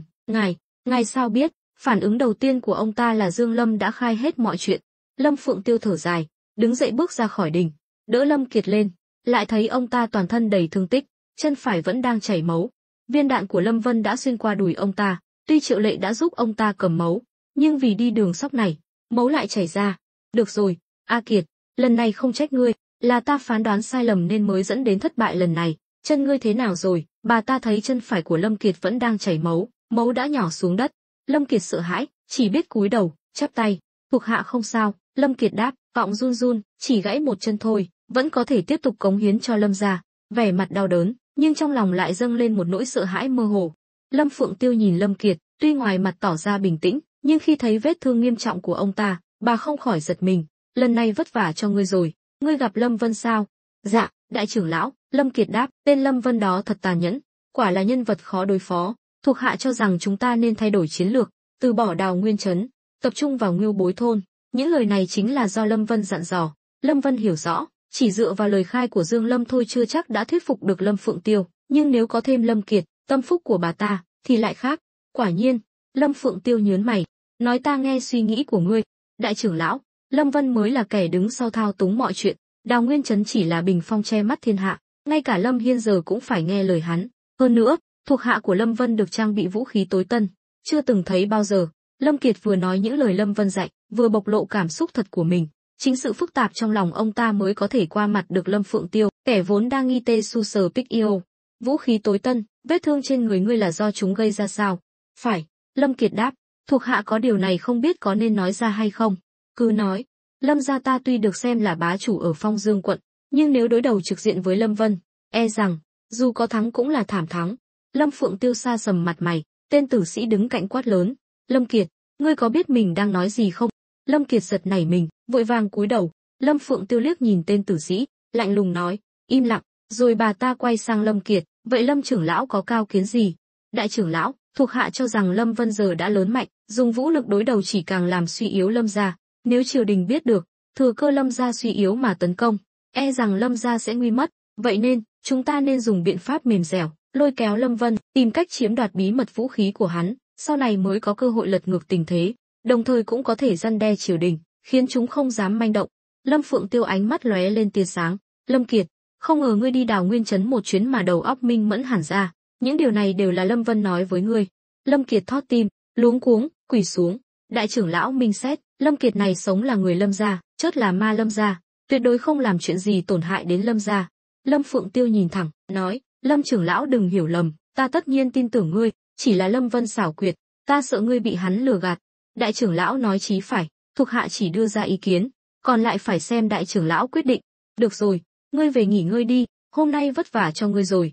Được đại trưởng lão tin tưởng là vinh hạnh của Lâm Kiệt, chỉ là những người đi cùng thuộc hạ đều đã hy sinh, khiến thuộc hạ vô cùng đau xót. Lâm Kiệt giả vờ khóc lóc thảm thiết, nhưng trong lòng ông ta cũng áy náy không nguôi. Trên đường về, mỗi khi nhắm mắt lại, ông ta đều thấy hình ảnh hai vị trưởng lão bị mình giết chết đang nhìn mình đầy oán hận. Sau khi Lâm Kiệt rời đi, Lâm Phượng Tiêu nhìn theo bóng lưng ông ta, ra hiệu cho tử sĩ, phái người theo dõi hắn. Hắn gặp ai, nói gì, đều phải báo cáo lại cho ta ngay lập tức. Lâm Phượng Tiêu không phải kẻ ngốc, Cả đoàn người đi đàm phán đều bị giết, chỉ còn mỗi Lâm Kiệt sống sót. Hơn nữa, Lâm Kiệt lại hết lời ca ngợi Lâm Vân, còn đề xuất thay đổi chiến lược của Lâm gia. Những lời này tuy không có gì sai trái, nhưng Lâm Kiệt vừa mới thoát chết trong tay Lâm Vân, lẽ ra phải căm hận hắn ta thấu xương mới đúng. Điều này khiến Lâm Phượng Tiêu không thể không nghi ngờ. Rời khỏi Lâm phủ, Lâm Kiệt thở phào nhẹ nhõm, xem ra Lâm Phượng Tiêu chưa nghi ngờ mình. Ông ta thầm khâm phục khả năng đoán biết lòng người của Lâm Vân, nhất là đối với Lâm Phượng Tiêu, một người phụ nữ quyền cao chức trọng, việc qua mặt bà ta quả thật không dễ dàng. Nhưng đúng lúc này, ông ta nhìn thấy Dương Lâm đang chọn quà cho em gái ở một quầy hàng ven đường. Dương Lâm cũng thấy Lâm Vân tặng quà cho em gái mình nên mới biết cô bé thích những món đồ nhỏ xinh này. Sau khi thoát nạn, tâm trạng anh cũng thoải mái hơn. Bỗng một bóng người che khuất ánh nắng chiếu trên người Dương Lâm. Anh quay đầu lại, thấy Lâm Kiệt, trong lòng giật mình. Lâm trưởng lão, Dương Lâm cười gượng gạo, có chuyện gì sao? Cả hai đều chưa biết đối phương là người của Lâm Vân, nên đều đề phòng lẫn nhau. Lâm Kiệt mỉm cười, thăm dò, Dương tiên sinh quả là cao thủ, có thể trốn thoát khỏi Đào Nguyên trấn được canh phòng nghiêm ngặt như vậy, thật đáng nể. Dương Lâm cười đáp, Lâm trưởng lão quá khen, chỉ là may mắn thôi. Chỉ là may mắn sao? Dương Lâm nheo mắt, vậy theo Lâm trưởng lão thì sao? Hừ, giờ lũ thám tử ở Đào Nguyên trấn đã bị tiêu diệt hết, với thủ đoạn của Lâm Vân, không thể có kẻ nào sống sót, ta không cần phải nói nhiều hơn nữa chứ. Nói xong, Lâm Kiệt quay người bỏ đi, bản thân ông ta cũng làm chuyện mờ ám, nên không muốn truy cứu sâu. Những lời này chỉ là để cảnh cáo Dương Lâm đừng nói lung tung. Dương Lâm nhìn theo bóng lưng Lâm Kiệt với ánh mắt lạnh lẽo, không nói gì, nhưng khi quay đầu lại, anh vô tình thấy tên tử sĩ lúc nãy đứng ở đình nghỉ mát trong vườn Lâm phủ. Tên tử sĩ không phát hiện ra Dương Lâm, mà lặng lẽ đi theo Lâm Kiệt. Dương Lâm nhíu mày, kỳ lạ thật, lẽ ra tử sĩ Lâm gia phải theo dõi ta mới đúng, sao lại đi theo Lâm Kiệt? Chẳng lẽ dù không tham gia vào chuyện ở Đào Nguyên trấn hôm nay, nhưng Dương Lâm rất thông minh, theo anh biết, Lâm Vân đã tiêu diệt toàn bộ đoàn người của Lâm gia, không lý nào lại để sót Lâm Kiệt. Chẳng lẽ, một suy đoán lóe lên trong đầu Dương Lâm. Lúc này, người bán hàng bực bội nói, vị khách quan này, mua hay không thì bảo, hương nang của tôi bị ngươi làm bẩn hết rồi. Dương Lâm cười trừ, vội vàng lấy 2 đồng xu trong túi ra. Xin lỗi, ta mua cái hương nang này. Nói rồi, anh cất hương nang vào người, lặng lẽ đi theo Lâm Kiệt và tên tử sĩ. Lẽ ra Dương Lâm phải lập tức quay về Đào Nguyên trấn báo cáo với Lâm Vân, nhưng anh muốn điều tra rõ ràng mọi việc rồi mới báo cáo. Anh cảm thấy có gì đó không ổn.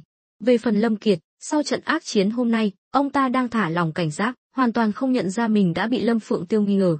Ông ta về nhà, để người hầu băng bó vết thương qua loa rồi lại ra ngoài. Ông ta không hề biết nhất cử nhất động của mình đang bị ít nhất 3 thế lực theo dõi. Tên tử sĩ do Lâm Phượng Tiêu phái đến bám theo Lâm Kiệt rất kín đáo, luôn giữ khoảng cách an toàn.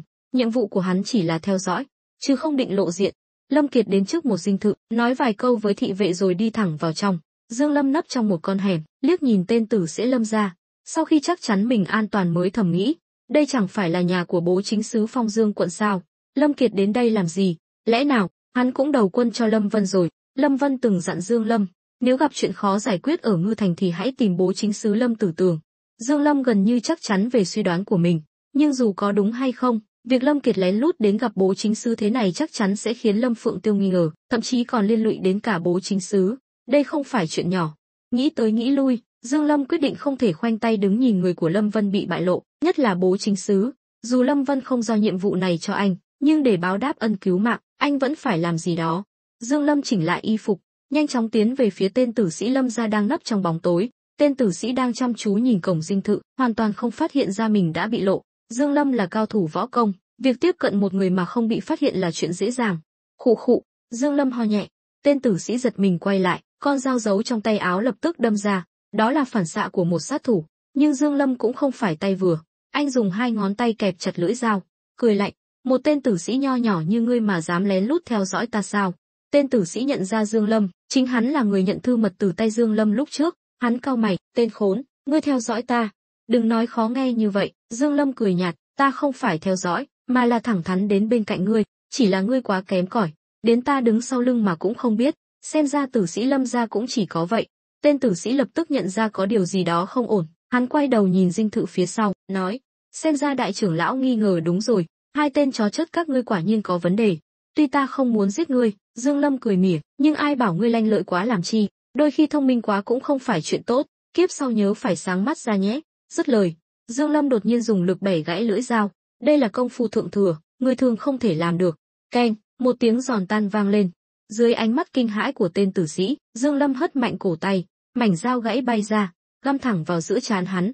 máu bắn tung tóe, tên tử sĩ chết ngay tại chỗ, không kịp kêu lên một tiếng. Rõ ràng Dương Lâm là một cao thủ đáng gờm. Sau đó, Dương Lâm giấu xác tên tử sĩ trong con hẻm, dùng rác rưởi che lấp rồi bỏ đi như không có chuyện gì xảy ra, sau đó lặng lẽ lẻn vào dinh thự. Bên trong dinh thự, Lâm Kiệt được dẫn vào đại sảnh, thấy Lâm Tử Tường đang ngồi nhàn nhã uống trà, như đã đoán trước được việc ông ta sẽ đến. Cả hai đều là người Lâm gia, ngày thường cũng có chút giao tình. Hơn nữa, Lâm Vân đã dặn Lâm Kiệt sau khi mọi việc xong xuôi thì báo cáo lại cho Lâm Tử Tường, coi như là để hai người làm quen với nhau. Tất nhiên, đây cũng là một lời cảnh cáo của Lâm Vân dành cho Lâm Tử Tường. Ra là Lâm trưởng lão. Lâm Tử Tường cười nói, nghe nói hôm nay ngươi đến đảo Nguyên Trấn, xem ra mạng ngươi cũng lớn thật, cả đoàn người Lâm gia bị tiêu diệt, vậy mà ngươi vẫn sống sót trở về. Tuy đảo Nguyên Trấn bị Lâm Vân và Lâm Hiên phong tỏa, nhưng một số tin tức quan trọng vẫn lọt ra ngoài.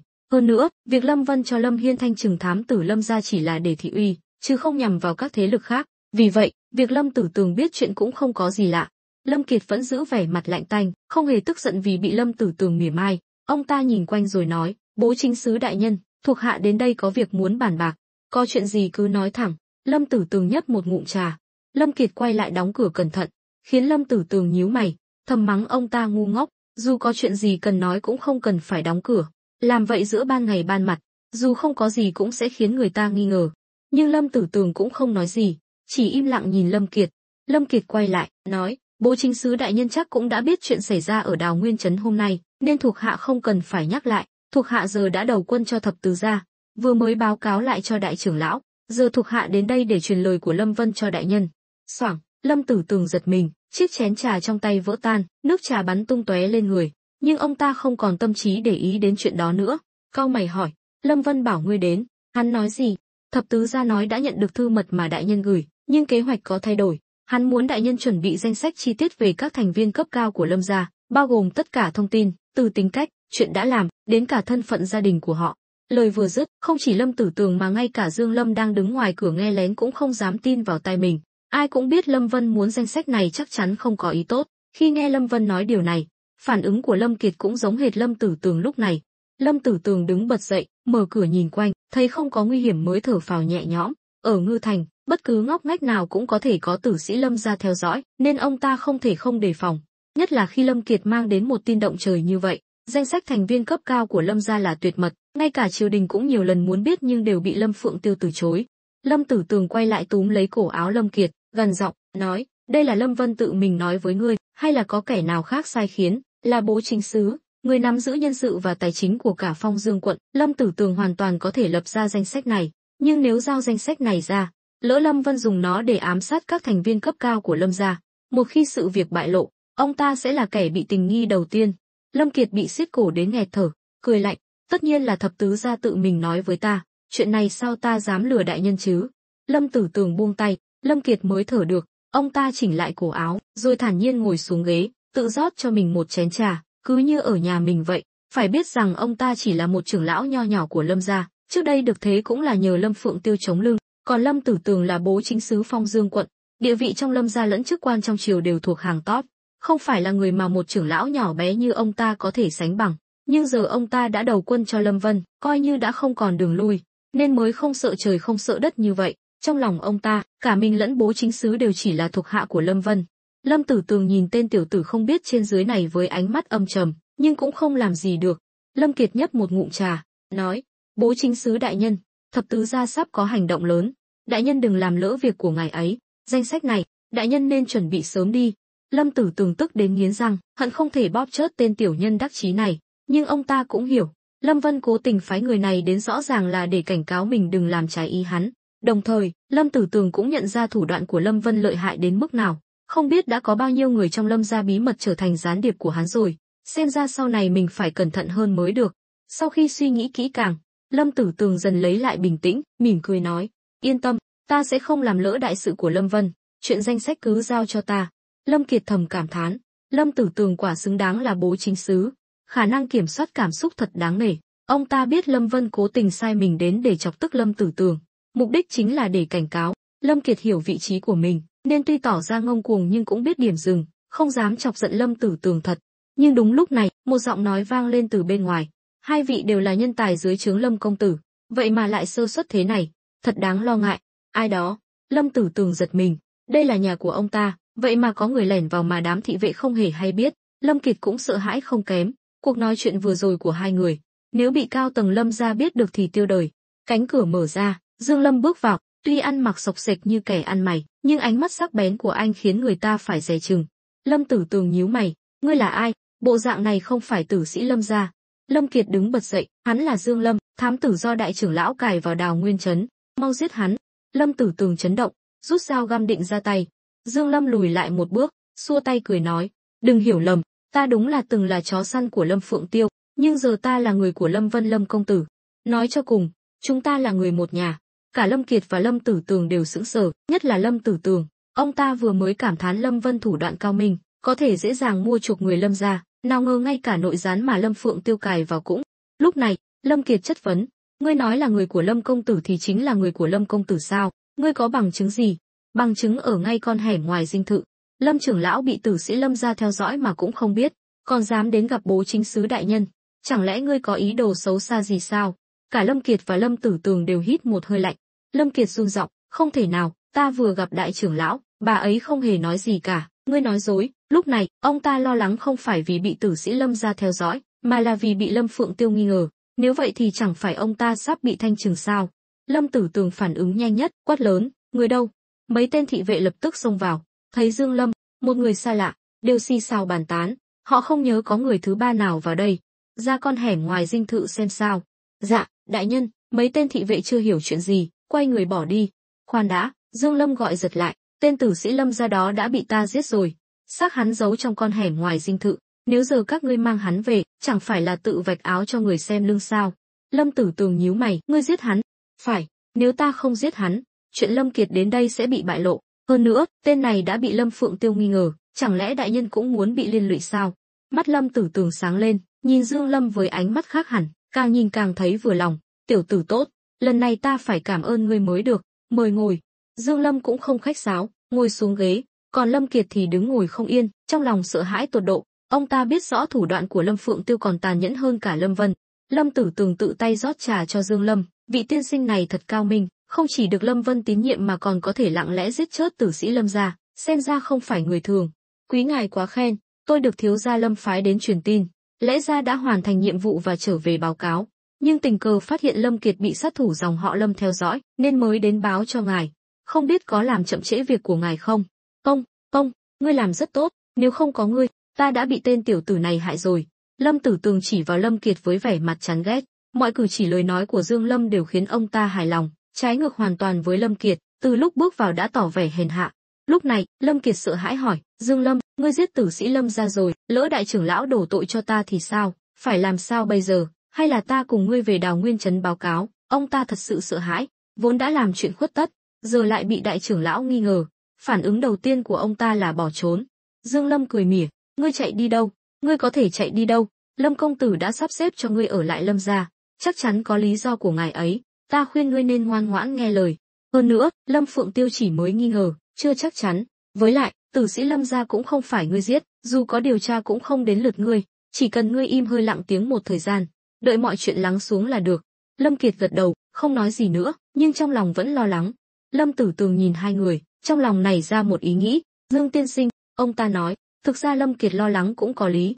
Lâm Phượng Tiêu là người tàn nhẫn, một khi đã nghi ngờ thì sẽ điều tra đến cùng.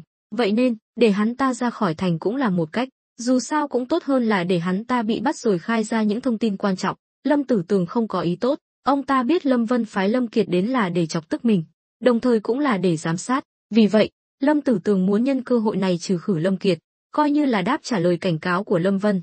Dương Lâm không hề hay biết, anh do dự nói, chuyện này không ổn lắm, ta đưa hắn ra khỏi thành thì dễ, nhưng thân phận của ta cũng đặc biệt, không thể để lộ. Hơn nữa, dù có đưa hắn về Đào Nguyên trấn, ta cũng không biết ăn nói thế nào với Lâm công tử. Không sao, chuyện này cứ giao cho ta. Dương tiên sinh cứ ra khỏi thành trước, ta sẽ đưa hắn đến gặp ngươi. Lâm Kiệt mừng rỡ, không ngờ Lâm Tử Tường lại chu đáo như vậy, vội vàng cảm ơn, đa tạ bố chính sứ đại nhân. Không cần khách sáo, ngươi đến đây cũng là để truyền tin, ta không thể bỏ mặc ngươi được. Hơn nữa, giờ chúng ta là người cùng hội cùng thuyền rồi. Phải, sau này còn phải nhờ đại nhân chiếu cố nhiều hơn. Lâm Kiệt đã quyết định, dù không muốn nhưng để bảo toàn tính mạng, ông ta vẫn sẽ đầu quân cho Lâm Vân. Dương Lâm gật đầu, được, vậy ta đi trước. Khoan đã, Dương tiên sinh đừng vội. ta còn vài lời muốn nói riêng với ngươi. Nói riêng? Dương Lâm nhướng mày. Đúng vậy, đừng hiểu lầm, ta chỉ muốn nhờ ngươi chuyển lời cho Lâm Vân. Lâm Tử Tường là người thế nào? Có thể ngồi lên chức bố chính xứ, chắc chắn không phải hạng tầm thường, càng không phải loại người mà Lâm Kiệt có thể nhìn thấu.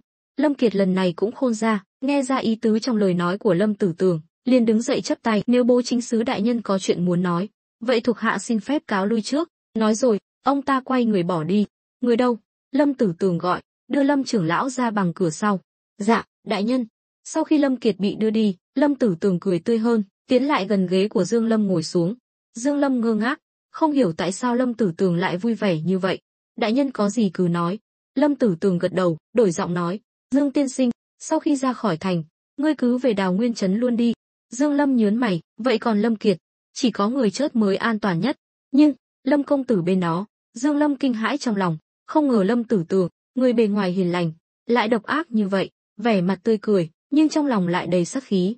Đây chính là lời ta muốn ngươi chuyển cho Lâm Vân. Ngươi nói với hắn, tên tiểu tử đó đã bị Lâm Phượng Tiêu nghi ngờ, không thể giữ lại được nữa. Nếu không, không chỉ liên lụy đến ta mà còn ảnh hưởng đến kế hoạch sau này. Lời nói của Lâm Tử Tường đã rất rõ ràng, gần như là nói thẳng với Lâm Vân đừng phái người giám sát mình nữa, nếu không sẽ gây ra rắc rối.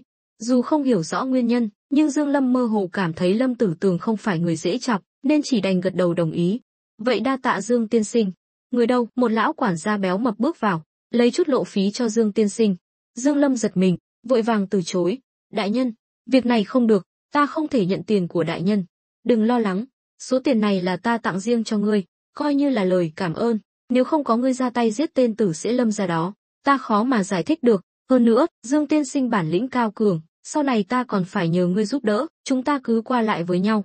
Dương Lâm đang rất cần tiền, tiệm cầm đồ mà anh khổ công gây dựng đã phá sản. Dù đầu quân cho Lâm Vân, anh cũng không có nhiều tiền, nhưng anh không phải kẻ ngốc, anh hiểu ý của Lâm Tử Tường.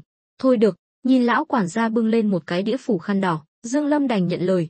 Lão quản gia mở khăn ra, bên trong là một xấp ngân phiếu. Dương Lâm nhìn thấy, có đến 1000 lượng, kinh ngạc nói, nhiều quá. Dương tiên sinh đã giúp ta việc lớn như vậy, số tiền này không nhiều chút nào. Sau đó, Lâm Tử Tường đích thân tiễn Dương Lâm ra khỏi dinh thự, có thể thấy trong lòng ông ta, địa vị của Dương Lâm và Lâm Kiệt khác biệt rất lớn. Dù Lâm Kiệt là trưởng lão, nhưng trong mắt Lâm Tử Tường, ông ta chẳng là gì cả. Ngược lại, Dương Lâm không chỉ võ công cao cường mà còn là người truyền tin được Lâm Vân tín nhiệm. Đối với ông ta mà nói, giá trị của Dương Lâm lớn hơn rất nhiều. Nịnh bợ Dương Lâm chỉ có lợi chứ không có hại. Lúc này, lão quản gia nhỏ giọng hỏi, lão gia, chẳng phải hắn chỉ là một tên nội gián sao? Loại người này có giá trị gì chứ? Lâm Tử Tường liếc nhìn lão quản gia, thở dài, hắn không phải nội gián bình thường, mà này, Lâm Kiệt đã bị đưa ra khỏi thành chưa? Lão gia yên tâm, đã sắp xếp xong xuôi rồi. Giờ này chắc hắn đã bị. Lão quản gia đã đi theo Lâm Tử Tường hơn 20 năm, hai người tâm đầu ý hợp, chỉ cần một ánh mắt, một cử chỉ là đã hiểu ý nhau. Tốt, làm sạch sẽ, đừng để lại dấu vết. Dạ, Lâm Tử Tường cũng bất đắc dĩ phải làm vậy. Ông ta có toan tính riêng, thứ nhất là để đáp trả lời cảnh cáo của Lâm Vân, cũng là để cho Lâm Vân biết không thể thiếu mình. Thứ hai là muốn độc chiếm công lao, nhất là lần này chiến thắng ở Đào Nguyên trấn, Lâm Vân không chỉ chính thức lộ diện mà còn tát thẳng vào mặt Lâm gia. Theo ông ta, đây là một bước tiến lớn, cũng khiến ông ta thấy được quyết tâm và thực lực của Lâm Vân. Chỉ có điều, danh sách thành viên cấp cao của Lâm gia khiến ông ta do dự. Với sự hiểu biết của mình, ông ta biết Lâm Vân chắc chắn sẽ dùng danh sách này để hành động, mà như vậy thì ông ta sẽ gặp nguy hiểm. Ở một nơi hoang vắng ngoài Ngư Thành, Lâm Kiệt không mang theo gì cả, chỉ có xấp ngân phiếu tích góp bao năm, đang sốt ruột chờ đợi. Bên cạnh ông ta là hai tên thị vệ, đều là người của Lâm Tử Tường. Hai người đã nhận được lệnh, đang lạnh lùng đứng đó, thỉnh thoảng lại ngẩng đầu nhìn trời, dường như đang chờ đợi điều gì đó. Sao Dương Lâm vẫn chưa đến? Lâm Kiệt sốt ruột.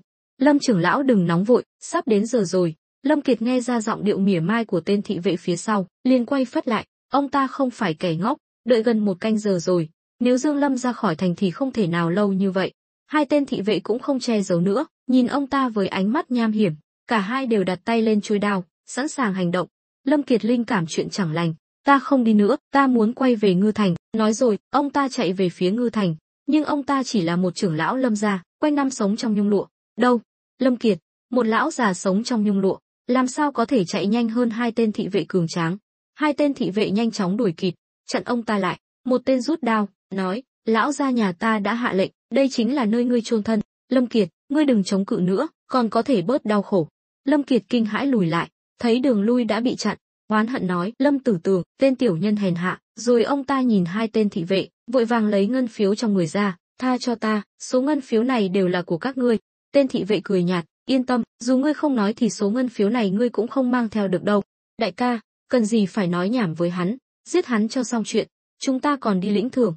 Nói rồi, tên thị vệ phía sau Lâm Kiệt vung đao đâm thẳng vào eo ông ta. Lâm Kiệt kêu lên thảm thiết. Ngay sau đó, một nhát đao nữa xuyên qua tim ông ta, Lâm Kiệt ngã gục xuống đất, chết ngay tại chỗ. Hai tên thị vệ thấy việc đã thành, liền cướp lấy sấp ngân phiếu trên tay Lâm Kiệt rồi bỏ đi. Khốn kiếp, Lâm Tử Tường, tên khốn nạn. Lâm Kiệt vẫn chưa chớt hẳn, nửa người trên bê bết máu, vẫn không cam lòng, buông lời nguyền rủa. Nhưng đúng lúc này, Dương Lâm xuất hiện, anh cố tình đồng ý với Lâm Tử Tường, nhưng không muốn Lâm Kiệt chớt như vậy. Theo anh, Lâm Kiệt quay về Ngư Thành là mệnh lệnh của Lâm Vân, anh không thể trái lệnh. Hơn nữa, tuy đang thiếu tiền, nhưng anh không dám nhận loại tiền bất nghĩa này. Lâm Tử Tường độc ác như vậy, hôm nay có thể hãm hại người khác, ngày mai có thể hãm hại anh hoặc Lâm Vân. Vì vậy, Dương Lâm càng không thể đồng ý, nhất là khi Lâm Vân là ân nhân cứu mạng của anh và em gái. Lâm Kiệt đã dần mất đi ý thức, nhưng vẫn nhận ra Dương Lâm. Ông ta run rẩy giơ bàn tay bê bết máu lên, yếu ớt nói: Dương, tiên sinh, cứu ta sẽ đưa ngươi về Đào Nguyên Trấn. Dương Lâm nói: còn sống hay chết là tùy vào số phận của ngươi, anh không biết chữa bệnh cứu người, chỉ đơn giản băng bó vết thương cho Lâm Kiệt rồi cõng ông ta rời đi. Cùng lúc đó, trong đại điện Lâm gia ở Ngư Thành, các trưởng lão đang tụ tập đông đủ, chỉ có Lâm Phượng Tiêu ngồi trên ghế, trước mặt mọi người là một thi thể được phủ kín bằng vải trắng. Lâm Phượng Tiêu uể oải vươn vai, hỏi: đã điều tra ra là ai làm chưa? Các trưởng lão đều lắc đầu im lặng. Lâm Tử Tường cũng có mặt, nhưng ông ta hoàn toàn không quan tâm, chỉ cúi đầu, mắt nhìn mũi, mũi nhìn tim.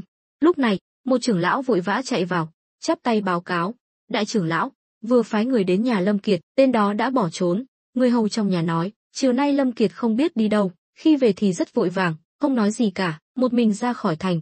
Nghe vậy, cả đại điện xôn xao. Đến lúc này thì ai cũng biết tên tử sĩ kia chắc chắn là do Lâm Kiệt giết. Đại trưởng lão, tên Lâm Kiệt này trước giờ trông có vẻ thật thà, không ngờ lại cấu kết với Đào Nguyên Trấn, thật đáng chớt, chúng ta nên tịch biên gia sản của hắn ngay lập tức. Đúng vậy, loại người này làm ô uế thanh danh của Lâm gia. Lâm Phượng Tiêu vẫn bình tĩnh ngồi trên ghế, nhìn Lâm Tử Tường, người vẫn im lặng nãy giờ, cười nói: Lâm đại nhân, ngươi không có gì muốn nói sao? Nghe nói thi thể tên tử sĩ được phát hiện trước dinh thự của ngươi. Lâm Tử Tường chắp tay, thuộc hạ không biết gì cả, nhưng giờ nhân chứng vật chứng rõ ràng, chính là Lâm Kiệt cấu kết với Đào Nguyên Trấn mới dẫn đến thất bại trong cuộc đàm phán lần này. Đại trưởng lão có thể nhân cơ hội này gây sức ép với Đào Nguyên Trấn. Hừ, Lâm Phượng Tiêu đứng dậy, các trưởng lão xung quanh vội vàng tránh đường. Bà ta cúi xuống, lật tấm vải trắng ra, chỉ vào vết thương nhỏ và dài trên trán tên tử sĩ, chất vấn: ta hỏi các ngươi, Lâm Kiệt không biết võ công, làm sao có thể một chiêu giết chết tử sĩ Kim Duệ của Lâm gia ta? Các ngươi ăn không ngồi rồi sao? Các trưởng lão nhìn nhau, không ai nói gì, họ đều muốn chuyện bé xé ra to, nên không muốn điều tra kỹ, từ đó có thể thấy nội bộ Lâm gia đã mục ruỗng đến mức nào. Lâm Phượng Tiêu nhìn quanh, thở dài, không trách Lâm gia ta ngày càng suy yếu, bị bọn tiểu nhân khiêu khích, chỉ dựa vào đám phế vật các ngươi, Lâm gia làm sao khá lên được, ngày thường nhận hối lộ thì nhanh nhẹn lắm, giờ đến việc nhỏ này cũng không làm được. Lâm gia ta đời đầu lập nên cơ nghiệp lừng lẫy, theo thánh tổ Nam Chinh Bắc Chiến mới có được ngày hôm nay, vậy mà đám hậu bối chúng ta lại không giữ nổi mảnh đất mà tổ tiên để lại, ta nuôi các ngươi để làm gì? Các trưởng lão bị mắng đến câm nín, cúi gằm mặt xuống đất. Lúc này, Lâm Tử Tường lên tiếng: đại trưởng lão, lời này có phần hơi quá, giữ gìn cơ nghiệp còn khó hơn gây dựng cơ nghiệp, ngay cả hoàng thượng cũng đang phải đối mặt với vấn đề này, người hà tất phải tức giận như vậy? Các trưởng lão im lặng, nhưng trong lòng đều đồng tình với Lâm Tử Tường. Lâm Phượng Tiêu cười lạnh: ngươi nói cũng có lý, chúng ta không bàn chuyện này nữa. Đã có bố chính sứ đại nhân lên tiếng, vậy ngươi nói xem nên giải quyết chuyện này thế nào? Bà ta đã nghi ngờ Lâm Tử Tường từ lâu, chỉ là chưa tìm được bằng chứng. Rất đơn giản, Lâm Tử Tường nói, từ hôm nay, siết chặt quản lý nội bộ Lâm gia, nhất là tầng lớp cao cấp, những trưởng lão có liên quan đến cơ mật đều phải bị kiểm tra, phải đảm bảo lòng trung thành của họ. Sau đó, chia quân làm hai, một mặt tiếp tục gây sức ép với Đào Nguyên Trấn, một mặt đối phó với Ngưu Bối thôn, chỉ có nắm chắc quyền chủ động trong tay, mới có thể khiến Lâm Vân không còn tâm trí đối phó với Lâm gia. Nghe đến chuyện kiểm tra, các trưởng lão đều thầm mắng Lâm Tử Tường. Nếu làm vậy, những chuyện mờ ám mà họ làm bấy lâu nay sẽ bị phơi bày ra ánh sáng. Lâm Phượng Tiêu gật đầu, cười nói, bố chính sứ đại nhân quả nhiên sâu sắc, ngươi nói vậy khiến ta sáng tỏ ra nhiều điều, nhưng còn một việc nữa, mong đại nhân chỉ giáo. Chuyện gì? Lâm Tử Tường nhíu mày. Lâm Vân giờ đã cấu kết với triều đình, nghe nói còn được hoàng thượng ngầm ủng hộ, Không biết bố chính sứ đại nhân có cao kiến gì. Tuy Lâm Phượng Tiêu không còn tin vào tin tức mà Lâm Kiệt mang về, nhưng có một điều chắc chắn là Lâm Vân đã vào kinh gặp hoàng thượng. Việc này còn nguy hiểm hơn tất cả những chuyện đã xảy ra gần đây, cũng là cái gai trong lòng bà ta. Lâm Tử Tường cười nói, đại trưởng lão không cần phải lo lắng, người là chính thất của Vũ Vương gia, chỉ cần người lên tiếng, Vũ Vương gia nhất định sẽ cầu xin hoàng thượng. Đối phó với một tên tiểu tốt như Lâm Vân, chẳng phải là chuyện dễ dàng sao? Lâm Tử Tường không có ý tốt, ông ta cố tình nói vậy để du ngủ Lâm gia. Nếu Lâm Vân đã được hoàng thượng ủng hộ, thì một mình Vũ Vương gia làm sao có thể thay đổi được? Nếu Vũ Vương gia thật sự dùng quyền lực của mình để can thiệp vào triều chính, thì ông ta sẽ gặp họa. Đến lúc đó, Lâm gia diệt vong là điều chắc chắn, mà ông ta cũng sẽ được giải thoát, không còn phải sống trong sợ hãi nữa. Hơn nữa, ông ta khác với người Lâm gia, là bố chính sứ, là quan triều đình. Trước đây, ông ta có thể lợi dụng mối quan hệ giữa triều đình và Lâm gia để hưởng lợi kép, nhưng giờ Lâm gia đã bắt đầu suy tàn. Vì tương lai của mình, ông ta chỉ có thể vứt bỏ Lâm gia. Từ đó có thể thấy Lâm Tử Tường thật sự rất giàu hoạt. Chỗ dựa lớn nhất của Lâm Phượng Tiêu là Vũ Vương gia, nhờ vậy mà bà ta trở thành hoàng thân quốc thích, khiến cả Lâm gia được nhờ. Nhưng mọi việc đều có hai mặt. Khi Lâm gia hưng thịnh, thân phận hoàng thân quốc thích của Lâm Phượng Tiêu là lớp vàng rát mỏng, nhưng giờ tình thế đã thay đổi, thân phận này sẽ trở thành gánh nặng. Một khi Vũ Vương gia biết được tình hình nguy hiểm này, hoặc bị hoàng thượng cảnh cáo, ông ta rất có thể sẽ đoạn tuyệt quan hệ với Lâm gia. Hơn nữa, giờ đây các phiên vương của Đại Đoan Thần triều đã động chạm đến lợi ích của hoàng thượng, việc thanh trừng là điều tất yếu, không ai có thể ngăn cản. Vì vậy, theo ông ta, sự xuất hiện của nhân vật như Lâm Vân không có gì lạ. Theo thời gian, việc thanh trừng phiên vương sẽ trở thành xu hướng chủ đạo của Đại Đoan Thần triều. Giờ mới chỉ có Lâm Vân ra tay, nếu ép hoàng thượng phải ra tay, thì sẽ không còn đơn giản như vậy nữa. Nhưng những điều này, Lâm Tử Tường hiểu, Lâm Phượng Tiêu cũng hiểu, là người đứng đầu Lâm gia, bà ta cũng biết Lâm gia đang gặp nguy hiểm, nên mỗi hành động đều phải cân nhắc kỹ lưỡng, vừa không thể không ra tay, vừa không thể dốc toàn lực. Nếu Lâm gia phản ứng quá mạnh, làm lớn chuyện, triều đình sẽ có cớ để ra tay. Điều này khiến Lâm Phượng Tiêu rất đau đầu. Lúc này, Lâm Phượng Tiêu mỉm cười, Lâm đại nhân nói chí phải, vậy ngươi hãy thay mặt ta đến Ngưu Bối thôn, nói chuyện với Lâm Vân, nếu có thể hóa giải mâu thuẫn thì đó cũng là phúc của Lâm gia. Dù sao Lâm Vân cũng là người Lâm gia, chỉ cần hắn chịu cúi đầu, ta có thể hứa cho hắn tất cả những gì hắn muốn, miễn là hắn vẫn công nhận địa vị của Lâm gia ở Phong Dương quận. Lời vừa dứt, cả đại điện chấn động, các trưởng lão không ngờ một tên Lâm Vân mới xuất hiện lại khiến đại trưởng lão quyền lực nhất của Lâm gia phải cúi đầu. Nhưng ai cũng hiểu, đây chỉ là kế hoãn binh, muốn du ngủ Lâm Vân, chỉ cần lừa được hắn đến Ngư Thành, Lâm gia có thể dễ dàng giết hắn, mọi rắc rối cũng sẽ được giải quyết, bắt giặc phải bắt vua chính là như vậy. Lâm Tử Tường nhướng mày, cười nói, đại trưởng lão phải suy nghĩ kỹ, thuộc hạ đi gặp Lâm Vân thì không vấn đề gì, nhưng việc này ảnh hưởng rất lớn, chẳng khác nào Lâm gia đang chịu thua. Lâm Phượng Tiêu thở dài, giờ tình thế bắt buộc phải làm vậy, chỉ cần bảo vệ được cơ nghiệp Lâm gia, ta có thể hy sinh cả tính mạng này cũng không tiếc. Những lời này, không ai tin, Lâm Phượng Tiêu không phải người có thể hy sinh vì đại nghĩa, hơn nữa, Lâm Vân cũng sẽ không đồng ý, nhưng không ai vạch trần, tất cả đều chắp tay nịnh hót đại trưởng lão. Lâm Tử Tường cười nhạt, nếu vậy, thuộc hạ sẽ đi gặp Lâm Vân. Cùng lúc đó, Dương Lâm đã đưa Lâm Kiệt, người đang thoi thóp, về đến đảo Nguyên Trấn. Nếu chỉ có một mình, với tốc độ của anh, trời tối là có thể về đến nơi, nhưng vì phải cõng theo Lâm Kiệt, nên mãi đến tối mịt anh mới về đến trấn. Lúc này, Lâm Vân vẫn đang đợi ở nha môn. Ngoài Lâm Hiên ra, còn có Giang Khôn, người vừa được mời đến, là thống lĩnh tối cao của Nham Tử Sơn. Dưới trướng có hàng ngàn quân tinh nhuệ. Sau nửa năm phát triển, thực lực của Giang Khôn ngày càng lớn mạnh. Giang Khôn ngồi trên ghế, nhìn Lâm Vân và Lâm Hiên đang ngồi đối diện, trong lòng có chút bối rối. Ông ta không hiểu tại sao mình lại bị gọi đến đây. Lâm Vân và Lâm Hiên chỉ im lặng uống trà, không thèm nhìn ông ta lấy một lần. Cuối cùng, Giang Khôn không nhịn được nữa, tò mò hỏi, Lâm công tử, ngài gọi thuộc hạ đến đây là có chuyện gì? Lâm Vân mới đặt chén trà xuống, hỏi, sao, ngươi vẫn chưa đoán ra sao? Hắn không phải đang giả vờ cao thâm, mà là muốn thử thách Giang Khôn. Dù sao, sắp tới họ sẽ phải đối mặt với áp lực không nhỏ, hơn nữa còn phải điều động một phần lực lượng để bảo vệ việc khai thác mỏ đồng ở Nham Tử Sơn. Giang Khôn chậm rãi lắc đầu, cười khổ, thuộc hạ có suy đoán, nhưng không dám nói bừa. Nói rồi, ông ta liếc nhìn Lâm Hiên với vẻ mặt đầy ẩn ý, trong lòng ông ta vẫn còn oán hận Lâm Hiên vì chuyện lần trước, ông ta không muốn bị lợi dụng nữa. Lâm Hiên là người tinh ý, hiểu rõ ẩn ý trong ánh mắt của Giang Khôn, mỉm cười nói, Giang thống lĩnh hình như vẫn còn canh cánh trong lòng về chuyện lần trước. Ngươi nói xem. Giang Khôn bĩu môi, nếu không phải biết Lâm Vân có mặt ở đây, ông ta sẽ không bao giờ đến gặp Lâm Hiên. Lâm Hiên cười lớn, được rồi, vậy ta xin lỗi Giang thống lĩnh về chuyện lần trước, mong ngươi bỏ qua cho ta, nhưng ta cũng có nỗi khổ riêng, dù ngươi có lý do gì đi nữa. Giang Khôn nói, thì việc ngươi cố tình dẫn tinh binh Lâm gia đến chỗ ta, khiến ta tổn thất nặng nề là sự thật không thể chối cãi. Dù sao Giang Khôn cũng là võ tướng, không giỏi chuyện đấu đá mưu mô, có một số chuyện không hiểu cũng là điều dễ hiểu. Lâm Vân lên tiếng, được rồi, hôm nay ta mời ngươi đến đây cũng là muốn giải quyết hiểu lầm này. Giang Khôn, ngươi và Bát Ca đều là tướng lĩnh đắc lực dưới trướng của ta, có vai trò rất quan trọng trong việc bảo vệ Đào Nguyên Trấn và Nham Tử Sơn. Nói cho cùng, hai người cũng là đồng đội, nên ta hy vọng ngươi có thể bỏ qua hiềm khích cá nhân, đặt đại cục lên hàng đầu. Nếu Lâm công tử đã lên tiếng, thuộc hạ không dám truy cứu nữa, nhưng ta hy vọng sau này Lâm lĩnh chủ có việc gì thì hãy bàn bạc trước với ta, đừng tự ý hành động, khiến ta bất ngờ. Giang Khôn biết rõ địa vị của mình trong lòng Lâm Vân cao hơn Lâm Hiên rất nhiều, nên nói chuyện không hề khách khí. Lâm Hiên chỉ biết cười trừ, đó là điều đương nhiên, dù Giang thống lĩnh không tìm ta, ta cũng sẽ nói rõ với ngươi, dù sao, nếu chúng ta trở mặt với nhau, người không vui nhất chính là thập tứ đệ. Lâm Hiên nghe ra ý tứ trong lời nói của Giang Khôn, ngoài mặt tỏ ra nhún nhường, nhưng trong lòng lại khinh thường Giang Khôn.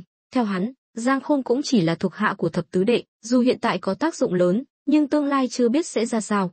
Lâm Vân thấy hai người đều không phục nhau, liền chuyển chủ đề, Giang Khôn, lần này ta tìm ngươi đến là có việc muốn nhờ, việc này rất quan trọng, mong ngươi để tâm. Giang Khôn đứng dậy chắp tay, mời Lâm công tử cứ bảo, thuộc hạ nguyện dốc hết sức lực, không dám oán thán nửa lời. Chuyện là thế này, chắc ngươi cũng đã biết, đoàn người do Lâm gia phái đến đã bị ta giết sạch, tuy việc này có phần trái với quy tắc, nhưng ta cũng có nỗi khổ riêng, vì vậy, sắp tới Lâm gia sẽ dồn lực vào Ngưu Bối thôn. Việc khai thác mỏ đồng ở Nham Tử Sơn phải được tiến hành ngay lập tức, trong thời gian này, chắc chắn sẽ có người Lâm gia đến quấy phá, ta cần hai người hợp tác, vừa tiêu diệt bọn chúng, vừa đảm bảo tiến độ khai thác. Giang Khôn kinh ngạc, Lâm công tử, nếu vậy, thuộc hạ xin được làm người bảo vệ Ngưu Bối thôn, xin hãy điều thuộc hạ về khu vực gần Ngưu Bối thôn. Ý của Giang Khôn rất rõ ràng, ông ta không muốn hợp tác với Lâm Hiên. Lâm Vân lắc đầu, e là không được, Giang Khôn, ngươi phải hiểu, Nham Tử Sơn rất quan trọng đối với ta để ngươi đóng quân ở đó chính là để đề phòng bất trắc. Bát Ca quản lý Đào Nguyên Trấn đã đủ bận rồi, không thể phân tâm lo cho Nham Tử Sơn, vì vậy, ta cần hai người phối hợp, hoàn thành việc này, sau này đại công cáo thành, hai người đều là người có công, ta sẽ không bạc đãi các ngươi. Giang Khôn lộ vẻ thất vọng, thực ra không cần hỏi, ông ta cũng biết sẽ là kết quả này, chỉ là muốn nhận được lời hứa của Lâm Vân mà thôi. Vậy được, thuộc hạ nhất định tuân lệnh. Đúng lúc này, một tên thị vệ bước vào, báo cáo, bẩm đại nhân, vừa nhận được tin từ Đào Nguyên Trấn, Dương Lâm đã trở về, hình như còn mang theo một trưởng lão Lâm gia. Lâm Vân và Lâm Hiên đều nhíu mày. Giang Khôn hỏi, mang theo trưởng lão Lâm gia, chuyện gì vậy? Lâm Vân nhấp một ngụm trà, bình tĩnh nói, đừng vội, ta cũng biết chút ít về Dương Lâm, chúng ta cứ xem sao đã. Lâm Hiên nhỏ giọng nói, ập tứ đệ, tên Dương Lâm này không phải là phản bội chứ, chúng ta phải cẩn thận. Lâm Vân đặt chén trà xuống, cười nói, không thể nào, tên tiểu tử này không có gan đó đâu. Vừa dứt lời, tiếng bước chân vang lên bên ngoài, Dương Lâm bước vào với vẻ mặt mệt mỏi, trên vai anh là Lâm Kiệt vẫn đang hôn mê bất tỉnh.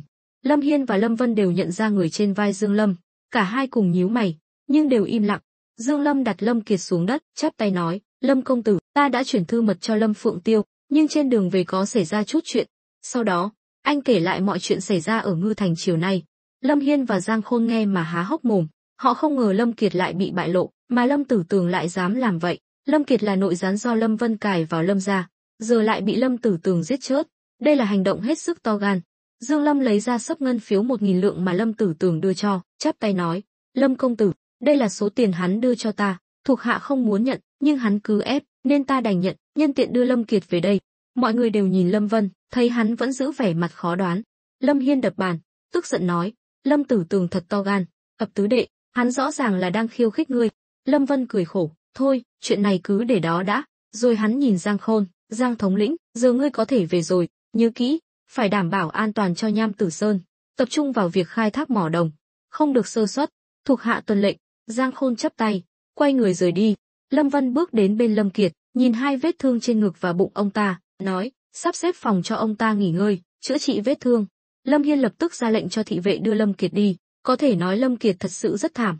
Ban ngày ở Đào Nguyên Trấn bị Lâm Vân đánh cho tơi tả, muốn về Ngư Thành lại suýt mất mạng.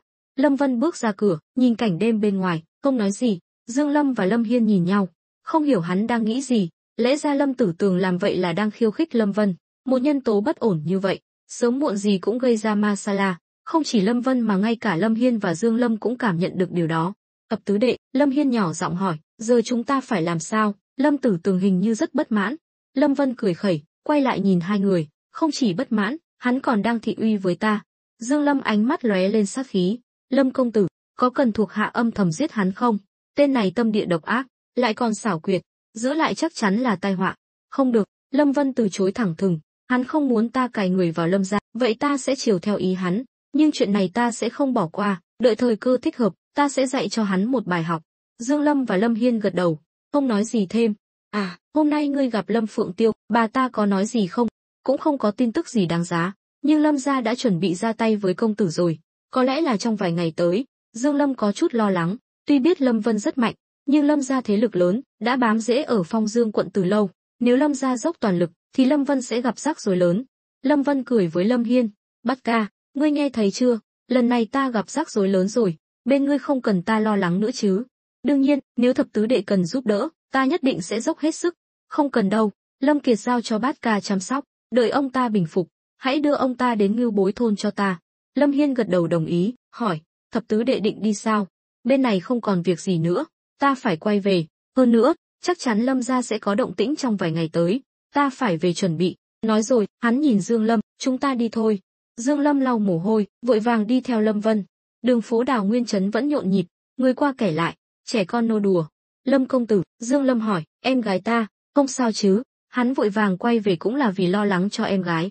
"Yên tâm, con bé khỏe mạnh lắm, đang được tứ phu nhân chăm sóc, ngươi không cần lo lắng, ta sắp rời khỏi Đào Nguyên trấn, ngươi muốn ở lại hay đi theo ta?"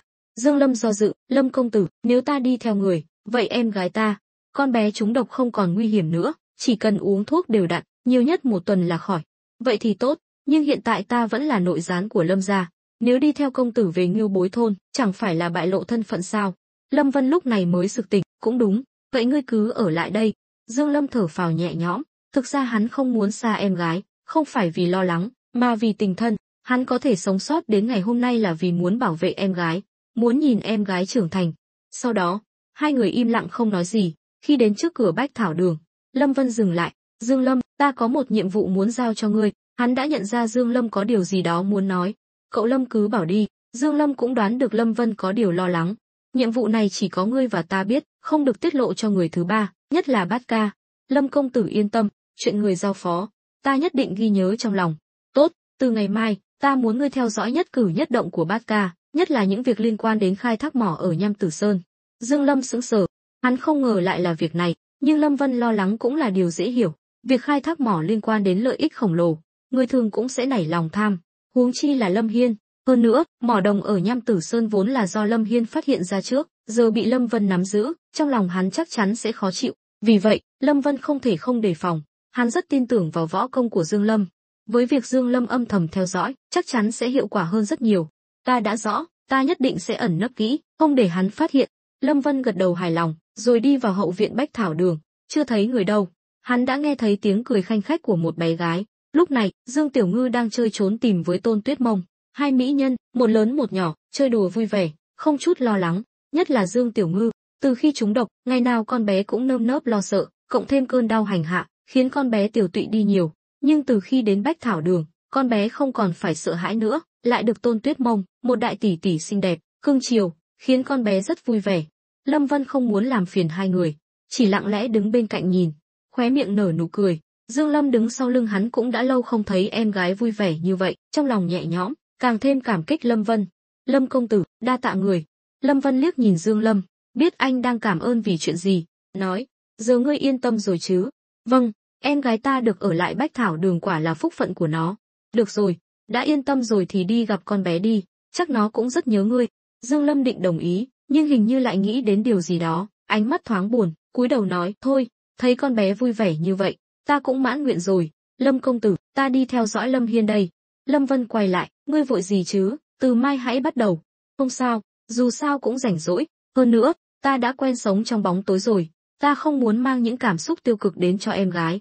Lâm Vân nhìn Dương Lâm, cảm nhận được sự tự ti và đen tối trong tâm hồn anh. Có lẽ vì trải qua quá nhiều chuyện, nên suy nghĩ của anh khác người thường. Có lẽ chính Dương Lâm cũng không ngờ rằng mình đã từ một người đứng đầu đội hộ vệ đội trưởng hộ vệ dần trở thành sát thủ sống trong bóng tối. Đối với Lâm Vân, loại người này rất nguy hiểm, vì họ dễ đi đến cùng cực. Tuy Lâm Vân tàn nhẫn với kẻ thù, thường không nương tay, nhưng hắn luôn cân nhắc thiệt hơn.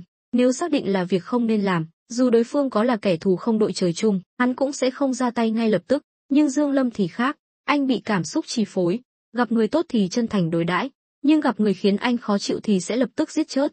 Hiểu rõ mọi chuyện, Lâm Vân cũng không ép buộc Dương Lâm nữa, gật đầu nói, được, vậy ngươi đi đi, nhớ kỹ những gì ta dặn dò. Mỗi tuần, ngươi gửi một bức thư mật đến Ngưu Bối thôn cho ta, báo cáo tình hình ở Đào Nguyên trấn.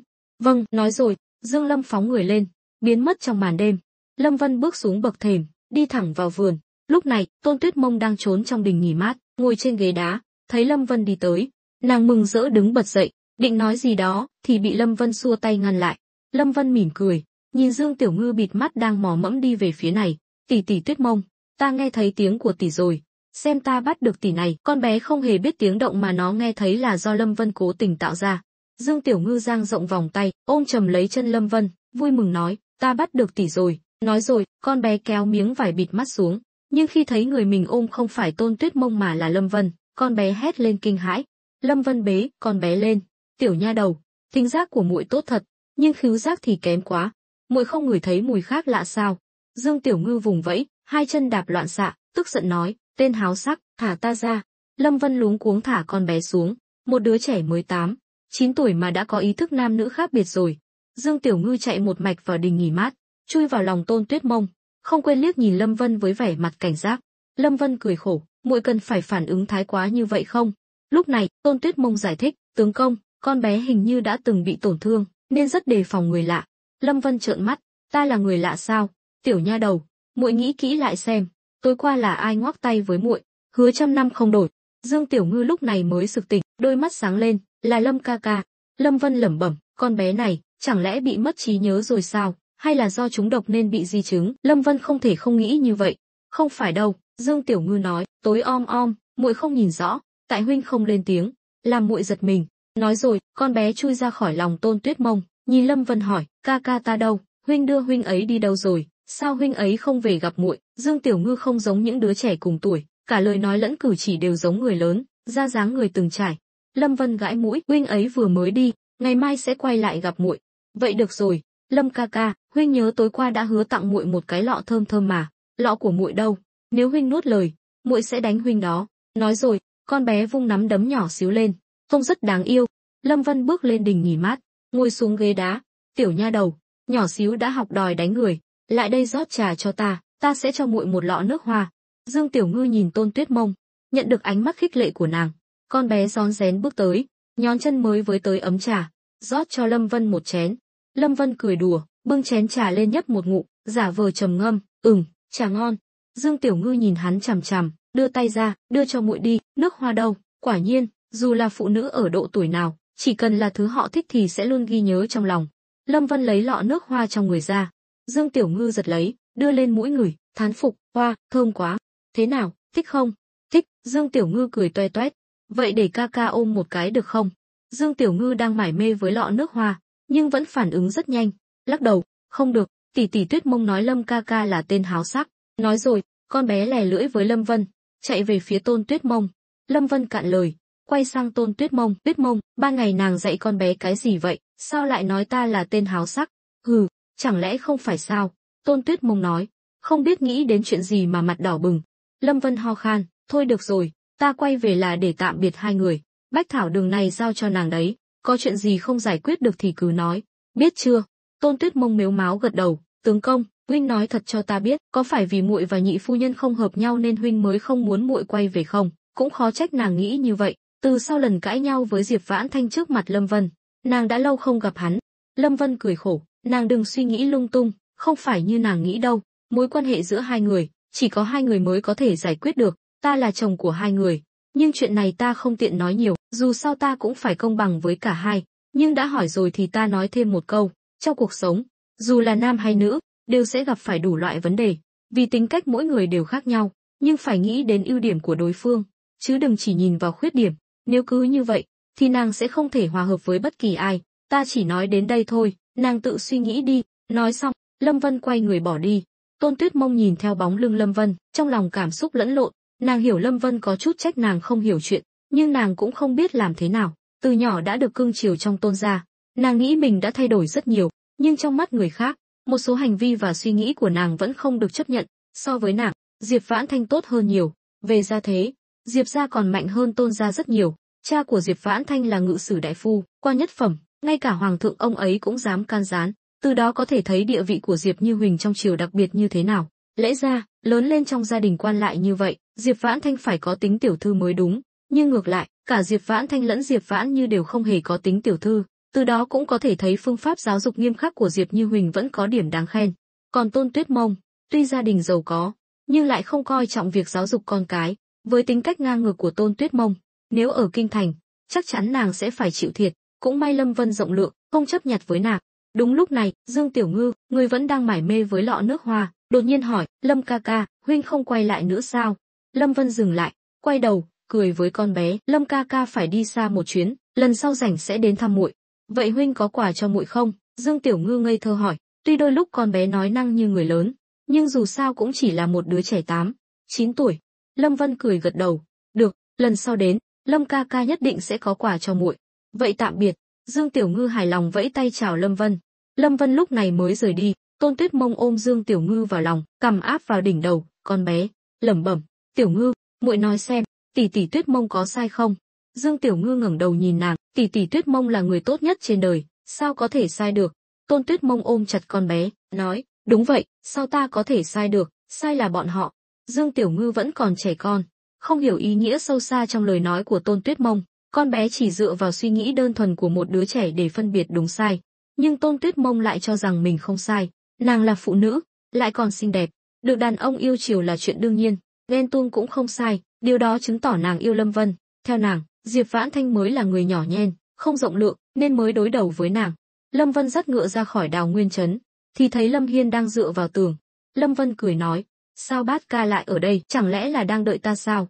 Lâm Hiên mỉm cười gật đầu, ta chỉ muốn tiễn thập tứ đệ một đoạn, lần này chia tay, e rằng phải một thời gian nữa mới gặp lại. Đừng nói như thể sinh ly tử biệt vậy được không? Chẳng lẽ huynh nghĩ lần này ta sẽ thua sao? Lâm Vân cạn lời. Không phải vậy, Lâm Hiên nói, chỉ là lần này đệ chủ động đối đầu với Lâm gia, chắc chắn sẽ khiến họ phản ứng mạnh mẽ, thậm chí là trả thù không tiếc giá cả. Nên ta có chút lo lắng. Lâm Vân cười, xem ra lần này bát ca thật sự nghiêm túc rồi, nhưng dù Lâm gia có làm như huynh nói thì sao chứ? Ta chỉ là đang đối mặt trực diện thôi. Thập tứ đệ, hay là đệ đừng về nữa, dù sao giờ trọng tâm của chúng ta đều ở Đào Nguyên trấn, hai anh em chúng ta cùng nhau hợp sức, nhất định có thể chống lại Lâm gia. Lâm Hiên vẫn chưa biết chuyện Ngưu Bối Sơn cũng có mỏ sắt, Lâm Vân bụng đầy toan tính, sao có thể nói cho hắn biết chứ? Lâm Vân thở dài, thôi, bát ca đừng có đa sầu đa cảm nữa, Lâm gia tuy mạnh, nhưng đệ cũng không phải dạng vừa đâu, huynh thật sự nghĩ họ có thể làm gì được ta sao? Lần này ai ăn ai còn chưa biết đâu, ta sẽ móc mắt ra treo lên tường đợi bọn họ đến. Nói xong, Lâm Vân lên ngựa. Lâm Hiên biết mình không thể khuyên được Lâm Vân nữa, nói, thập tứ đệ, nếu gặp chuyện khó giải quyết, nhớ gửi tin cho ta sẽ lập tức dẫn người đến hỗ trợ. Lâm Vân mỉm cười gật đầu, trong lòng có chút cảm động, dù sao, đây là lần đầu tiên hắn được người khác quan tâm như vậy kể từ khi đến thế giới này, nhưng hắn cũng hiểu, Lâm Hiên không phải thật sự quan tâm đến sống chết của hắn, mà là sợ hắn chết rồi, Lâm gia sẽ tìm Lâm Hiên tính sổ. Giờ đây, Lâm Vân chính là chỗ dựa của bọn họ. Tất cả đều bị Lâm Vân ép buộc lên cùng một con thuyền. Dù ban đầu Lâm Hiên có mục đích và dã tâm riêng, thì giờ cũng không thể không sợ hãi. Được, nếu cần bát ca giúp đỡ, ta sẽ không khách sáo. Tạm biệt. Nói xong, Lâm Vân thúc ngựa rời đi. Con đường này hắn đã đi nhiều lần, nên rất quen thuộc. Ban đầu, Lâm Vân không định đến doanh trại ở Nham Tử Sơn. Lần này ra ngoài đã tốn không ít thời gian rồi. Nhưng không ngờ, Giang Khôn và Trịnh Hữu Lực lại đang đợi hắn trên đường hắn phải đi qua. Lâm Vân từ xa đã thấy hai bóng đen đứng sừng sững giữa đêm, khuya như hai cây cột. Hắn nhíu mày, theo bản năng sờ vào khẩu súng lục trong người, hỏi, ai đứng chắn đường ở phía trước? Lúc này, Trịnh Hữu Lực lên tiếng, Lâm công tử, là ta, Trịnh Hữu Lực. Lâm Vân thở phào nhẹ nhõm, dừng ngựa lại, hỏi, hai người đứng ngây ra đó làm gì giữa đêm hôm thế này? Giang Khôn chắp tay, Lâm công tử, có một việc gấp cần báo cáo với người. Việc gấp, chuyện gì vậy? Phản ứng đầu tiên của Lâm Vân là Lâm gia lại giở trò. Lâm công tử đừng lo lắng, không phải Lâm gia, mà là chuyện của chúng ta. Chuyện gì? Nói ta nghe. Chuyện là thế này, sau khi thuộc hạ từ Đào Nguyên trấn trở về, liền dẫn người lên Nham Tử Sơn, thì phát hiện công nhân khai thác mỏ bị say nắng hàng loạt, giờ đã có hơn chục người ngã bệnh rồi. Nham Tử Sơn nằm gần sa mạc, ban ngày nhiệt độ rất cao, công nhân lại không có đồ bảo hộ. Giang Khôn vẻ mặt lo lắng, vừa mới hứa với Lâm Vân sẽ hoàn thành nhiệm vụ khai thác, nào ngờ lại xảy ra chuyện. Hơn nữa, đây là thiên tai chứ không phải nhân họa. Trong môi trường khắc nghiệt như vậy, họ cũng không biết phải làm sao. Nếu không giải quyết được vấn đề này, thì sản lượng chắc chắn sẽ không đạt yêu cầu. Lâm Vân lúc này mới hiểu ra, bây giờ mới là giữa tháng 3, lẽ ra không nên nóng như vậy, nhưng vị trí của Nham Tử Sơn đặc biệt, ban ngày nắng nóng như thiêu đốt, gió từ sa mạc thổi vào cũng rất khô nóng. Say nắng, chẳng lẽ trên Nham Tử Sơn thiếu nước sao? Nước thì không thiếu, nhưng không có tác dụng, trong hầm mỏ vừa nóng vừa bí, nghe công nhân nói, nước mang vào cũng thành nước ấm hết rồi. Hơn nữa, say nắng không phải do thiếu nước, mà là do không chịu được nhiệt độ cao. Giang Khôn vẻ mặt đau khổ, ông ta bất đắc dĩ mới phải đợi Lâm Vân ở đây giữa đêm hôm, nếu không giải quyết sớm, sản lượng chắc chắn sẽ không đạt, lỡ làm lỡ đại sự, ông ta không gánh nổi trách nhiệm này. Lâm Vân trầm ngâm suy nghĩ, cách tốt nhất để giải nhiệt là hạ nhiệt độ, hắn nghĩ ngay đến bom mưa, nếu có thể tạo mưa trên Nham Tử Sơn, chắc chắn sẽ làm giảm nhiệt độ, nhưng trong hầm mỏ thì không có mưa, nhiệt độ cao đều tỏa ra từ mặt đất, vì vậy, hắn đành từ bỏ ý định tạo mưa nhân tạo. Đột nhiên, Lâm Vân nhớ ra một điều, hồi đại học, hắn từng đọc được một cuốn sách cổ tên là Hoài Nam Vạn Bích Thuật trong thư viện. Hắn không nhớ rõ là của triều đại nào, nhưng quý tộc thời đó thường dùng nước sôi, đựng trong đồ lụa, bịt kín rồi thả xuống giếng sâu, 3 ngày sau sẽ thành đá. Lâm Vân không hiểu nguyên lý, nhưng có thể thử xem, nếu thành công, có thể sản xuất đá với số lượng lớn, đặt trong hầm mỏ để hạ nhiệt. Nghĩ vậy, Lâm Vân mỉm cười, ta đã biết rồi, chuyện này cứ giao cho ta sẽ về chuẩn bị, rồi phái người đến giải quyết. Hai người còn việc gì nữa không? Lúc này, hắn rất muốn quay về Ngưu Bối thôn, nếu Nham Tử Sơn đã gặp vấn đề này, thì việc khai thác mỏ sắt ở Ngưu Bối Sơn chắc chắn cũng vậy. Hơn nữa, việc khai thác mỏ sắt còn khó khăn hơn mỏ đồng, vì quặng sắt cứng hơn quặng đồng. Không còn, Giang Khôn vội vàng đáp, ông ta cũng thấy Lâm Vân có vẻ rất vội. Nhưng lúc này, Trịnh Hữu Lực lại nói, Lâm công tử, ta nghe Giang Khôn nói, người định quay về để đối phó với Lâm gia, thuộc hạ gần đây cũng rảnh rỗi, muốn về giúp người một tay. Lâm Vân nhìn Trịnh Hữu Lực, thầm nghĩ cũng đúng, sắp tới, Ngưu Bối thôn chắc chắn sẽ phải chịu áp lực không nhỏ, không thể không có người bảo vệ, hắn không thể tự mình làm mọi việc được. Cũng được, vậy ngươi về tìm một con ngựa rồi đi theo ta. Vâng, Trịnh Hữu Lực mừng rỡ, hắn là một trong những người đầu tiên đi theo Lâm Vân, trải qua nhiều chuyện nhất, nên biết rõ chỉ có đi theo Lâm Vân thì mới có tương lai. Giang Khôn nhìn Trịnh Hữu Lực với vẻ mặt ghen tị, ông ta cũng muốn đến Ngưu Bối thôn, nhưng nhiệm vụ của ông ta cũng rất quan trọng, nên chỉ có thể ở lại. Chẳng mấy chốc, Trịnh Hữu Lực đã cưỡi một con ngựa đen từ doanh trại chạy ra. Lâm công tử, chúng ta đi thôi. Lâm Vân nhìn Giang Khôn, nói, mấy ngày nay cứ để công nhân vất vả một chút, chuẩn bị kỹ càng, nhiều nhất 3-4 ngày nữa, ta nhất định sẽ đưa ra giải pháp. Vậy làm phiền công tử rồi. Giang Khôn chắp tay. Lâm Vân gật đầu hài lòng, hắn càng ngày càng thích Giang Khôn, tên này không chỉ có tài lãnh đạo mà còn rất đáng tin cậy, giao Nham Tử Sơn cho hắn, Lâm Vân rất yên tâm. Sau đó, Lâm Vân thúc ngựa rời đi. Cùng lúc đó, Ngưu Bối thôn lại đang rất náo nhiệt, vừa mới có một nhóm người đột nhập vào làng, nhưng nhờ Ngưu Bối thôn đã được cải tạo nhiều lần, phạm vi phòng thủ của quân đội được mở rộng, cộng thêm nhà kính khắp nơi, khiến nhóm người này lạc đường, cuối cùng bị trói gô, bắt giữ. Lâm Vân không có nhà, A Tam phụ trách mọi việc, ngoài việc sản xuất thép hàng ngày, cùng với lão Thiết và lão thôn trưởng, mọi việc liên quan đến an ninh đều do hắn quản lý. Lúc này, A Tam đang đứng ở bãi đất trống đầu làng, trước mặt hắn là hơn chục tên mặc đồ đen đang quỳ gối.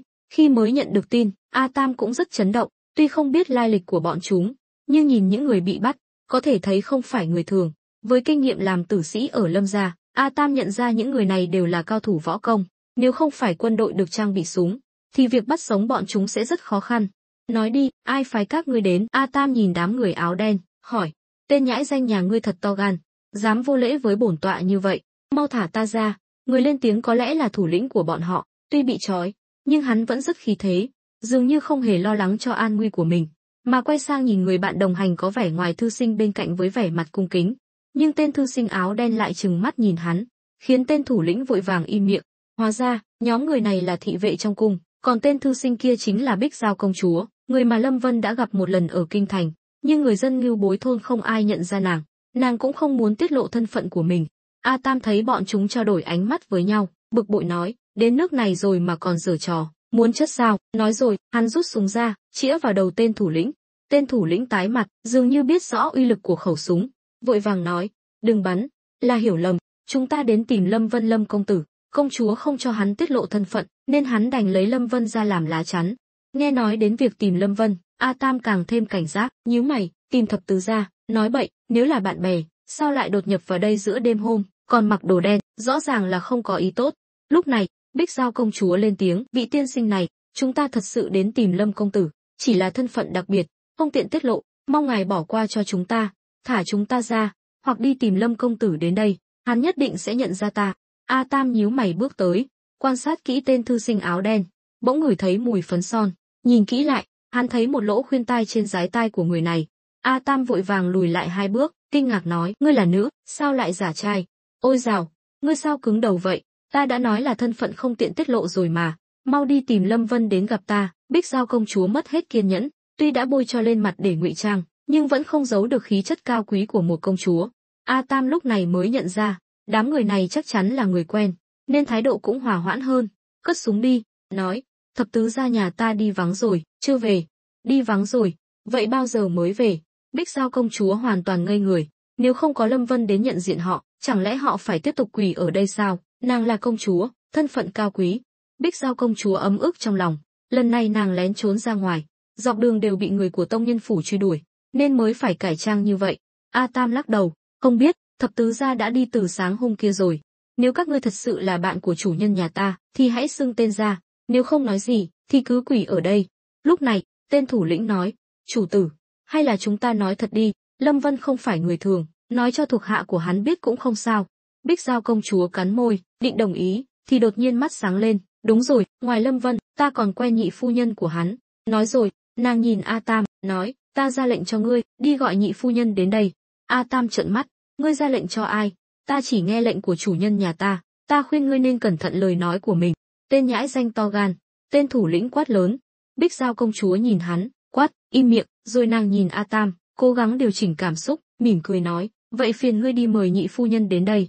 A Tam cũng không dám chậm trễ, đám người này có thể gọi tên chủ nhân nhà hắn, lại còn dám lớn tiếng như vậy, chắc chắn là người quen. Hắn quay sang nói nhỏ với thuộc hạ bên cạnh, đi mời nhị phu nhân đến đây. Tên lính vội vàng gật đầu, quay người rời đi.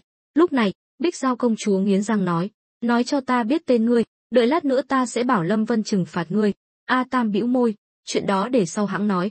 Bích Giao công chúa tức đến nghiến răng, nhưng cũng không làm gì được, dù sao thân phận hoàng tộc đặc biệt, dù ra ngoài cũng không được tiết lộ, đó là quy tắc, nhất là ở những vùng đất phong xa kinh thành, càng là cấm địa đối với hoàng tộc. Thực chất, hoàng thượng cũng lo lắng hoàng tộc rơi vào tay phiên vương, trở thành con tin. Tuy khả năng này rất thấp, nhưng từ khi hoàng thượng có ý định thanh trừng phiên vương, thì chuyện gì cũng có thể xảy ra.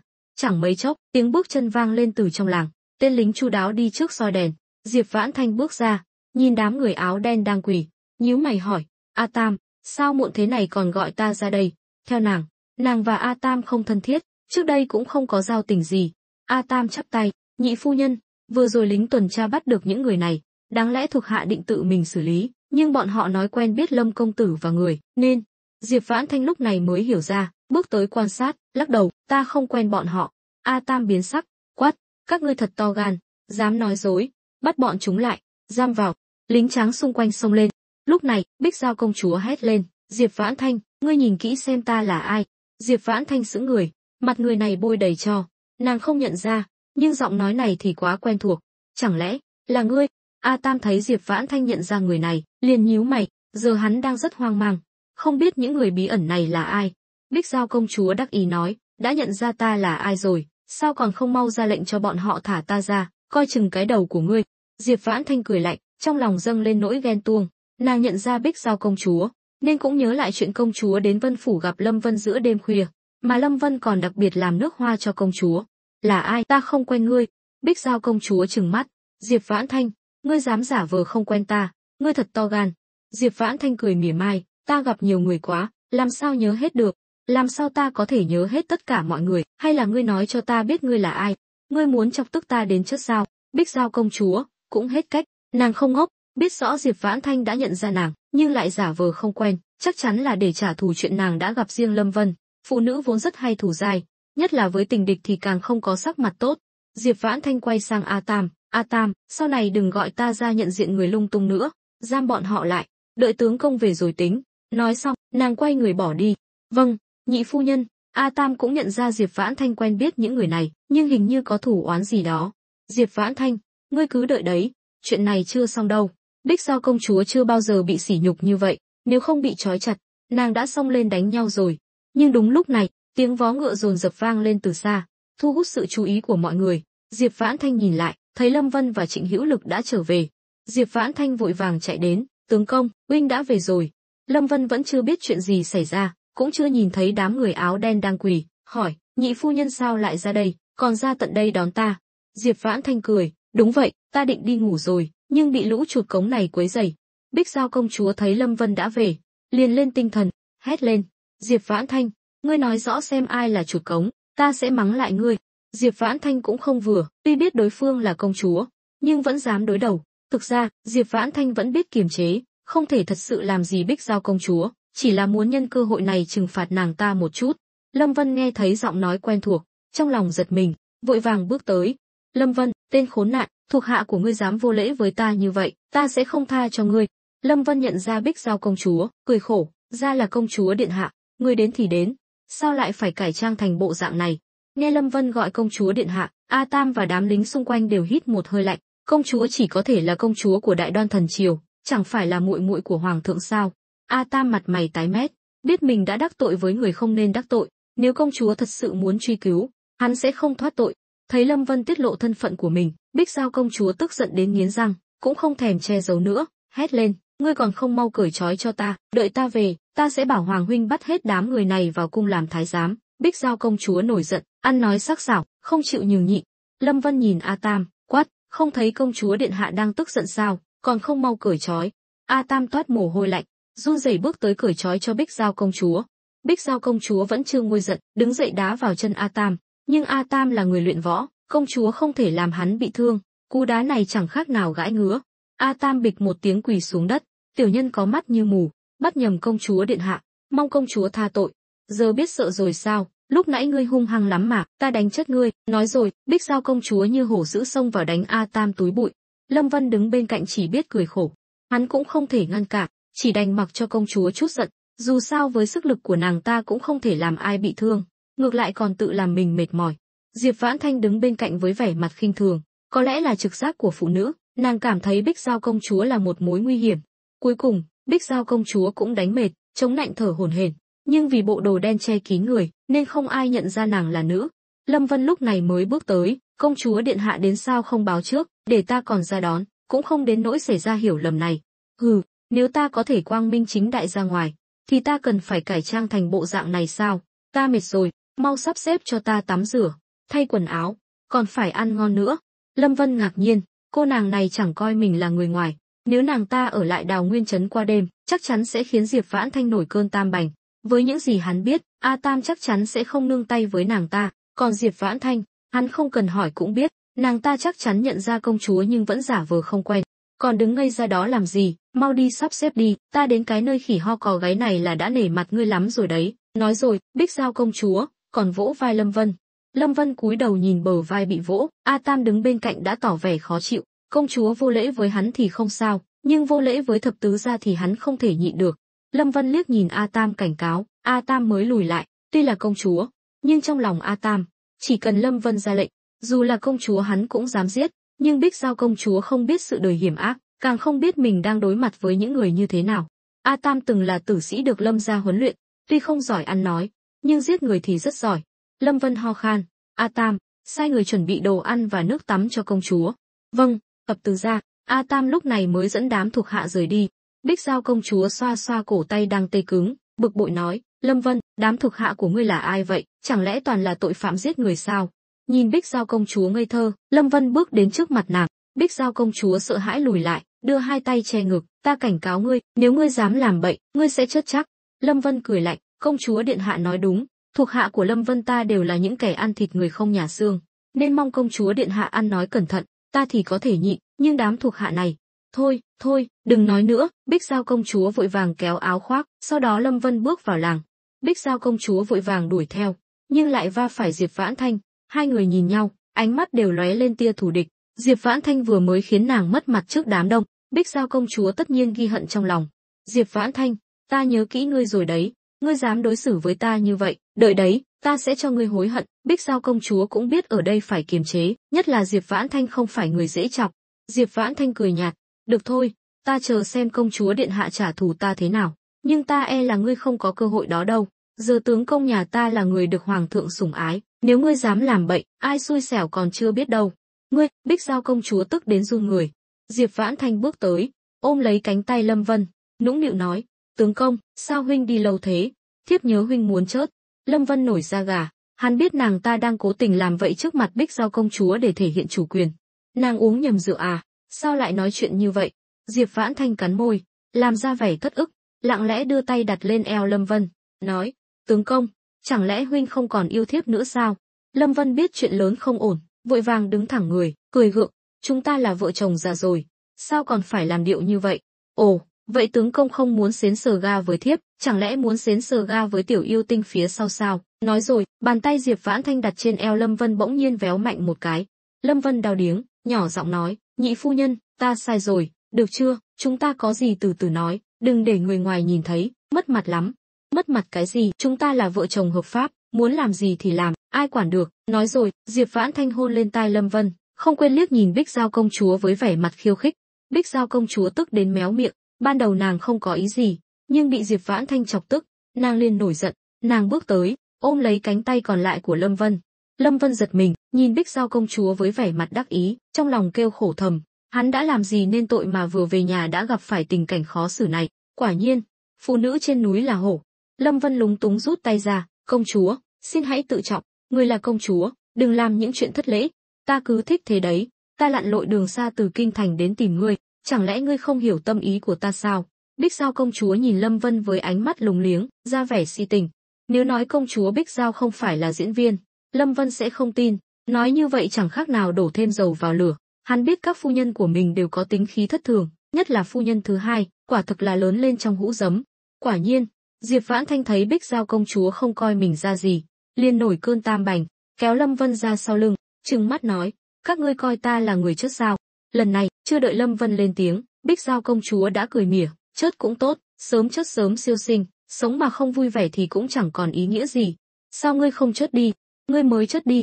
Hai người phụ nữ lời qua tiếng lại, cãi nhau chì chóe, còn Lâm Vân thì bị ra rìa. Cuối cùng, hắn bước nhanh về nhà, đi thẳng vào thư phòng. Ngay cả khi Lâm Ngô Nguyệt và Âu Dương Uyển Uyển nói chuyện với hắn cũng không thèm để ý.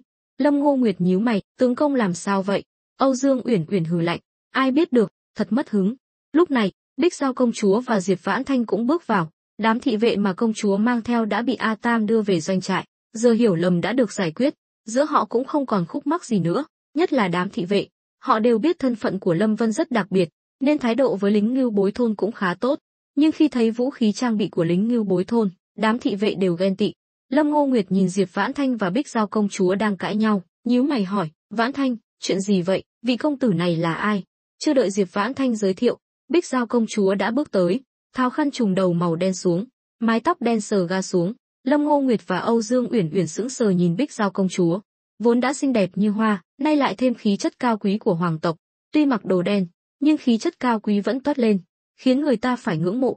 Bích Giao công chúa tiến lên, cười nói: "Ngươi chính là đại phu nhân Lâm Ngô Nguyệt sao? Đã lâu nghe danh, ta tên là Lý Thanh Nguyệt, là bạn của Lâm công tử." Lâm Ngô Nguyệt ngẩn người nhìn mỹ nhân trước mặt, cười nói: "Lý tiểu thư quá khen, nếu đã là bạn của tướng công ta, thì xin mời vào." Lúc này, Diệp Vãn Thanh nói: "Ngũ Nguyệt tỷ, không cần khách sáo với nàng ta là Bích Giao công chúa, muội muội ruột của hoàng thượng, hơn nữa còn đang nhớ nhung tướng công." Lâm Ngô Nguyệt và Âu Dương Uyển Uyển đều hít một hơi lạnh, nhìn Lý Thanh Nguyệt với ánh mắt khác hẳn, công chúa của nước khác, thật là cao quý. Lâm Ngô Nguyệt cũng hiểu tại sao Diệp Vãn Thanh lại đối đầu với công chúa như vậy. Họ nước hoa mà Lâm Vân đặc chế chắc chắn là dành cho vị công chúa này. Nghĩ lại vẻ mặt tức giận của Lâm Vân lúc nãy, chắc chắn là do Diệp Vãn Thanh và công chúa cãi nhau. Lâm Vân tức giận cũng là điều dễ hiểu, bản thân hắn có làm gì nên tội đâu. Hai người họ không ưa nhau, lại khiến hắn vạ lây, đây chẳng phải là cổng thành bị cháy, cá trong ao cũng bị thiệt sao? Lúc này, Bích Giao công chúa hừ lạnh: "Ngươi nghĩ gì vậy? Ta là công chúa, thân phận cao quý, sao có thể coi trọng tên phàm phu tục tử Lâm Vân kia chứ? Vừa rồi chỉ là đùa giỡn ngươi thôi." Diệp tiểu thư đúng là ngốc nghếch, thật đáng tiếc cho Lâm công tử. Bích Giao công chúa cũng biết nặng nhẹ, đùa giỡn thì được, nhưng cũng phải có chừng mực, nhất là trước mặt đại phu nhân, nàng không thể nói lung tung.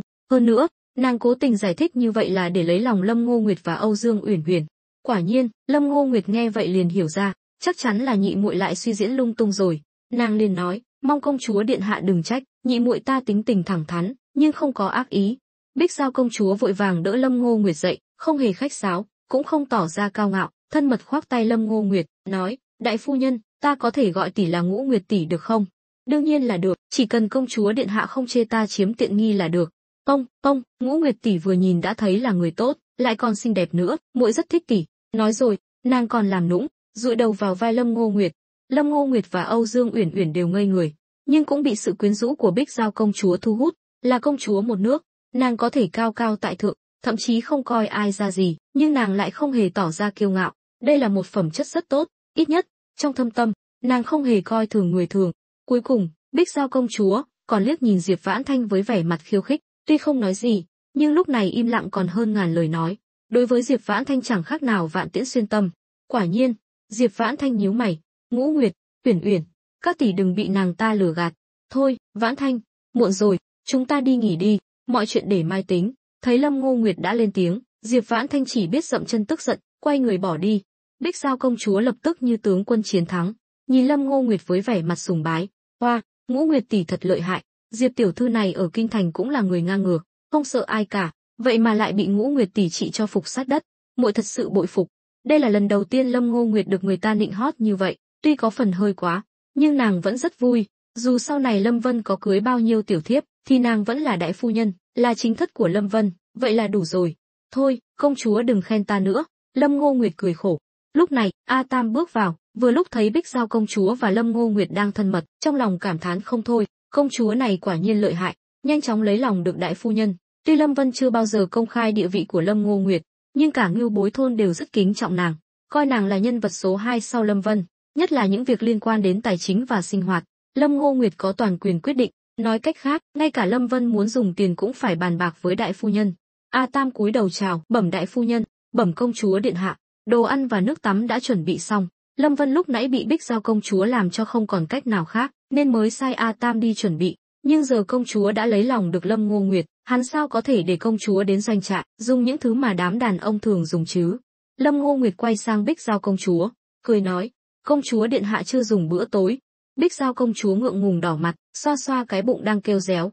Đúng vậy, ta lén trốn khỏi cung, dọc đường phải trốn tránh sự truy đuổi của tông nhân phủ. Lâm Ngô Nguyệt gật đầu, A Tam, ngươi lui xuống đi, công chúa điện hạ cứ giao cho ta.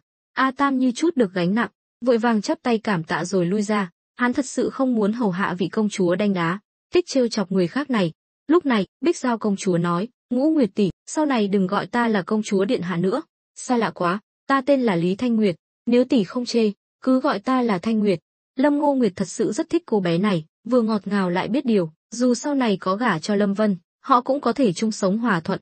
Được, vậy sau này ta gọi muội là Thanh Nguyệt, hi hi, tỷ tên là Ngô Nguyệt, muội tên là Thanh Nguyệt, chúng ta thật có duyên. Thấy Bích Giao công chúa nhiệt tình như vậy, Lâm Ngô Nguyệt cũng cảm thán trong lòng, nhưng Bích Giao công chúa không phải ai cũng thân thiết, nàng đã nghe Hoàng huynh kể về năng lực của Lâm Vân, hơn nữa Lâm Vân lại hứa tặng nàng nước hoa, nên nàng mới thân thiết như vậy, muốn lấy lòng người khác, ắt có sở cầu chính là như vậy. Nhưng có một điều, e rằng chính Lý Thanh Nguyệt cũng không nhận ra, khi nàng bắt đầu quan tâm đến một người đàn ông, thì cũng là lúc nàng sắp sa vào lưới tình. Không chỉ người ngoài không hiểu rõ, mà ngay cả 4 vị phu nhân của Lâm Vân cũng cảm thấy Lâm Vân như được bao phủ bởi nhiều lớp mặt nạ, không biết hắn còn bao nhiêu bản lĩnh chưa thể hiện ra. Bên kia, Lâm Vân vừa về đến thư phòng thì Dương Thiết Tâm đã đến. Cốc cốc cốc, tiếng gõ cửa vang lên. Lâm Vân ngẩng đầu nhìn cửa, thắc mắc sao muộn thế này còn có người đến. Hắn sợ Bích Giao công chúa lại đến làm phiền mình, bực bội nói, ai đó, muộn thế này rồi, còn gì nữa. Bên ngoài im lặng một lúc, rồi Dương Thiết Tâm nói vọng vào, nếu Lâm công tử bận, vậy lão hủ ngày mai sẽ đến. Lâm Vân nhận ra giọng Dương Thiết Tâm, vội vàng đứng dậy mở cửa. Đúng lúc thấy Dương Thiết Tâm đang quay người bỏ đi, liền nói, à là lão Dương, mau vào trong. Hắn còn tưởng là, thôi, không nhắc đến cũng được. Lần đầu tiên Lâm Vân cảm thấy nhiều phụ nữ cũng phiền phức, tuy hành động quá khích của công chúa Bích Giao lúc nãy chỉ là đùa giỡn, nhưng trong lòng Lâm Vân vẫn đầy cảnh giác. Với những gì hắn biết, Hoàng thượng không chỉ nổi tiếng mà còn rất thâm sâu khó lường, ít nhất cũng không kém hắn. Vì vậy, việc công chúa Bích Giao đột nhiên đến thăm, nếu nói đằng sau không có bóng dáng của Hoàng thượng, Lâm Vân sẽ không tin. Để công chúa cố tình tiếp cận hắn, chẳng lẽ là Hoàng thượng không yên tâm về hắn, hay là đang đề phòng hắn, nên mới dùng mị kế để giám sát. Không phải Lâm Vân đang nghi, mà là tình hình hiện tại không cho phép hắn lạc quan. Đối với Lâm gia, hắn đang trong tình thế tiến thoái lưỡng nan, tuy có nhiều cơ hội, nhưng cũng đầy thách thức. Nếu Hoàng thượng thật sự có ý đồ khác, hắn phải cẩn thận, đừng để đến lúc bị bán rồi mà vẫn còn giúp người ta đếm tiền. Dù sao, tâm kế của bậc đế vương luôn lạnh lùng vô tình. Hơn nữa, Hoàng thượng lại là người đoạt được ngôi vị bằng cách phát động trình biến, loại người này chắc chắn tàn nhẫn, ngay cả người thân cũng có thể ra tay, thì làm gì với thuộc hạ cũng không có gì lạ. Dương Thiết Tâm bước vào thư phòng, thấy Lâm Vân ngồi trên ghế với vẻ mặt mệt mỏi, hỏi, Lâm công tử, chuyến đi này không thuận lợi sao? Lâm Vân xua tay, dựa lưng vào ghế, thở dài. Đúng vậy, lão Dương, giờ ta mới hiểu thế nào là kế hoạch không theo kịp sự thay đổi. Ta đã nghĩ ra đối sách, nhưng đến lúc quan trọng lại luôn xuất hiện biến cố. Dương Thiết Tâm gật đầu, nếu công tử không chê, có thể nói cho lão hủ nghe, dù không thể giúp người chia sẻ gánh nặng, nhưng cũng có thể giúp người giải tỏa tâm trạng. Lâm Vân thở dài, thôi, không nhắc đến nữa, lão gia đến tìm ta muộn thế này chắc là có việc. Đúng vậy, mấy hôm nay, việc khai thác ở Ngưu Bối Sơn đã đi vào quỹ đạo, nhưng do thời tiết ngày càng nóng, 2 ngày nay đã có công nhân bị say nắng. Lão hủ biết công tử rất coi trọng việc khai thác ở Ngưu Bối Sơn, không thể chậm trễ, nên mới đến tìm công tử để giải quyết vấn đề này. Việc giảm nhân lực vì lý do không phải chiến đấu thật đáng tiếc. Lâm Vân nghe nói lại là vấn đề say nắng, liền ngồi thẳng dậy, cố gắng lấy lại tinh thần. Ta đã biết, vấn đề tương tự cũng đang xảy ra ở Nham Tử Sơn. Ta định làm một lô đá để hạ nhiệt trong hầm mỏ. Dương Thiết Tâm hít một hơi lạnh, ánh mắt đầy kinh ngạc. Theo ông ta biết, đá chỉ có thể lấy vào mùa đông, rồi cất giữ trong hầm đá, đến mùa hè mới có thể dùng để giải nhiệt. Nhưng giờ mới là mùa xuân, tuy còn cách mùa hè một khoảng thời gian, nhưng năm nay lại nóng bất thường, e rằng sẽ lại là một năm hạn hán, ảnh hưởng đến sản lượng lương thực. Nhưng ông ta không lo Ngưu Bối thôn thiếu nước tưới tiêu, Lâm Vân có thể tạo mưa nhân tạo, ở Ngưu Bối thôn chuyện này đã không còn xa lạ. Cái giếng ở đầu làng sâu bao nhiêu, Lâm Vân biết, muốn dùng nước nóng làm đá, phải có giếng sâu ít nhất 30 mét, chỉ có cách xa mặt đất, nhiệt độ nước ngầm mới có thể khiến nước nóng nhanh chóng bốc hơi, từ đó tạo thành đá. Dương Thiết Tâm suy nghĩ một lúc, nói, cái giếng ở đầu làng hình như chỉ sâu chưa đến 20 mét. Lâm Vân lắc đầu, vậy không được, hắn trầm ngâm một lúc, rồi vỗ bàn, lão Dương, ngày mai ngươi cho vài người dân tìm một chỗ đào một cái giếng sâu càng tốt, ít nhất phải trên 30 mét, hiểu chưa? Dương Thiết Tâm không hiểu tại sao Lâm Vân lại nói làm đá mà lại liên quan đến đào giếng, nhưng ông ta biết vị chủ nhân này luôn có những ý tưởng kỳ lạ, nếu ai cũng hiểu được, thì đó không phải là ý tưởng của hắn. Vâng, vậy ngày mai ta sẽ sắp xếp. Dương Thiết Tâm quay người định đi. Lâm Vân gác chân lên bàn, thoải mái vươn vai, ngày mai phải hoàn thành. Vâng, Dương Thiết Tâm đáp rồi lui ra. Sau đó, Lâm Vân cũng rời khỏi thư phòng. Từ xa, hắn đã nghe thấy tiếng Lâm Ngô Nguyệt và Bích Giao công chúa nói chuyện trong phòng khách, hơn nữa còn cười nói vui vẻ. Không khí rất tốt, nhìn qua cửa sổ, Lâm Vân thấy Bích Giao công chúa đang ăn uống ngon lành, cầm một cái đùi gà gặm nhấm, không chút hình tượng của một tiểu thư khuê các. Lâm Vân nhếch mép, thầm nghĩ vị công chúa này thật là phóng khoáng. Hoa, đồ ăn Ngũ Nguyệt tỷ làm ngon quá, ngon hơn cả đầu bếp trong cung. Thôi, muội đừng khen nữa, tỷ sắp tìm không thấy hướng bắc rồi. Lâm Ngô Nguyệt yêu chiều chọc vào trán Bích Giao công chúa. Ai khen tỷ chứ? Lý Thanh Nguyệt ta không phải loại người su nịnh, ta nói đều là sự thật. Với tài nấu nướng và nhan sắc này của Ngũ Nguyệt tỷ, gả cho Lâm Vân là hắn ta được hời rồi. Hắn còn không biết điều, Bích Giao công chúa đã hoàn toàn nắm bắt được tâm lý của Lâm Ngô Nguyệt, chỉ cần vài câu nói thật giả lẫn lộn như vậy là có thể khiến Lâm Ngô Nguyệt vui cả ngày. Lâm Vân đứng ngoài cửa nghe mà lắc đầu ngán ngẩm, hắn bước vào, giả vờ khạc nhổ xuống đất. Hừ, công chúa điện hạ thật là không ra thể thống gì, dám nói xấu ta sau lưng. Bích Giao công chúa đang nhai đùi gà, thấy Lâm Vân đến thì sững người, vội vàng nuốt thức ăn xuống, cười nói, ra là Lâm công tử, lại đây, ta có chuyện muốn nói với ngươi. Lâm Vân nhìn nàng ta với vẻ mặt chán ghét, nhìn bộ dạng ngươi xem, chắc là đang mặc đồ của đại phu nhân. Thì sao, ta và Ngũ Nguyệt tỷ đã kết nghĩa kim chiết rồi, của ta chính là của tỷ ấy, của tỷ ấy chính là của ta, sau này ta còn muốn đón Ngũ Nguyệt tỷ vào cung nữa. Lâm Vân có chút cạn lời, khuôn mặt cô nàng này giờ dính đầy dầu mỡ, nhưng sau khi trang điểm lại trông rất xinh đẹp, có thể nói là khuynh quốc khuynh thành cũng không ngoa. Trong lòng hắn, Lâm Ngô Nguyệt có khí chất của một tiểu thư khuê các, vẻ đẹp đoan trang, còn Diệp Vãn Thanh thì thuộc kiểu mỹ nhân Giang Nam, dịu dàng mềm mại, nhưng tính tình lại nóng nảy, còn Âu Dương Uyển Uyển thì khỏi phải nói, là người dị vực, vẻ đẹp hoang dã, sống mũi cao, đôi mắt to, vừa quyến rũ vừa gợi cảm, khiến Lâm Vân mê mẩn, nhưng Bích Giao công chúa lại toát lên vẻ quý phái, ngay cả khi ngang ngược, tùy hứng, cử chỉ của nàng ta cũng toát lên vẻ kiêu kỳ. Đây chính là khí chất của con nhà quý tộc, người ta nói phải 3 đời mới nuôi dưỡng được một quý tộc. Ở Đại Đoan thần triều, người có khí chất như vậy, ngoài hoàng tộc ra, e rằng không còn ai khác. Tuy Đại Đoan thần triều bị 36 phiên vương chia cắt, nhưng phiên vương không thể nào nuôi dưỡng được quý tộc thật sự, dù cao quý đến đâu, họ cũng chỉ là nô tài của hoàng thượng, dù có ý định tạo phản, họ cũng không có dũng khí làm vậy.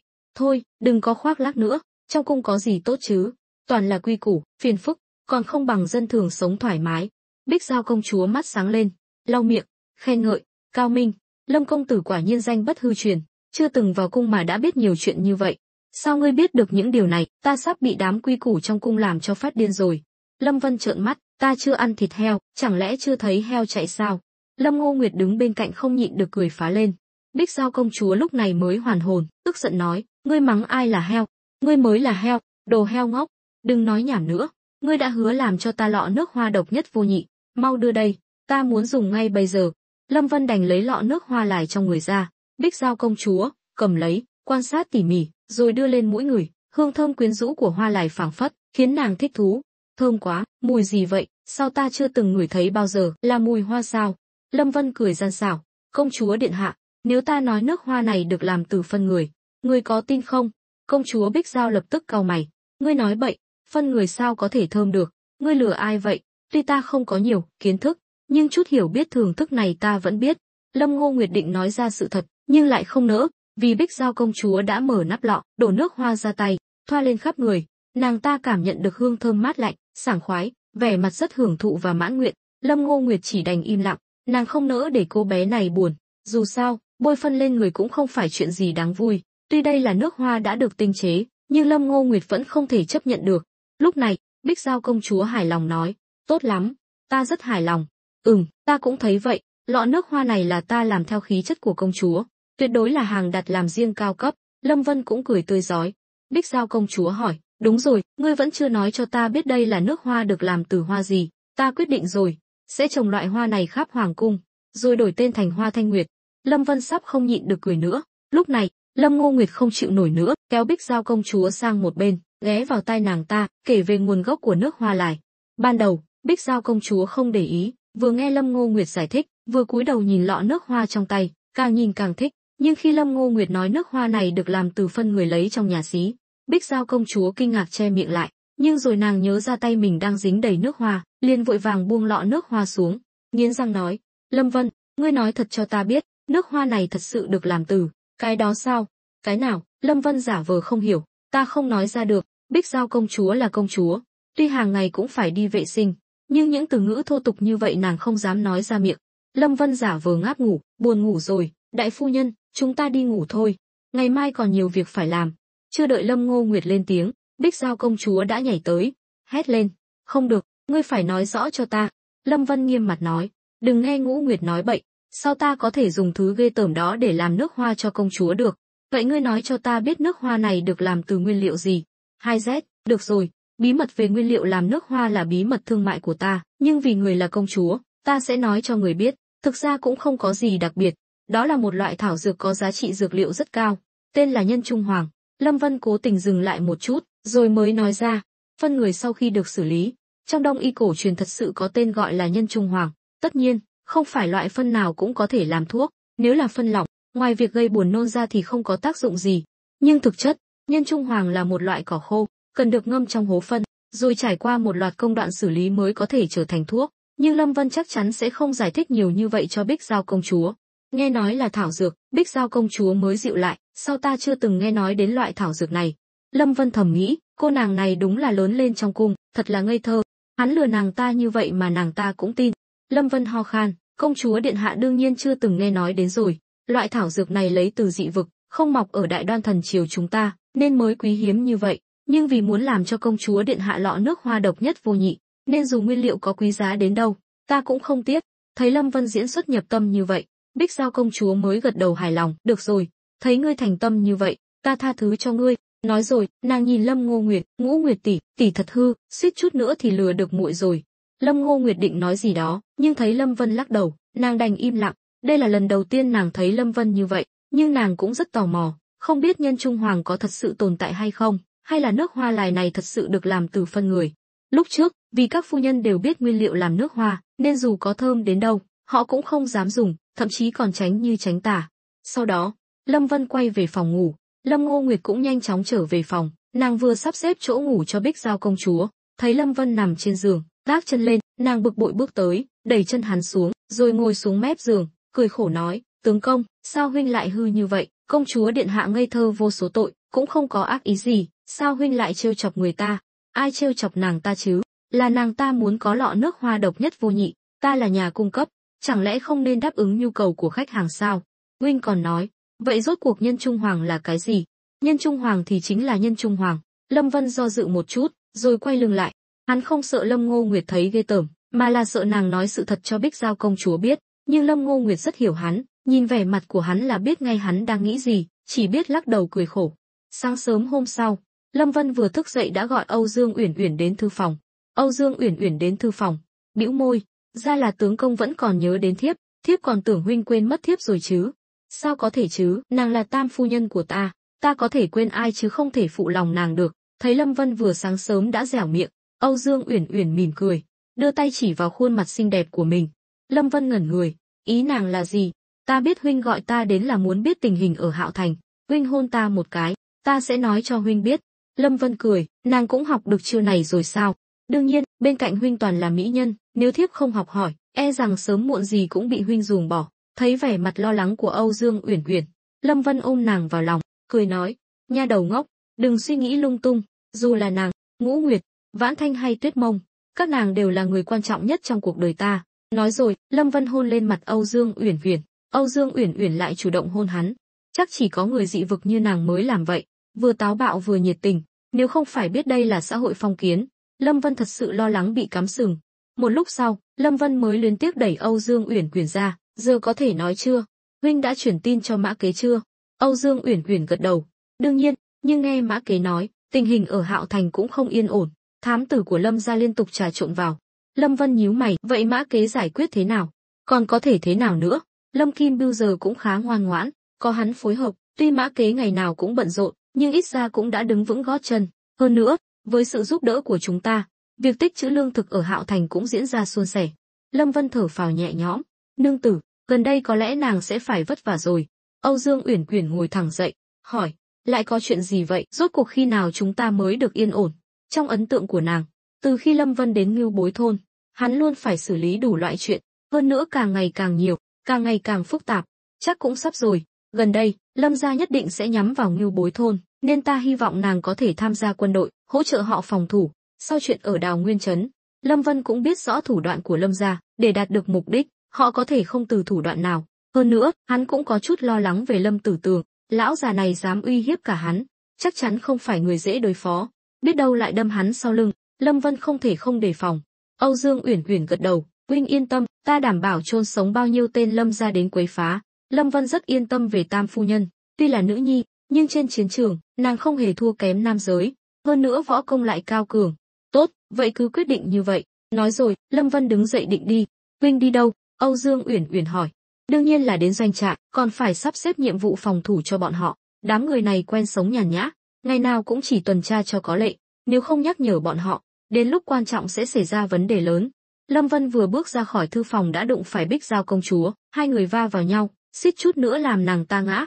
Bích Giao công chúa giật mình, bực bội nói, này, ngươi đi không nhìn đường sao? Lâm Vân ho khan, ai không nhìn đường, ngươi là khách, sao lại đi lung tung, cứ ngoan ngoãn ở nhà, nếu chán thì về nhà ngươi đi, ta không rảnh để tiếp đãi ngươi hàng ngày đâu.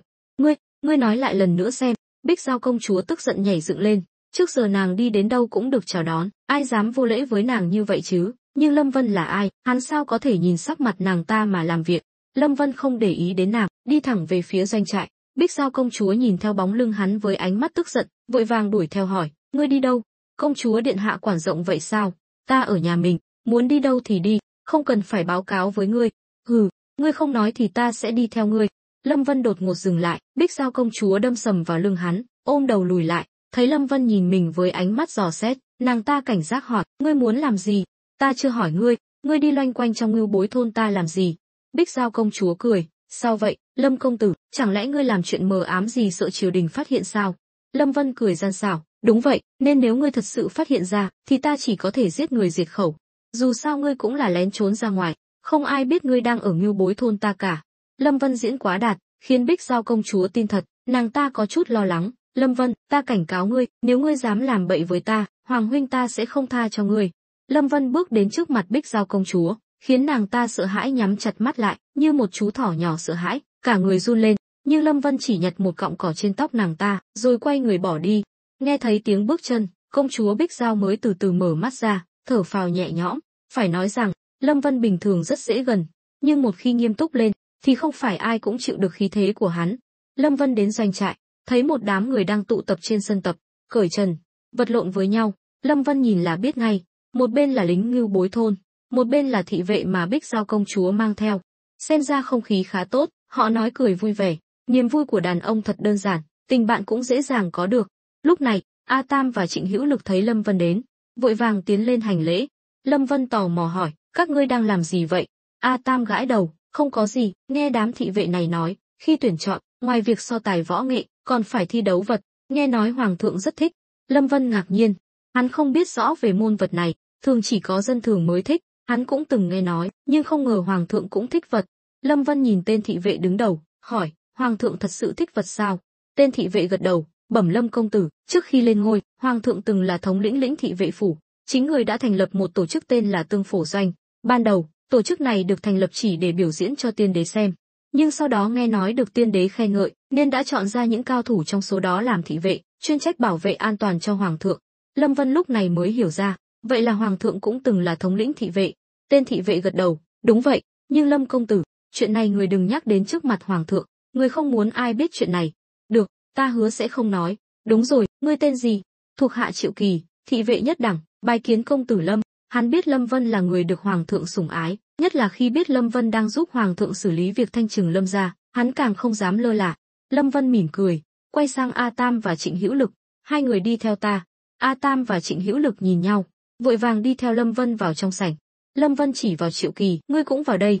Vâng, Lâm công tử. Triệu Kỳ có chút lo lắng, nhìn Lâm Vân như vậy, rõ ràng là muốn bàn chuyện cơ mật với Tâm Phúc, gọi hắn vào làm gì?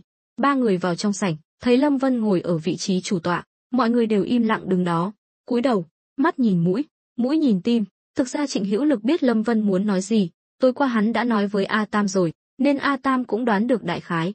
Lâm Vân xua tay, mọi người ngồi xuống đi, đừng đứng nói chuyện. Ba người cúi chào, rồi tìm ghế ngồi xuống. Lâm Vân mỉm cười nhìn ba người, các ngươi có biết ta gọi các ngươi đến đây vì chuyện gì không? Trịnh Hữu Lực vừa giơ tay, Lâm Vân đã nói, ngươi đã biết rồi thì không cần nói nữa. Trịnh Hữu Lực ngượng ngùng gãi đầu, không nói gì nữa. A Tam nói, Tập Từ gia, chẳng lẽ là chuyện liên quan đến Lâm gia?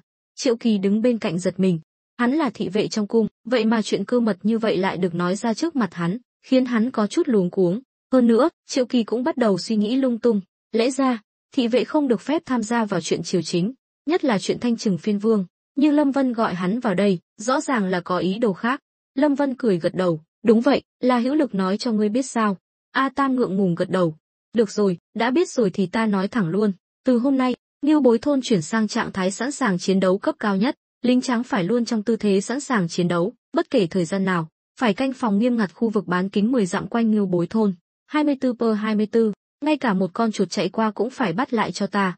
A Tam và Trịnh Hữu Lực nghe thấy quân lệnh nghiêm khắc như vậy, đều chấn động, vội vàng đứng dậy lĩnh mệnh, thuộc hạ tuân lệnh. Lâm Vân gật đầu, ngoài ra, hiện tại mỗi đội tuần tra có bao nhiêu người? Cùng một thời điểm có bao nhiêu đội tuần tra? A Tam chắp tay, hiện tại chỉ có một đội tuần tra đang hoạt động, tổng cộng 10 người. Lâm Vân nhíu mày, quá ít, từ hôm nay, tăng lên 4 đội, mỗi canh giờ thay phiên nhau một lần, mỗi đội 15 người, phải trang bị súng. Trước khi làm nhiệm vụ phải kiểm tra đạn dược. Trong quá trình tuần tra, nếu phát hiện mục tiêu khả nghi, phải cảnh cáo 3 lần, nếu không có hiệu quả thì nổ súng bắt sống. Nếu đối phương chống cự quyết liệt, phải do đội trưởng ra lệnh tiêu diệt. Hiểu chưa? Nghe Lâm Vân nói ra một loạt thuật ngữ chuyên nghiệp, A Tam và Trịnh Hữu Lực đều ngẩn người, nhưng họ cũng nhận ra vấn đề lần này rất nghiêm trọng. Triệu Kỳ đứng bên cạnh càng thêm kinh hãi, theo hắn, nếu làm theo lệnh của Lâm Vân, thì lực lượng phòng thủ của Ngưu Bối thôn đã vượt qua cả hoàng cung. Hơn nữa, điều khiến hắn ngạc nhiên nhất là mỗi đội tuần tra đều được trang bị súng, mỗi khẩu súng có thể chứa 10 viên đạn, 15 người là 150 viên đạn. Nếu Lâm gia thật sự muốn ra tay, nếu số người mang đến ít hơn 150, thì cơ bản không có cơ hội chiến thắng. A Tam vội vàng nói, Tập Tứ gia yên tâm, thuộc hạ nhất định sẽ làm theo lệnh của người. Lâm Vân gật đầu hài lòng, rồi nhìn Trịnh Hữu Lực, Trịnh Hữu Lực, từ hôm nay, ngươi phối hợp với A Tam, một người phụ trách ban ngày, một người phụ trách ban đêm, phải cẩn thận, hiện tại là thời điểm quan trọng, ta không muốn xảy ra bất kỳ sai sót nào, hiểu chưa? Trịnh Hữu Lực chắp tay, hiểu rồi, công tử cứ yên tâm. Sau đó, Trịnh Hữu Lực và A Tam lui ra. Lâm Vân đã ra lệnh nghiêm khắc như vậy, họ phải triệu tập một cuộc họp khẩn cấp, để cho lính tráng hiểu rõ sự nguy hiểm sắp tới, nuôi binh ngàn ngày, dùng binh nhất thời. Giờ là lúc họ báo đáp Lâm Vân. Quân đội từ chưa đến 100 người ban đầu đã phát triển lên 330 người, tuy số lượng còn kém xa Lâm gia, nhưng đây đều là tinh binh do Lâm Vân huấn luyện, lại được trang bị súng, không dám nói là một địch 10, nhưng cũng không kém là bao. Nếu quân đội Ngưu Bối thôn xuất trận, nếu Lâm gia không điều động 4-5 ngàn quân thì không thể nào thắng được. Đây chính là chỗ dựa lớn nhất của Lâm Vân. Tuy Lâm gia là dòng dõi phiên vương, nắm trong tay hàng chục vạn quân, nhưng mỗi lần xuất binh đều phải có thánh chỉ của hoàng thượng, cộng thêm binh phù do Khâm Sai mang đến. Vì vậy, dù có hận Lâm Vân đến đâu, Lâm gia cũng không thể điều động hàng chục vạn quân, nhiều nhất chỉ là phái thêm tinh binh và tử sĩ của Lâm gia. Những người này cũng giống như quân đội Ngưu Bối thôn, chỉ nghe lệnh của Lâm gia. Nếu vậy, Lâm Vân không sợ bọn họ, dù tử sĩ Lâm gia có đông đến đâu cũng không thể vượt quá 10.000 người, nếu chỉ có vài ngàn, Lâm Vân hoàn toàn có thể tiêu diệt toàn bộ. Lúc này, Lâm Vân mỉm cười nhìn Triệu Kỳ, ngươi biết tại sao ta lại gọi ngươi vào đây chứ? Triệu Kỳ vội vàng lắc đầu, dù trong lòng có đáp án, nhưng hắn không dám nói bừa, thuộc hạ ngu muội, không hiểu ý của Lâm công tử. Lâm Vân gật đầu, ngươi là người dẫn đầu nhóm người này đến đây sao? Vâng, Triệu Kỳ không dám nói dối, chỉ đành thừa nhận. Vậy ta có thể cho rằng ngươi cố tình dẫn công chúa đến đây sao? Triệu Kỳ chấn động trong lòng, mồ hôi lạnh túa ra. Thấy hắn im lặng, Lâm Vân nói, đừng lo lắng, ta không có ý làm khó ngươi, ngươi cứ nói thật. Triệu Kỳ thở dài, nhìn Lâm Vân, vâng, Triệu thống lĩnh thật thà đấy, xem ra là hoàng thượng không yên tâm về ta, nên mới cố tình lợi dụng sự tùy hứng của công chúa để đến Ngưu Bối thôn giám sát ta. Lâm Vân cười càng tươi hơn. Triệu Kỳ lập tức hiểu ra, cuối cùng cũng nhận thức được sự lợi hại của Lâm Vân, hóa ra hắn cố tình gài bẫy mình. Hắn vội vàng giải thích, không phải, hoàng thượng chỉ dặn thuộc hạ đến đây quan sát, không cho phép thuộc hạ nhúng tay vào. Lâm Vân cười lớn, Triệu thống lĩnh, lần này ngươi sai rồi, ngươi là thị vệ bên cạnh hoàng thượng, nếu ngay cả ý nghĩ thật sự của người cũng không biết, thì làm sao có thể thăng quan tiến chức? Lời nói của Lâm Vân ẩn chứa nhiều hàm ý, khiến Triệu Kỳ vừa lo lắng vừa phấn khích, hắn mơ hồ cảm thấy cơ hội đã đến với mình. Triệu Kỳ đứng dậy chắp tay, thăm dò, thuộc hạ ngu muội, mong Lâm công tử chỉ giáo. Vì các ngươi được hoàng thượng bí mật phái đến, trong thời gian ngắn không thể rời đi, vậy thì tạm thời giúp ta bảo vệ Ngưu Bối thôn đi. Triệu Kỳ hít một hơi lạnh, Lâm công tử, việc này không được, tuy thuộc hạ đến Ngưu Bối thôn, nhưng vẫn phải tuân theo mệnh lệnh của hoàng thượng, nếu người không ra lệnh, thuộc hạ vạn lần không dám tự ý hành động. Không câu nệ tiểu tiết như vậy chứ, ta đã có giao ước với hoàng thượng, nhiệm vụ là tiêu diệt phiên vương Lâm gia, nếu Triệu thống lĩnh có thể giúp ta thành công, tất nhiên cũng có công lao của ngươi, sau này khi ta vào kinh, nhất định sẽ nói tốt về ngươi với hoàng thượng, chẳng phải ngươi sẽ được thăng quan sao? Lâm Vân rất giỏi vẽ bánh vẽ tranh, hắn biết rõ đối phương chỉ đến để giám sát mình, nhưng vì muốn đối phó với Lâm gia, hắn cố tình nói là đang làm việc cho hoàng thượng. Hắn làm vậy cũng có mục đích riêng, đó là kéo hoàng thượng xuống nước, tuy làm vậy rất nguy hiểm, có thể chọc giận hoàng thượng. Việc này đối với hắn trong việc đối phó với Lâm gia rất có ích, đến lúc thật sự trở mặt với Lâm gia, Lâm Vân sẽ công khai thân phận thị vệ của Triệu Kỳ, chắc chắn sẽ uy hiếp được Lâm gia, khiến họ biết hắn không phải người dễ chọc, hơn nữa còn được hoàng thượng chống lưng. Nhưng đạo lý này Triệu Kỳ cũng hiểu, hắn chỉ giả ngu chứ không phải thật sự ngu ngốc. Hắn vội vàng giải thích, Lâm công tử, xin người đừng làm khó thuộc hạ, hơn nữa, dưới trướng người toàn là tinh binh, lại có vũ khí lợi hại như súng, không cần thuộc hạ ra tay đâu. Lâm Vân hừ lạnh, thay đổi sắc mặt, vậy là Triệu thống lĩnh không nể mặt ta rồi. Không phải không nể mặt, mà là thuộc hạ không dám trái lệnh hoàng thượng. Lâm Vân không nói gì thêm, mở bọc vải màu vàng giấu sau lưng ra, nói, Triệu Kỳ, ngươi nhìn cho kỹ đây là cái gì? Triệu Kỳ nhìn kỹ, hít một hơi lạnh, run giọng nói, đây là kim bài, rồi hắn bịch một tiếng quỳ xuống đất, hô to vạn tuế. Lâm Vân cười, cầm kim bài lên, nói, kim bài do hoàng thượng ban có thể giết chớt phản quân, giết chớt gian thần, hơn nữa có thể giết trước rồi tâu lên sau. Nếu Triệu thống lĩnh không đồng ý, ta hoàn toàn có thể xử tử ngươi ngay tại chỗ mà không phải chịu bất kỳ tội danh nào. Ngươi hãy suy nghĩ cho kỹ. Hơn nữa, kim bài không dễ dàng dùng, một khi đã dùng thì phải đổ máu. Hắn làm vậy có ý nghĩa rất lớn, giúp uy hiếp Lâm gia rất nhiều. Phải biết rằng, trong chiến tranh, khí thế là quan trọng nhất, ai mất khí thế, người đó sẽ bị động chịu đòn. Lâm Vân hiểu rõ điều này, trong chiến tranh bất lợi với Lâm gia, tất nhiên phải đánh vào tâm lý. Triệu Kỳ nhìn chằm chằm vào kim bài, ngây người, hắn không ngờ hoàng thượng lại giao cả kim bài cho Lâm Vân, rõ ràng là đã trao cho Lâm Vân quyền lực rất lớn, tuy làm quan trong triều, có chức mới có quyền, nhưng kim bài lại là khắc tinh của mọi quan lại. Đúng như Lâm Vân đã nói, nếu hắn muốn giết người, có thể tiên trảm hậu tấu, sau đó bịa ra lý do cũng có thể qua mặt được. Hơn nữa, dù hoàng thượng có biết Lâm Vân không có ý tốt, thì cũng không thể vì một tên thị vệ nho nhỏ mà trở mặt với hắn. Nghĩ vậy, Triệu Kỳ cuối cùng cũng quyết định, nói, nếu vậy, thuộc hạ nguyện nghe theo sự điều khiển của Lâm công tử, không dám trái lệnh. Tốt lắm, ta đợi chính là câu nói này của Triệu thống lĩnh. Triệu thống lĩnh quả nhiên là người thức thời, tương lai tiền đồ vô lượng. Nói rồi, Lâm Vân đứng dậy đỡ hắn lên. Sự việc đã đến nước này, Triệu Kỳ chỉ đành nói, đa tạ Lâm công tử đã đề bạt, mong sau này công tử có thể chỉ điểm thêm cho thuộc hạ. Không dám, không dám. Lần này, Triệu Kỳ đã được lĩnh giáo sự lợi hại của Lâm Vân. Lúc trước, khi nghe nói về Lâm Vân trong cung, hắn vẫn có chút khinh thường, trong lòng hắn, thậm chí là nhiều quan lại trong cung, Lâm Vân chỉ là một kẻ gặp thời, lại có tài ăn nói, nhưng giờ hắn đã hiểu, Lâm Vân không hề tầm thường như những gì người ngoài nghĩ, không chỉ gan dạ, cẩn thận, quyết đoán, mà còn tàn nhẫn, mưu mô. Loại người như vậy, giờ lại nắm trong tay kim bài do Hoàng thượng ban, thì sức sát thương thật sự quá lớn, tuy chưa có chức quan gì, nhưng e rằng trong triều, không còn quan nào dám coi thường hắn nữa. Triệu Kỳ thở dài, xin Lâm công tử phân phó nhiệm vụ. Triệu thống lĩnh là thị vệ trong cung, tất nhiên không thể để ngươi đi tuần tra như lính Ngưu Bối thôn, các ngươi chỉ cần ở lại trong làng, nếu phòng tuyến bên ngoài bị phá vỡ, thì các ngươi hãy bắt giữ những kẻ xâm nhập. Lâm Vân không thật sự muốn sai khiến đám thị vệ kiêu ngạo này, chỉ cần họ ở lại cho có lệ là được. Triệu Kỳ thở phào nhẹ nhõm, vậy thì tốt quá, nếu không còn việc gì, thuộc hạ xin phép quay về, cũng phải báo cáo tình hình cho anh em. Lâm Vân mỉm cười gật đầu, Triệu thống lĩnh cứ tự nhiên, ta không tiễn. Triệu Kỳ chắp tay chào, nhìn kim bài trên bàn lần cuối, rồi quay người rời đi.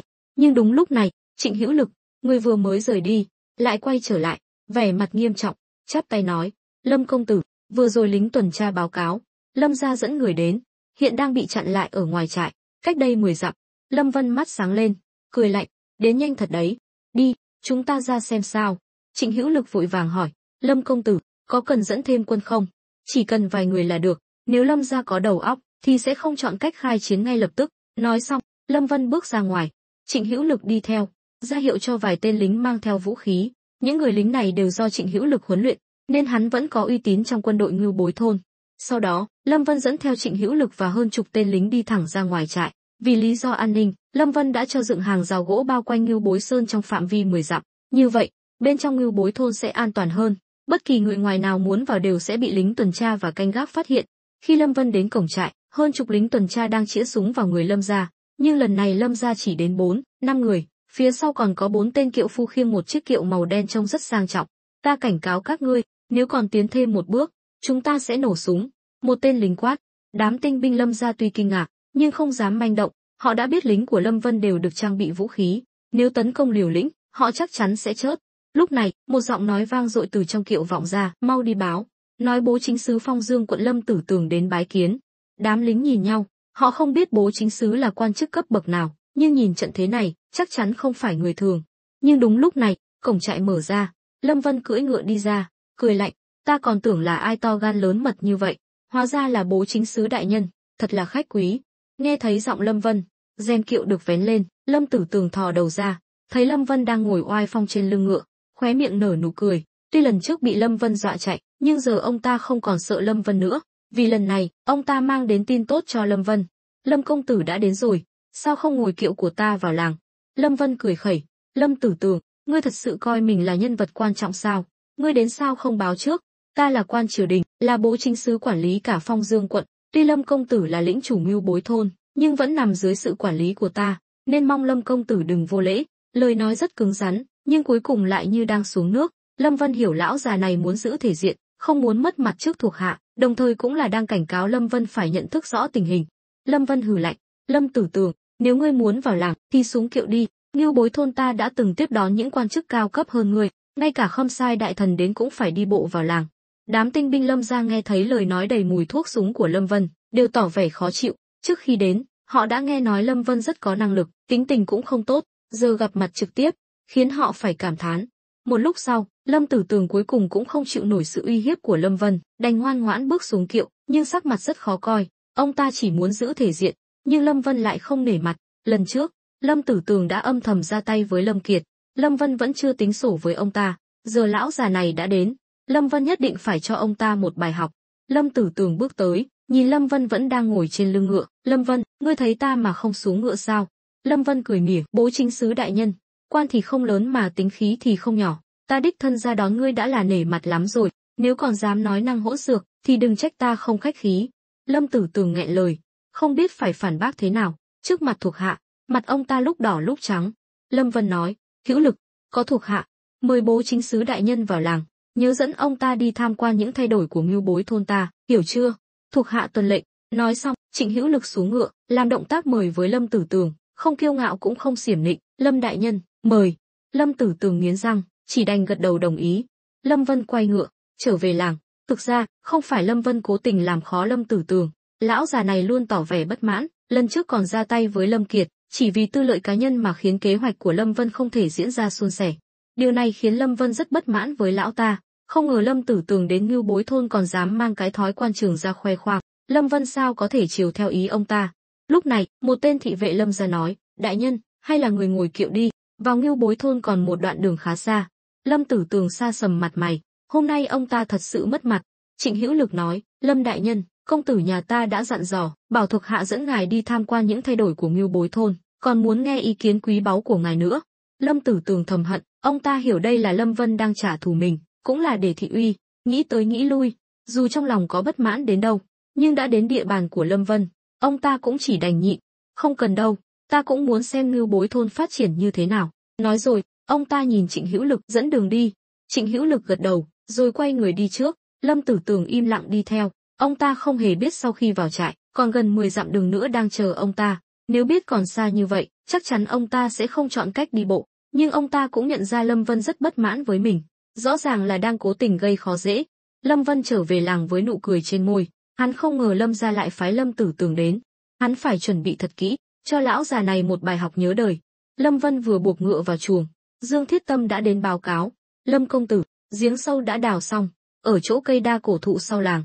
Tốt lắm, chúng ta qua xem sao. Mời công tử đi theo ta. Lâm Vân đi theo Dương Thiết Tâm, hắn không lo Lâm Tử Tường sẽ vào làng trước. Nếu đi bộ, với cái thân thể yếu ớt của Lâm Tử Tường, 10 dặm đường ít nhất cũng phải mất nửa canh giờ. Chẳng mấy chốc, Lâm Vân đã đến nơi, từ xa đã thấy cây đa cổ thụ, cây đa đã khô héo, nhưng ít ra cũng là một điểm mốc. Dưới gốc cây, vài người dân đang dùng đá xếp quanh miệng giếng. Tuy họ không biết tại sao Lâm Vân lại cho đào giếng mới, nhưng giờ ở Ngưu Bối thôn, ai cũng biết vị Lâm công tử này làm việc luôn cao thâm khó đoán, người thường khó mà hiểu được suy nghĩ của hắn. Thấy Lâm Vân đến, mấy người dân vội vàng đứng thành hàng chào hỏi. Lâm Vân cười nói, mọi người vất vả rồi, trời nóng như vậy mà còn phải đào giếng. Không sao, được làm việc cho Lâm công tử là chúng tôi rất vui lòng. Lâm công tử đã làm nhiều việc tốt cho làng, giúp chúng tôi thoát nghèo, chúng tôi còn chưa kịp cảm ơn người. Nhìn những khuôn mặt chất phác của dân làng, Lâm Vân gật đầu, được rồi, mọi người về nghỉ đi, đến chỗ đại phu nhân lĩnh thưởng. Dân làng mừng rỡ, vui vẻ ra về, họ không ngờ đào giếng cũng được thưởng. Dương Thiết Tâm nhìn theo, nói, Lâm công tử, số tiền này không cần thiết phải chi đâu, thu nhập hàng tháng của họ đã không ít rồi, dù là ở Ngư Thành, thu nhập 1 lượng bạc mỗi tháng cũng được coi là cao. Lâm Vân nói, ta biết, nhưng ta muốn cho người ngoài biết, đi theo ta không chỉ có cơm ăn mà còn được ăn thịt ngon. Nói về thuật thu phục người, Lâm Vân có lẽ không bằng hoàng thượng, nhưng hắn rất giỏi lấy lòng người. Đừng coi thường dân làng Ngưu Bối thôn, nếu chỉ là một người thì có lẽ không có giá trị gì lớn, nhưng cả làng có hơn 500 người, hơn nữa 2 năm nay cuộc sống đã khá hơn, làng lại có thêm nhiều trẻ con, vài năm nữa sẽ có thêm nhiều lao động, nhưng chừng đó vẫn chưa đủ đáp ứng nhu cầu của Lâm Vân. Hắn có quá nhiều việc phải làm, trồng trọt, xây dựng nhà máy, khai thác mỏ, kinh doanh, vân vân, tất cả đều cần một lượng lớn lao động. Hơn nữa, tuy hiện tại quan hệ giữa Lâm Vân và triều đình khá tốt, nhưng hắn vẫn cảm thấy bất an. Xưa nay, chuyện thỏ khôn hết chó săn bị nấu, chim cao hết cung nỏ bị cất không phải là hiếm. Hắn phải chừa cho mình một đường lui, vì vậy, hắn muốn thu hút thêm nhiều người đến Ngưu Bối thôn. Đến lúc xảy ra chuyện ngoài ý muốn, hắn có thể huy động thanh niên trai tráng trong làng tham gia quân đội, cộng thêm sức mạnh công nghiệp đáng sợ của Ngưu Bối thôn, một khi sản xuất hết công suất, có thể cung cấp đủ trang thiết bị cho cả một đội quân. Tất nhiên, những lời này Lâm Vân không thể nói với ai, ngay cả những người vợ thân thiết nhất, hắn cũng không hé răng nửa lời. Lâm Vân còn có một tâm nguyện, đó là lấy Ngưu Bối thôn làm nền móng, dần dần phát triển thành một trung tâm kinh tế toàn diện, vượt qua cả kinh thành. Đến lúc đó, hắn vừa nắm giữ tiền bạc, lương thực, vừa nắm giữ dân số, muốn làm gì cũng không ai cản được, cũng không ai có thể đe dọa đến tính mạng của hắn nữa. Lúc này, Lâm Vân đến bên miệng giếng, nhìn xuống dưới, giếng này sâu ít nhất 30 mét, tuy không có gió, nhưng Lâm Vân vẫn cảm nhận được một luồng gió mát phả vào mặt. Giếng này sâu bao nhiêu? Dương Thiết Tâm đáp, vừa rồi dân làng đo được khoảng 35 mét, nhưng Lâm Vân thấy ông ta ấp úng, liền nhíu mày, sao vậy? Lâm công tử, do môi trường đặc thù của Ngưu Bối thôn, nên nước giếng này e rằng không thể uống được. Nói rồi, Dương Thiết Tâm buộc một cái thùng gỗ vào dây thừng, thả xuống giếng, múc một ít nước lên. Lâm Vân nhìn kỹ, nước giếng quả nhiên không trong, có màu đỏ nhạt, hắn biết màu đỏ này là do lưu huỳnh. Xem ra môi trường tự nhiên của Ngưu Bối Sơn vẫn chưa được cải thiện nhiều, nước ngầm cũng bị ô nhiễm như vậy. Dương Thiết Tâm cười khổ, vì vậy, Lâm công tử, cái giếng này coi như bỏ đi. Ai nói là bỏ đi, ta vốn cũng không định dùng giếng này cho dân làng sinh hoạt. Dương Thiết Tâm ngạc nhiên, không cho dân làng dùng, vậy đào giếng làm gì? Lâm Vân cười bí hiểm, ta tự có cách. Nói xong, hắn quay người bỏ đi. Dương Thiết Tâm hoàn toàn hoang mang, Ông ta đi theo Lâm Vân cũng được một thời gian, nắm giữ không ít bí mật cốt lõi, ví dụ như súng, khai thác mỏ sắt, bất kỳ thứ nào trong số đó cũng đủ để ông ta sống sung túc cả đời, có thể thấy Lâm Vân lợi hại như thế nào. Nhưng dù vậy, Dương Thiết Tâm vẫn không thể nào đoán được suy nghĩ của Lâm Vân, điều này khiến ông ta vừa cảm thán vừa tò mò. Ông ta không hiểu Lâm công tử đã được dạy dỗ như thế nào mà lại nắm giữ nhiều kỹ thuật lợi hại đến vậy. Lâm Vân thong thả quay trở lại đầu làng, từ xa đã thấy Trịnh Hữu Lực và Lâm Tử Tường đang đi bộ đến. Trịnh Hữu Lực xuất thân là quân nhân, lại từng làm cướp vài năm, thể lực rất tốt, đừng nói là đi bộ 10 dặm, ngay cả chạy Việt dã 10 cây số hắn cũng không ngại. Ngược lại, Lâm Tử Tường đã gần như kiệt sức, bước đi loạng choạng, trông rất buồn cười. Lâm Vân ngồi xuống tảng đá lớn ở đầu làng, hứng thú nhìn hai người. Khi hai người đến gần, Trịnh Hữu Lực chắp tay, "Lâm công tử, thuộc hạ đã đưa Lâm đại nhân đi tham quan những thành tựu mà làng ta đạt được trong những năm qua."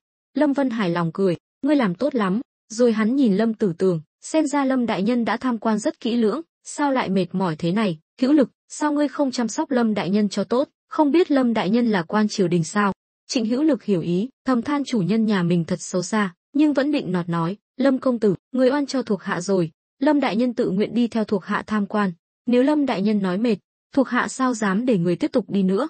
Lâm Tử Tường mệt đến nỗi không nói nên lời, ngã vật xuống đất, cũng không còn quan tâm đến thân phận và thể diện nữa, thở hổn hển, mồ hôi nhễ nhại, nhưng ông ta nghe rõ cuộc đối thoại giữa Lâm Vân và Trịnh Hữu Lực, trong lòng hận đến nghiến răng. Trước khi đến, ông ta chắc chắn Lâm Vân không dám làm gì mình, nên mới tự tin, vênh váo, muốn tranh giành địa vị với Lâm Vân. Sau này, dù có tiêu diệt được Lâm gia, ông ta cũng được coi là có công, nhưng không ngờ, Lâm Vân không hề làm theo lẽ thường, tuy không đe dọa đến tính mạng của ông ta, nhưng lại dùng hình phạt này, sỉ nhục nhân cách của ông ta, điều này còn khó chịu hơn là giết chết ông ta.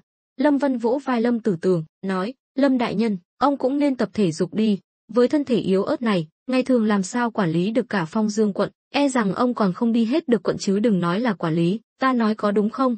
Lâm Tử Tường chưa bao giờ phải chịu khổ như vậy, bị Lâm Vân nói như vậy, ông ta chỉ muốn tìm một chỗ không người mà khóc. Ông ta cố nén cơn tức giận, cười khổ nói, "Lâm công tử, sao ngươi không nói trước là từ cổng trại vào làng còn xa như vậy? Ta biết ngươi bất mãn với ta, nhưng cũng không cần phải tàn nhẫn như vậy chứ."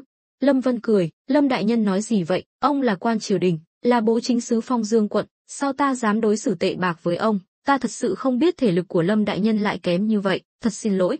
Nhìn vẻ mặt giả tạo của Lâm Vân, Lâm Tử Tường tức đến nghiến răng, nhưng cũng chỉ biết ngậm bồ hòn làm ngọt, chỉ có thể trách mình đã không hỏi rõ ràng. Lúc này, Lâm Vân hỏi, "Thế nào, Lâm đại nhân, Ngưu Bối thôn ta phát triển cũng không tệ chứ?"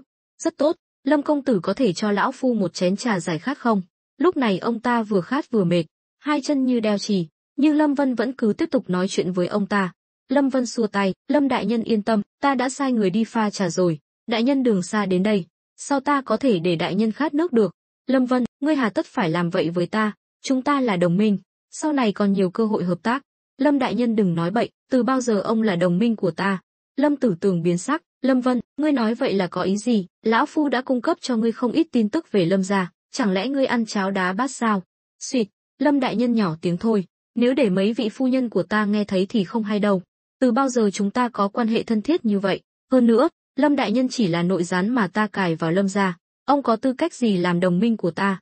Lâm Tử Tường cứng họng, nhìn nụ cười dần tắt trên mặt Lâm Vân, trong lòng chột dạ. Lâm Vân trầm giọng nói, "Lâm Tử Tường, có phải lần trước ở Ngư Thành ta đã nói gì sai, khiến ông có suy nghĩ có thể ngang hàng với ta không?" Lâm Tử Tường im lặng, không biết phải trả lời thế nào. Thực ra, trong lòng ông ta rất sợ hãi, giờ ông ta đang ở địa bàn của Lâm Vân, ngay cả Lâm gia cũng không dám manh động, ông ta càng không có gan đó. Ông ta vội vàng cười nói, "Lâm công tử, lão phu dù sao cũng là bố chính sứ do triều đình bổ nhiệm, nên..." "Bố chính sứ thì sao? Quan to lắm sao? Ngươi tin hay không? Ta chỉ cần một câu nói là có thể khiến ngươi bị cách chức ngay lập tức." Lâm Vân không diễn nữa, trong lời nói toát lên sát khí mãnh liệt. Trịnh Hữu Lực đứng bên cạnh nhìn Lâm Tử Tường với nụ cười lạnh lùng, đây mới là chủ nhân trong lòng hắn, đừng nói là bố chính sứ, ngay cả Khâm Sai đến đây cũng phải cẩn thận. Lâm Tử Tường thở dài, "Lâm công tử dạy dỗ đúng lắm, là lão phu không biết thân biết phận, mong người thứ lỗi." Lâm Vân đứng dậy khỏi tảng đá, nhìn xuống Lâm Tử Tường, nói, "Lâm Tử Tường, ngươi nghĩ rằng chỉ cần cung cấp cho ta vài tin tức là có thể ngang hàng với ta sao? Ta nói cho ngươi biết, ngươi còn kém xa lắm.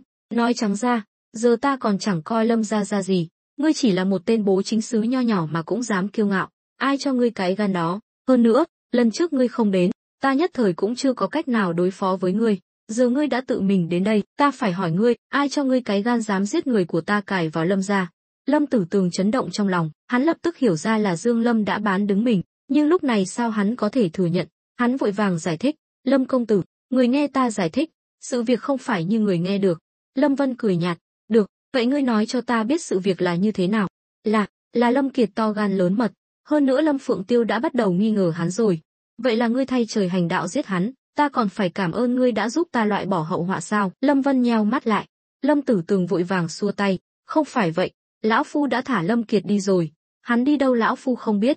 Lâm Vân cười lạnh, tốt lắm, xem ra lão già ngươi đã quen nói dối rồi, đến giờ vẫn còn chối, ngươi nghĩ mình làm việc kín kẽ lắm sao? Lâm Tử Tường không dám nhìn vào ánh mắt đầy sát khí của Lâm Vân, chỉ biết cúi đầu, trong lòng lo lắng không yên.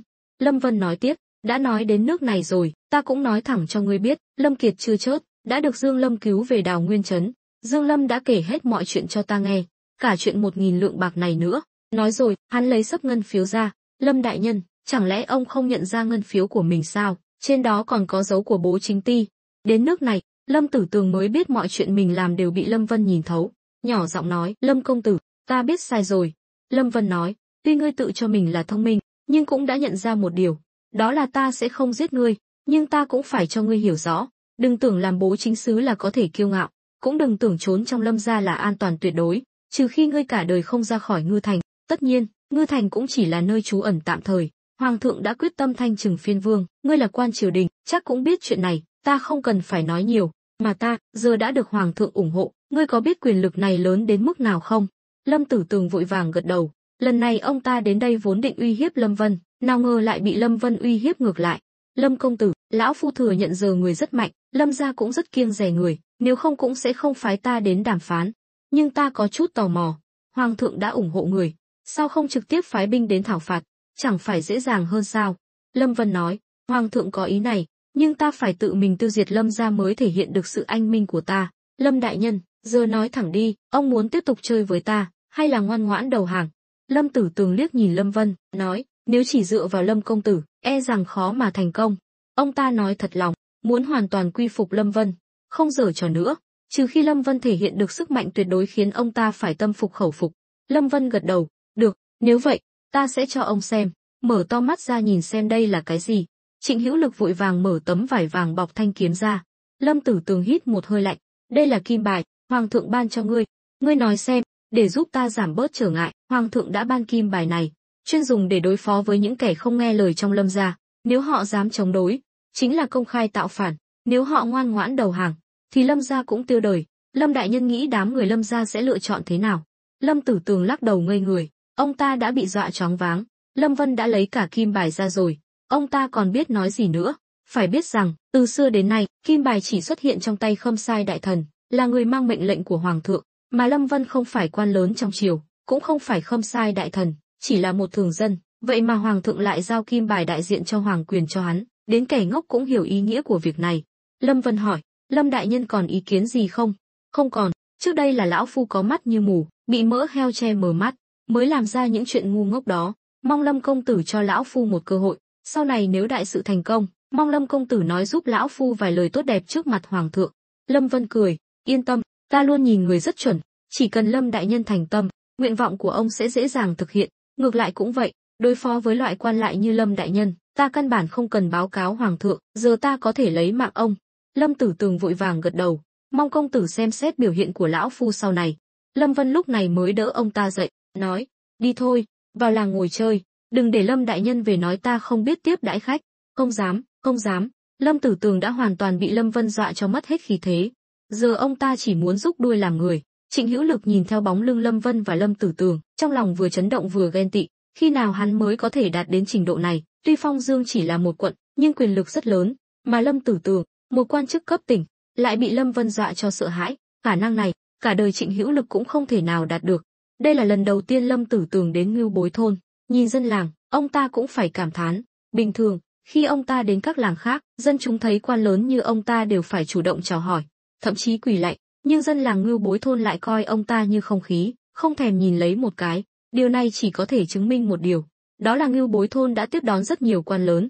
Một tên bố chính xứ như ông ta không thể nào thu hút được sự chú ý của họ, thậm chí không thể ảnh hưởng đến cảm xúc của họ. Phải nói rằng, Ngưu Bối thôn thật sự rất khác biệt, là quan chức phụ trách tài chính của Phong Dương quận, không cần hỏi han, chỉ cần nhìn đồ đạc trong nhà và cách ăn mặc của dân làng, ông ta cũng biết những người này đều giàu có. Nghĩ vậy, Lâm Tử Tường lại nhìn Lâm Vân, Lâm công tử, ta nhớ vài năm trước, Ngưu Bối thôn còn nghèo rớt mồng tơi, vậy mà mới đó đã thay đổi nhiều như vậy. Lâm Vân cười nói, được Lâm đại nhân khen ngợi thật là đáng mừng, nhưng Lâm đại nhân không thấy áy náy sao? Ông là quan phụ trách tài chính, biết rõ Ngưu Bối thôn trước đây nghèo khổ, sao lại không làm gì cả? Chỉ cần ông làm chút việc tốt cũng có thể kiếm được không ít vốn liếng chính trị. Lâm Tử Tường cười gượng, tuy Lâm công tử không phải quan, nhưng chắc cũng biết, một số việc không phải chỉ mình ta có thể giải quyết, nếu không thay đổi được tình hình chung, thì e rằng ngay cả hoàng thượng đến cũng bó tay. Vậy tại sao ta đến Ngưu Bối thôn lại có thể giải quyết được vấn đề nan giải của các ngươi? Chẳng lẽ năng lực của ta còn hơn cả hoàng thượng sao? Việc này, thuộc hạ không tiện nói nhiều. Lâm Tử Tường thầm mắng mình ngu ngốc, sao lại nhắc đến chuyện này chứ? Về đến nhà Lâm Vân, Lâm Tử Tường cuối cùng cũng được ngồi xuống ghế, thở phào nhẹ nhõm. Lúc này, Lâm Ngô Nguyệt bưng một ấm trà đến, định rót cho Lâm Tử Tường, thì ông ta vội vàng giật lấy ấm trà, nói: "Vị này chắc là đại phu nhân, quả nhiên danh bất hư truyền. Lâm đại nhân quá khen." Lâm Ngô Nguyệt mỉm cười, vừa đoan trang vừa lịch sự, toát lên phong thái của một phu nhân quyền quý. Sau đó, Lâm Tử Tường định nọt rót trà cho Lâm Vân trước, rồi mới rót cho mình, vội vàng uống một hơi, cũng không sợ bỏng miệng. Lâm Ngô Nguyệt nhìn mà ngạc nhiên, không hiểu sao Lâm Tử Tường lại làm quá như vậy, cứ như chưa từng được uống trà. Lâm Vân cười nói: "Ngũ Nguyệt, đi chuẩn bị chút đồ nhắm, lát nữa ta sẽ uống vài chén với Lâm đại nhân." Lâm Ngô Nguyệt mỉm cười rời đi. Lâm Tử Tường thầm mừng, tuy trước đây đã đắc tội với Lâm Vân, suýt chút nữa trở mặt, nhưng giờ Lâm Vân lại mời ông ta uống rượu, chứng tỏ Lâm Vân không muốn làm khó ông ta, mà là muốn lôi kéo. Đa tạ Lâm công tử đã khoản đãi, thuộc hạ trước đây không hiểu chuyện, giờ đã biết rõ tình hình, sau này nhất định sẽ nghe theo sự chỉ đạo của Lâm công tử. Lâm Vân gật đầu, chỉ cần Lâm đại nhân biết điều là được, ta cũng hy vọng mối quan hệ giữa chúng ta sẽ ngày càng tốt đẹp hơn.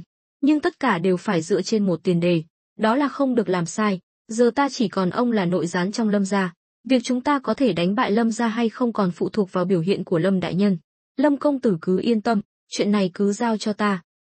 Ngươi nói ta nghe về Lâm Phượng Tiêu đi. Lâm Phượng Tiêu là đại trưởng lão Lâm gia, đồng thời cũng là chính thất của Vũ Vương gia. Thôi, những chuyện này ta đều biết, ngươi nói những chuyện ta chưa biết đi. Có một chuyện, lão phu không biết có nên nói hay không, cũng chưa được xác thực, chỉ cần có lợi cho kế hoạch của chúng ta, ngươi cứ nói. Tuy Lâm Vân cũng họ Lâm, nhưng chỉ là dòng dõi thứ, trong gia tộc lớn như Lâm gia, loại người như hắn rất nhiều. Chuyện là thế này, năm ngoái, lão phu vô tình nghe nói đại trưởng lão và phiên vương đời này có quan hệ bất chính. Lâm Vân nhướng mày, quan hệ bất chính? Đúng vậy. Lâm Vân không dám tin, không thể nào, theo ta biết, Lâm Phượng Tiêu và phiên vương đời này là anh em họ mà. Bề ngoài thì là anh em họ, nhưng thực chất, chuyện này trong Lâm gia ai cũng biết, phiên vương đời này không phải người Lâm gia. Nghe nói Lâm Hà Đồ là con nuôi của lão phiên vương. Lâm Vân mắt sáng lên, không phải hắn thích buôn chuyện, mà là hắn cảm thấy chuyện này có giá trị lợi dụng rất lớn. Nếu đúng như lời Lâm Tử Tường nói, thì nội bộ Lâm gia đã mục ruỗng hoàn toàn. Hơn nữa, Vũ Vương gia bị cắm sừng mà không hề hay biết, nếu chuyện này đến tai ông ta, sẽ là một đòn giáng mạnh vào Lâm gia. Tốt, nếu vậy, phiền Lâm đại nhân điều tra rõ chuyện này, nếu có thể xác định là sự thật, ta nhất định sẽ ghi công cho ông. Lâm Tử Tường mừng rỡ, vội vàng nói, đa tạ công tử. Đúng rồi, còn một chuyện nữa, lần này ta đến đây cũng là nhận lệnh của đại trưởng lão đến khuyên công tử quy hàng. Lâm Vân cười, khuyên hàng, sao vậy? Lâm Phượng Tiêu biết mình không phải đối thủ, nên muốn lôi kéo ta sao? Còn muốn lấy cả súng của ta nữa. Bà ta nói như vậy, nhưng chắc công tử cũng đoán được, người phụ nữ này rất mưu mô, bà ta làm vậy cũng là bất đắc dĩ. Lâm Vân gật đầu, thật là ngây thơ, xem ra trong Lâm gia, ngoài Lâm Phượng Tiêu ra, cũng không có ai lợi hại. Đúng vậy, nếu Lâm gia vẫn còn hùng mạnh, thì đã không đến lượt ta làm gì. Vậy xin Lâm công tử cho câu trả lời, để lão phu còn về báo cáo. Lâm Vân cười, chuyện này không thể nào, ta chưa đến mức ngu ngốc như vậy. Hơn nữa, dù ta có đồng ý, thì Lâm Phượng Tiêu cũng không dám tin. Vậy ý của công tử là, không cần từ chối thẳng thừng, cứ kéo dài thời gian càng lâu càng tốt, càng kéo dài càng có lợi cho chúng ta. Tốt nhất là kéo dài 1-2 năm, đến lúc đó, dù Lâm gia có muốn phản công cũng chỉ là sự giãy giụa cuối cùng. Được, ta biết nên nói thế nào rồi. Nhìn Lâm Tử Tường với vẻ mặt thành khẩn, Lâm Vân đột nhiên hỏi, đúng rồi, ngươi không bị Lâm Phượng Tiêu nghi ngờ chứ? Thực ra ta cũng không rõ, Lâm Phượng Tiêu rất xảo quyệt, lại còn thâm sâu khó lường, biết đâu bà ta đã nghi ngờ ta rồi. Lâm Vân gật đầu, được rồi, dù sao ngươi cũng phải đảm bảo an toàn cho mình, từ giờ trở đi, nếu không phải tình huống bất khả kháng, thì đừng lộ diện nữa. Vậy còn Lâm Kiệt? Hắn đang dưỡng thương ở Đào Nguyên trấn, đợi hắn bình phục rồi tính. Lúc này, Lâm Tử Tường khẽ nghiêng người về phía trước. Lâm công tử, lão phu nói câu này không nên nói. Lâm Kiệt đã hoàn toàn mất giá trị, giữ lại bên cạnh sớm muộn gì cũng là tai họa, chi bằng phế vật lợi dụng, tận dụng giá trị cuối cùng của hắn. Lâm Vân nói, sao Lâm đại nhân lại độc ác như vậy, hay là sợ hắn trả thù ngươi? Lâm công tử, ngươi oan cho ta rồi, ta thật sự là vì kế hoạch của chúng ta. Thực ra, Lâm Vân đã nghĩ đến việc từ bỏ Lâm Kiệt, nhưng có những lời hắn không thể nói, cũng không thể làm. Nếu do hắn nói ra, sẽ khiến thuộc hạ nghĩ hắn vô tình. Dù sao, Lâm Kiệt rơi vào tình cảnh này cũng có liên quan đến Lâm Vân.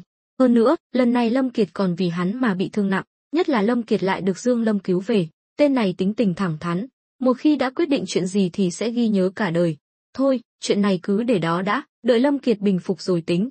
Lâm Tử Tường hiểu ý của Lâm Vân, nói, công tử có thể giao hắn cho ta đảm bảo sẽ đạt được mục đích. Lâm Vân mỉm cười khó hiểu, không đồng ý cũng không từ chối, hắn bưng chén trà lên nhấp một ngụm, liếc nhìn Lâm Tử Tường, Lâm đại nhân, lần trước ông phái người đưa tin đến, ta vẫn chưa cảm ơn ông. Cảm ơn gì chứ, được Lâm công tử tin tưởng là vinh hạnh của lão phu. Lâm Tử Tường nịnh nọt nói, từ khi biết Lâm Vân có kim bài, ông ta đã hoàn toàn ngả về phía Lâm Vân, ông ta hiểu đây là xu thế, không thể nào cưỡng lại, hơn nữa, giờ Lâm gia cũng không làm gì được Lâm Vân. Một bên suy yếu, một bên lớn mạnh, tin rằng không lâu nữa, Lâm gia sẽ sụp đổ hoàn toàn. Lâm Vân gật đầu, còn một chuyện nữa, thuộc hạ mà Lâm đại nhân phái đến lần trước có nói với ông về yêu cầu của ta không? Lâm Tử Tường nhíu mày suy nghĩ, rồi đột nhiên mắt sáng lên, Lâm công tử nói đến danh sách đó sao? Đúng vậy, không biết Lâm đại nhân có nguyện ý giúp đỡ không? Lão phu tất nhiên bằng lòng, chỉ là chuyện này e rằng hơi khó. Nếu ta thu thập danh sách thành viên cấp cao của Lâm gia, chắc chắn sẽ bị Lâm Phượng Tiêu nghi ngờ, nhưng công tử có thể nói cho lão phu biết người muốn danh sách đó làm gì không? Lâm Vân cười khó hiểu, làm gì sao? Đương nhiên là nhổ cỏ tận gốc, những thành viên cấp cao của Lâm gia tuy chưa chắc đã gây khó dễ cho ta, nhưng cũng là tay sai của Lâm gia, chỉ có tiêu diệt bọn họ mới có thể triệt để làm suy yếu Lâm gia. Lâm Tử Tường chấn động trong lòng, cuối cùng cũng cảm nhận được sát khí mãnh liệt của Lâm Vân đối với Lâm gia, hắn gần như không hề che giấu. Ý tưởng của công tử quả nhiên cao minh, nhưng muốn giết bọn họ rất khó, nếu bị phát hiện, chắc chắn sẽ bị Lâm gia trả thù. Lâm Vân nói, yên tâm, mọi chuyện đều nằm trong kế hoạch của ta, chỉ cần Lâm đại nhân đồng ý, còn lại không cần ông phải lo lắng. Lâm Vân đã nghĩ ra kế sách, đối phó với thành viên cấp cao của Lâm gia, tất nhiên không thể ra tay công khai, nên hắn định dùng cách ám sát, mà ám sát, ngoài việc phái sát thủ, cách hiệu quả và an toàn nhất là hạ độc, có thể giết người một cách vô hình. Lâm Vân là người xuyên không, cũng biết chút ít về cách chế tạo độc dược, những loại quá phức tạp thì hắn không biết, nhưng hắn biết nếu xử lý hùng hoàng theo cách đặc biệt sẽ tạo ra arsen trioxide, hay còn gọi là thạch tín. Nó còn có một cái tên đáng sợ khác là thạch tín. Hắn không biết ở thế giới này có thạch tín hay không, nhưng nếu Lâm Vân muốn chế tạo thì không hề khó. Trước hết, hắn có thể dễ dàng mua được một lượng lớn hùng hoàng từ nhà họ Liễu ở Đào Nguyên trấn. Loại dược liệu này rất phổ biến, dù hắn có mua nhiều cũng sẽ không bị ai chú ý, càng không ai nghĩ đến chuyện chế độc. Nhìn Lâm Vân với vẻ mặt khó đoán, Lâm Tử Tường chột dạ. Theo ông ta biết, mỗi khi Lâm công tử nở nụ cười này, là hắn lại đang âm mưu điều gì đó. Ông ta thăm dò, vậy công tử định giết bọn họ bằng cách nào? Lâm Vân mỉm cười, dùng ngón tay chấm nước trà, viết chữ độc lên bàn. Lâm Tử Tường hít một hơi lạnh, thất thanh, Lâm công tử, việc này có phải quá điên rồ không? Nếu chỉ hạ độc một, hai người thì không sao, nhưng nếu hạ độc hàng loạt, Lâm Phượng Tiêu dù có ngốc đến đâu cũng sẽ đoán ra là do công tử làm. Biết thì biết, đợi đám cao tầng Lâm gia chớt hết, xem bà ta còn ai mà sai khiến. Lúc này, Lâm Tử Tường mới hiểu ra, cũng cảm nhận được sự tàn nhẫn của Lâm công tử. Hắn thật sự muốn tiêu diệt kẻ thù, không hề quan tâm đến quy tắc của cuộc chiến quyền lực trong Đại Đoan thần triều, mà người duy nhất mà Lâm Tử Tường có thể nghĩ đến, có lẽ chỉ có hoàng thượng mới độc ác như vậy. Khi phát động chính biến, hoàng thượng vẫn chỉ là hoàng tử, vì muốn đoạt ngôi, ông ta đã không tiếc tay chém giết, không chỉ giết chết cha mình, mà còn giết không ít anh chị em ruột của mình. Những vị vương gia và công chúa còn sống sót đến ngày nay đều là người cùng phe với hoàng thượng, còn Bích Giao công chúa, năm đó nàng chỉ là một cô bé mười mấy tuổi, cái gì cũng không hiểu, nên mới tránh được họa sát thân. Lúc này, Lâm Vân hỏi, vậy Lâm đại nhân có đồng ý hay không? Cho ta câu trả lời dứt khoát đi. Tất nhiên, nếu ông không đồng ý, ta cũng không trách, ta sẽ nghĩ cách khác để lấy danh sách đó. Lâm Tử Tường cười khổ, lúc này ông ta còn dám từ chối sao? Với mối quan hệ không cân sức giữa ông ta và Lâm Vân, nếu ông ta từ chối hoặc phản kháng, dù giờ Lâm Vân không giết ông ta, thì sớm muộn gì cũng sẽ thanh trừng ông ta, cuối cùng vẫn khó tránh khỏi cái chết. Mà Lâm Vân cũng không phải thật sự tàn nhẫn, hắn chỉ là muốn tự vệ, nếu không ra tay, mọi người vẫn có thể chung sống hòa bình. nhưng một khi đã quyết tâm, hắn phải dùng thiết huyết thủ đoạn để tiêu diệt toàn bộ kẻ thù. Nếu không, sau này kẻ thù sẽ không tha cho hắn. Đến lúc đó, không chỉ hắn gặp nạn, mà những người thân yêu bên cạnh cũng sẽ bị liên lụy. Vì vậy, sự tàn nhẫn của Lâm Vân cũng là bất đắc dĩ, cũng là một cách tự bảo vệ mình. Ta hiểu rồi, chuyện danh sách này cứ giao cho ta, đợi ta quay về, nhiều nhất 1 tuần, nhất định sẽ đưa danh sách đến cho công tử. Lâm Vân cười nói, không cần vội, chuyện này phải làm cẩn thận, Lâm đại nhân đừng có tư tâm, lại để sót kẻ nào đó. Lâm Tử Tường cười gượng, gật đầu lia lịa. Nhưng đúng lúc này, tiếng bước chân vang lên bên ngoài. Bích Giao công chúa chưa vào cửa đã hét lớn, Lâm Vân, ngươi ra đây cho ta. Lúc này, trong tay công chúa là một thanh kiếm dài gần bằng người nàng ta tức giận xông vào phòng khách. Cảnh tượng này không chỉ khiến Lâm Vân sững sờ, mà ngay cả Lâm Tử Tường cũng ngơ ngác. Nhưng ông ta không phải ngạc nhiên vì Bích Giao công chúa cầm kiếm xông vào, mà là vì ông ta nhận ra thân phận của nàng.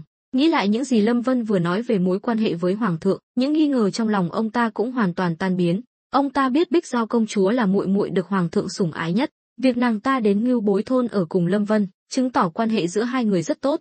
Lâm Tử Tường vội vàng đứng dậy, hành lễ, thuộc hạ Lâm Tử Tường bái kiến công chúa điện hạ. Bích Giao công chúa nhíu mày, ngươi là ai, sao lại biết ta? Thanh kiếm trong tay nàng ta quá nặng, nàng cầm cũng không nổi, cuối cùng chỉ có thể chống xuống đất. Lâm Tử Tường đáp, thuộc hạ là bố chính sứ Phong Dương quận, năm ngoái, thuộc hạ đã từng vào cung yết kiến hoàng thượng, có may mắn được gặp công chúa. Bích Giao công chúa lúc này mới hiểu ra, gật đầu, được rồi, ngươi lui xuống đi, cẩn thận lát nữa dính máu. Nói rồi, nàng ta lại cầm kiếm xông về phía Lâm Vân, miệng không ngừng mắng, Lâm Vân, ta liều mạng với ngươi. Lâm Tử Tường vội vàng chạy đến ngăn cản, nắm lấy thân kiếm, kinh hãi nói, công chúa điện hạ bớt giận, có gì từ từ nói, sao phải động đao động súng, tên chó chớt, tránh ra, ta phải giết tên khốn nạn này để giải hận.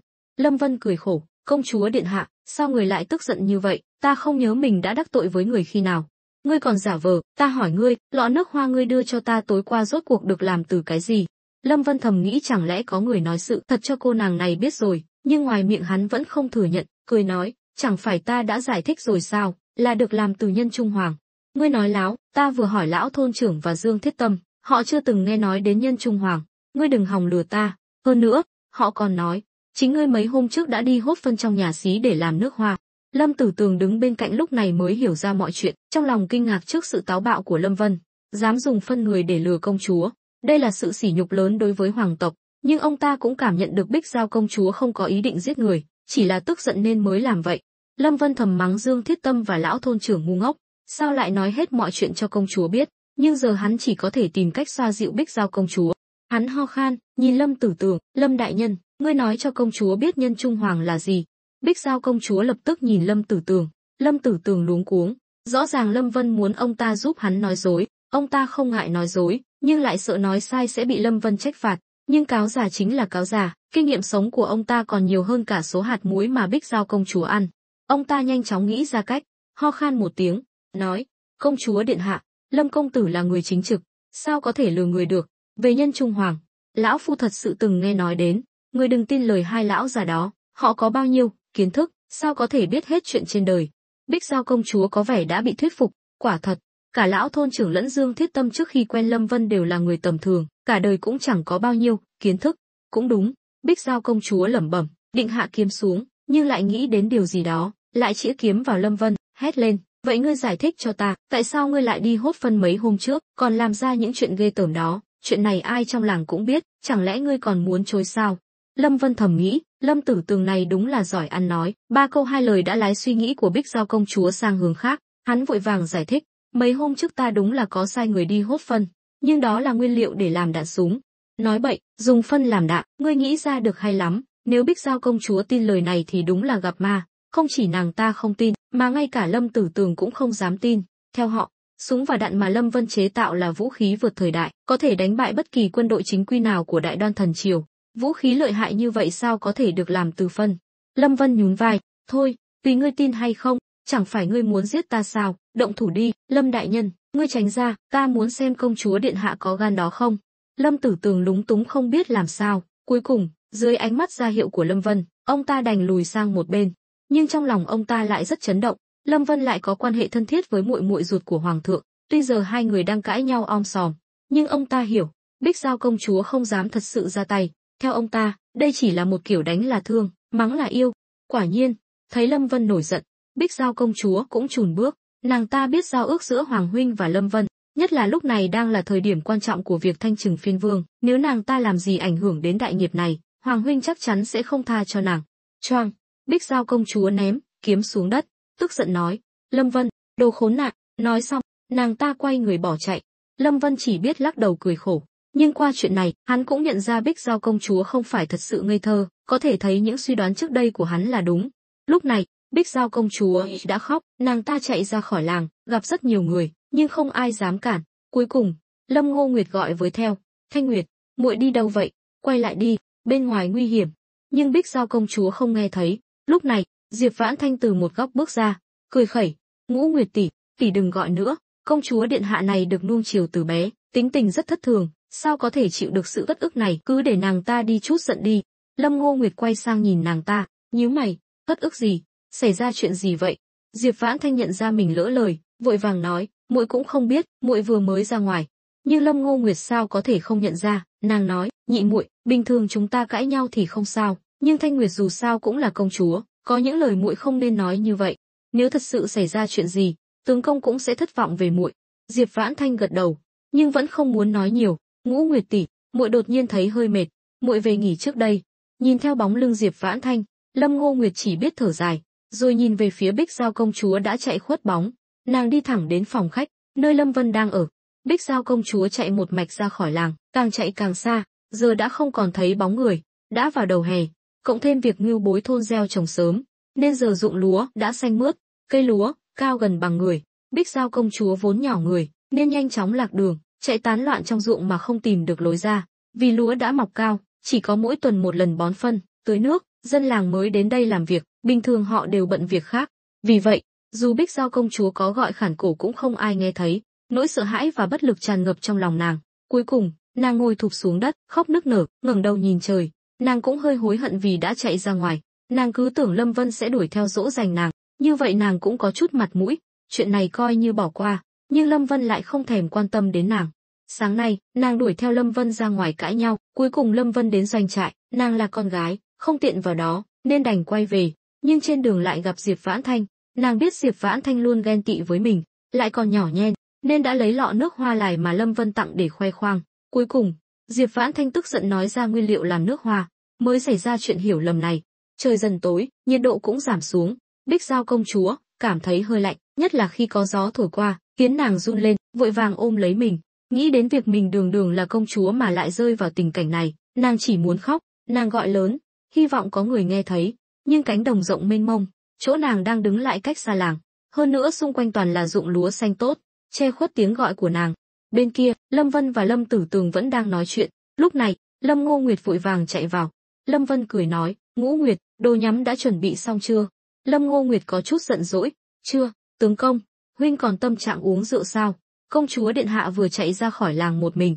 Lâm Vân sững người, rồi lại cười nói, không sao, giờ quanh Ngưu Bối thôn 10 dặm đều có lính canh gác, tuần tra, muội ấy sẽ không gặp nguy hiểm đâu. Lúc này, Lâm Tử Tường nói, Lâm công tử, hay là người ra ngoài tìm xem sao? Công chúa điện hạ lén trốn khỏi cung, chắc chắn không hiểu chuyện, lỡ như gặp nguy hiểm thật thì không biết ăn nói thế nào với hoàng thượng. Lâm Vân nhíu mày, cũng cảm thấy có gì đó không ổn, đứng bật dậy, muội ấy chạy đi đâu? Lâm Ngô Nguyệt lắc đầu, thiếp cũng không biết. Lâm Vân thở dài, Lâm đại nhân, giờ ta phải đi tìm công chúa, lát nữa quay lại. Lâm Tử Tường chắp tay, công tử cứ đi tìm, ta ở đây đợi. Lâm Vân gật đầu rồi rời đi. Hắn đến đầu làng, vừa lúc gặp Trịnh Hữu Lực dẫn đội tuần tra trở về, hỏi, Hữu Lực, ngươi có thấy công chúa đâu không? Trịnh Hữu Lực ngẩn người, lắc đầu, không thấy, công chúa mất tích rồi. Lâm Vân cau mày, nói, đi gọi tất cả lính tráng ở doanh trại ra đây. Trịnh Hữu Lực không biết chuyện gì xảy ra, nhưng thấy sắc mặt Lâm Vân không tốt, cũng không dám hỏi nhiều, vội vàng quay về gọi người. Chẳng mấy chốc, hàng trăm lính tráng chạy đến, tập hợp ở đầu làng. Tất nhiên, 10 mấy thị vệ mà Bích Giao công chúa mang theo cũng ra ngoài, đứng thành hàng ở bên cạnh, do Triệu Kỳ dẫn đầu. Lúc này, A Tam hỏi, Ập Từ gia, xảy ra chuyện gì vậy? Lâm Vân nói, công chúa vừa rồi một mình rời khỏi làng, giờ không rõ tung tích. Nghe vậy, tất cả mọi người đều kinh ngạc, nhất là Triệu Kỳ và đám thị vệ. Lần này họ được hoàng thượng phái đến để bảo vệ công chúa. Nếu công chúa xảy ra chuyện gì, bọn họ sẽ mất đầu. Họ cứ tưởng công chúa đến địa bàn của Lâm Vân sẽ không gặp nguy hiểm, nên mới lơ là cảnh giác, không ngờ lại xảy ra chuyện. Triệu Kỳ lo lắng hỏi, Lâm công tử, rốt cuộc là chuyện gì vậy? Lâm Vân lắc đầu, Hắn không thể nói là do công chúa cãi nhau với hắn nên mới bỏ đi chứ. Đừng hỏi nữa, mọi người chia nhau ra tìm, 10 người một nhóm, tìm kiếm kỹ lưỡng, nhất định phải tìm thấy công chúa. Rõ, tiếng hô vang trời, dưới sự chỉ huy của A Tam và Trịnh Hữu Lực, lính tráng bắt đầu tỏa ra tìm kiếm. Ruộng lúa của Ngưu Bối thôn rộng hàng ngàn mẫu, cộng thêm việc gần đây mở rộng địa bàn, diện tích rất lớn. Nếu như trước đây là đất hoang, thì tìm kiếm một người cũng dễ dàng hơn. Nhưng giờ Ngưu Bối thôn đã thay đổi rất nhiều, được Lâm Vân cải tạo lâu dài, ngoài ruộng lúa, còn có rất nhiều cây cối xanh tươi. Nếu có người cố tình trốn tránh, thì rất khó phát hiện. Chính vì vậy, Lâm Vân mới cho Ngưu Bối thôn chuyển sang trạng thái sẵn sàng chiến đấu cao nhất, bắt đầu tuần tra 24/24, đề phòng kẻ địch trà trộn vào. Đám thị vệ do Triệu Kỳ dẫn đầu càng sốt ruột hơn. Họ xông xáo đi tìm kiếm, cuối cùng chỉ còn lại Lâm Vân và A Tam ở lại. Vì A Tam bị cụt chân, tuy đã quen với chân giả, nhưng vẫn rất khó chịu. Hơn nữa, giờ hắn là thống lĩnh Ngưu Bối thôn, không cần phải xông pha lúc này. Lâm Vân nhìn A Tam, ngươi đi theo ta. A Tam gật đầu, vội vàng đuổi theo. Hai người vừa đi vừa tìm kiếm xung quanh, nhưng không thấy bóng dáng Bích Giao công chúa đâu. Thời gian trôi qua từng phút từng giây, những người lính được phái đi tìm kiếm đều chưa quay trở lại. Điều này khiến Lâm Vân càng thêm lo lắng, không ai quay về báo cáo, chứng tỏ vẫn chưa tìm thấy.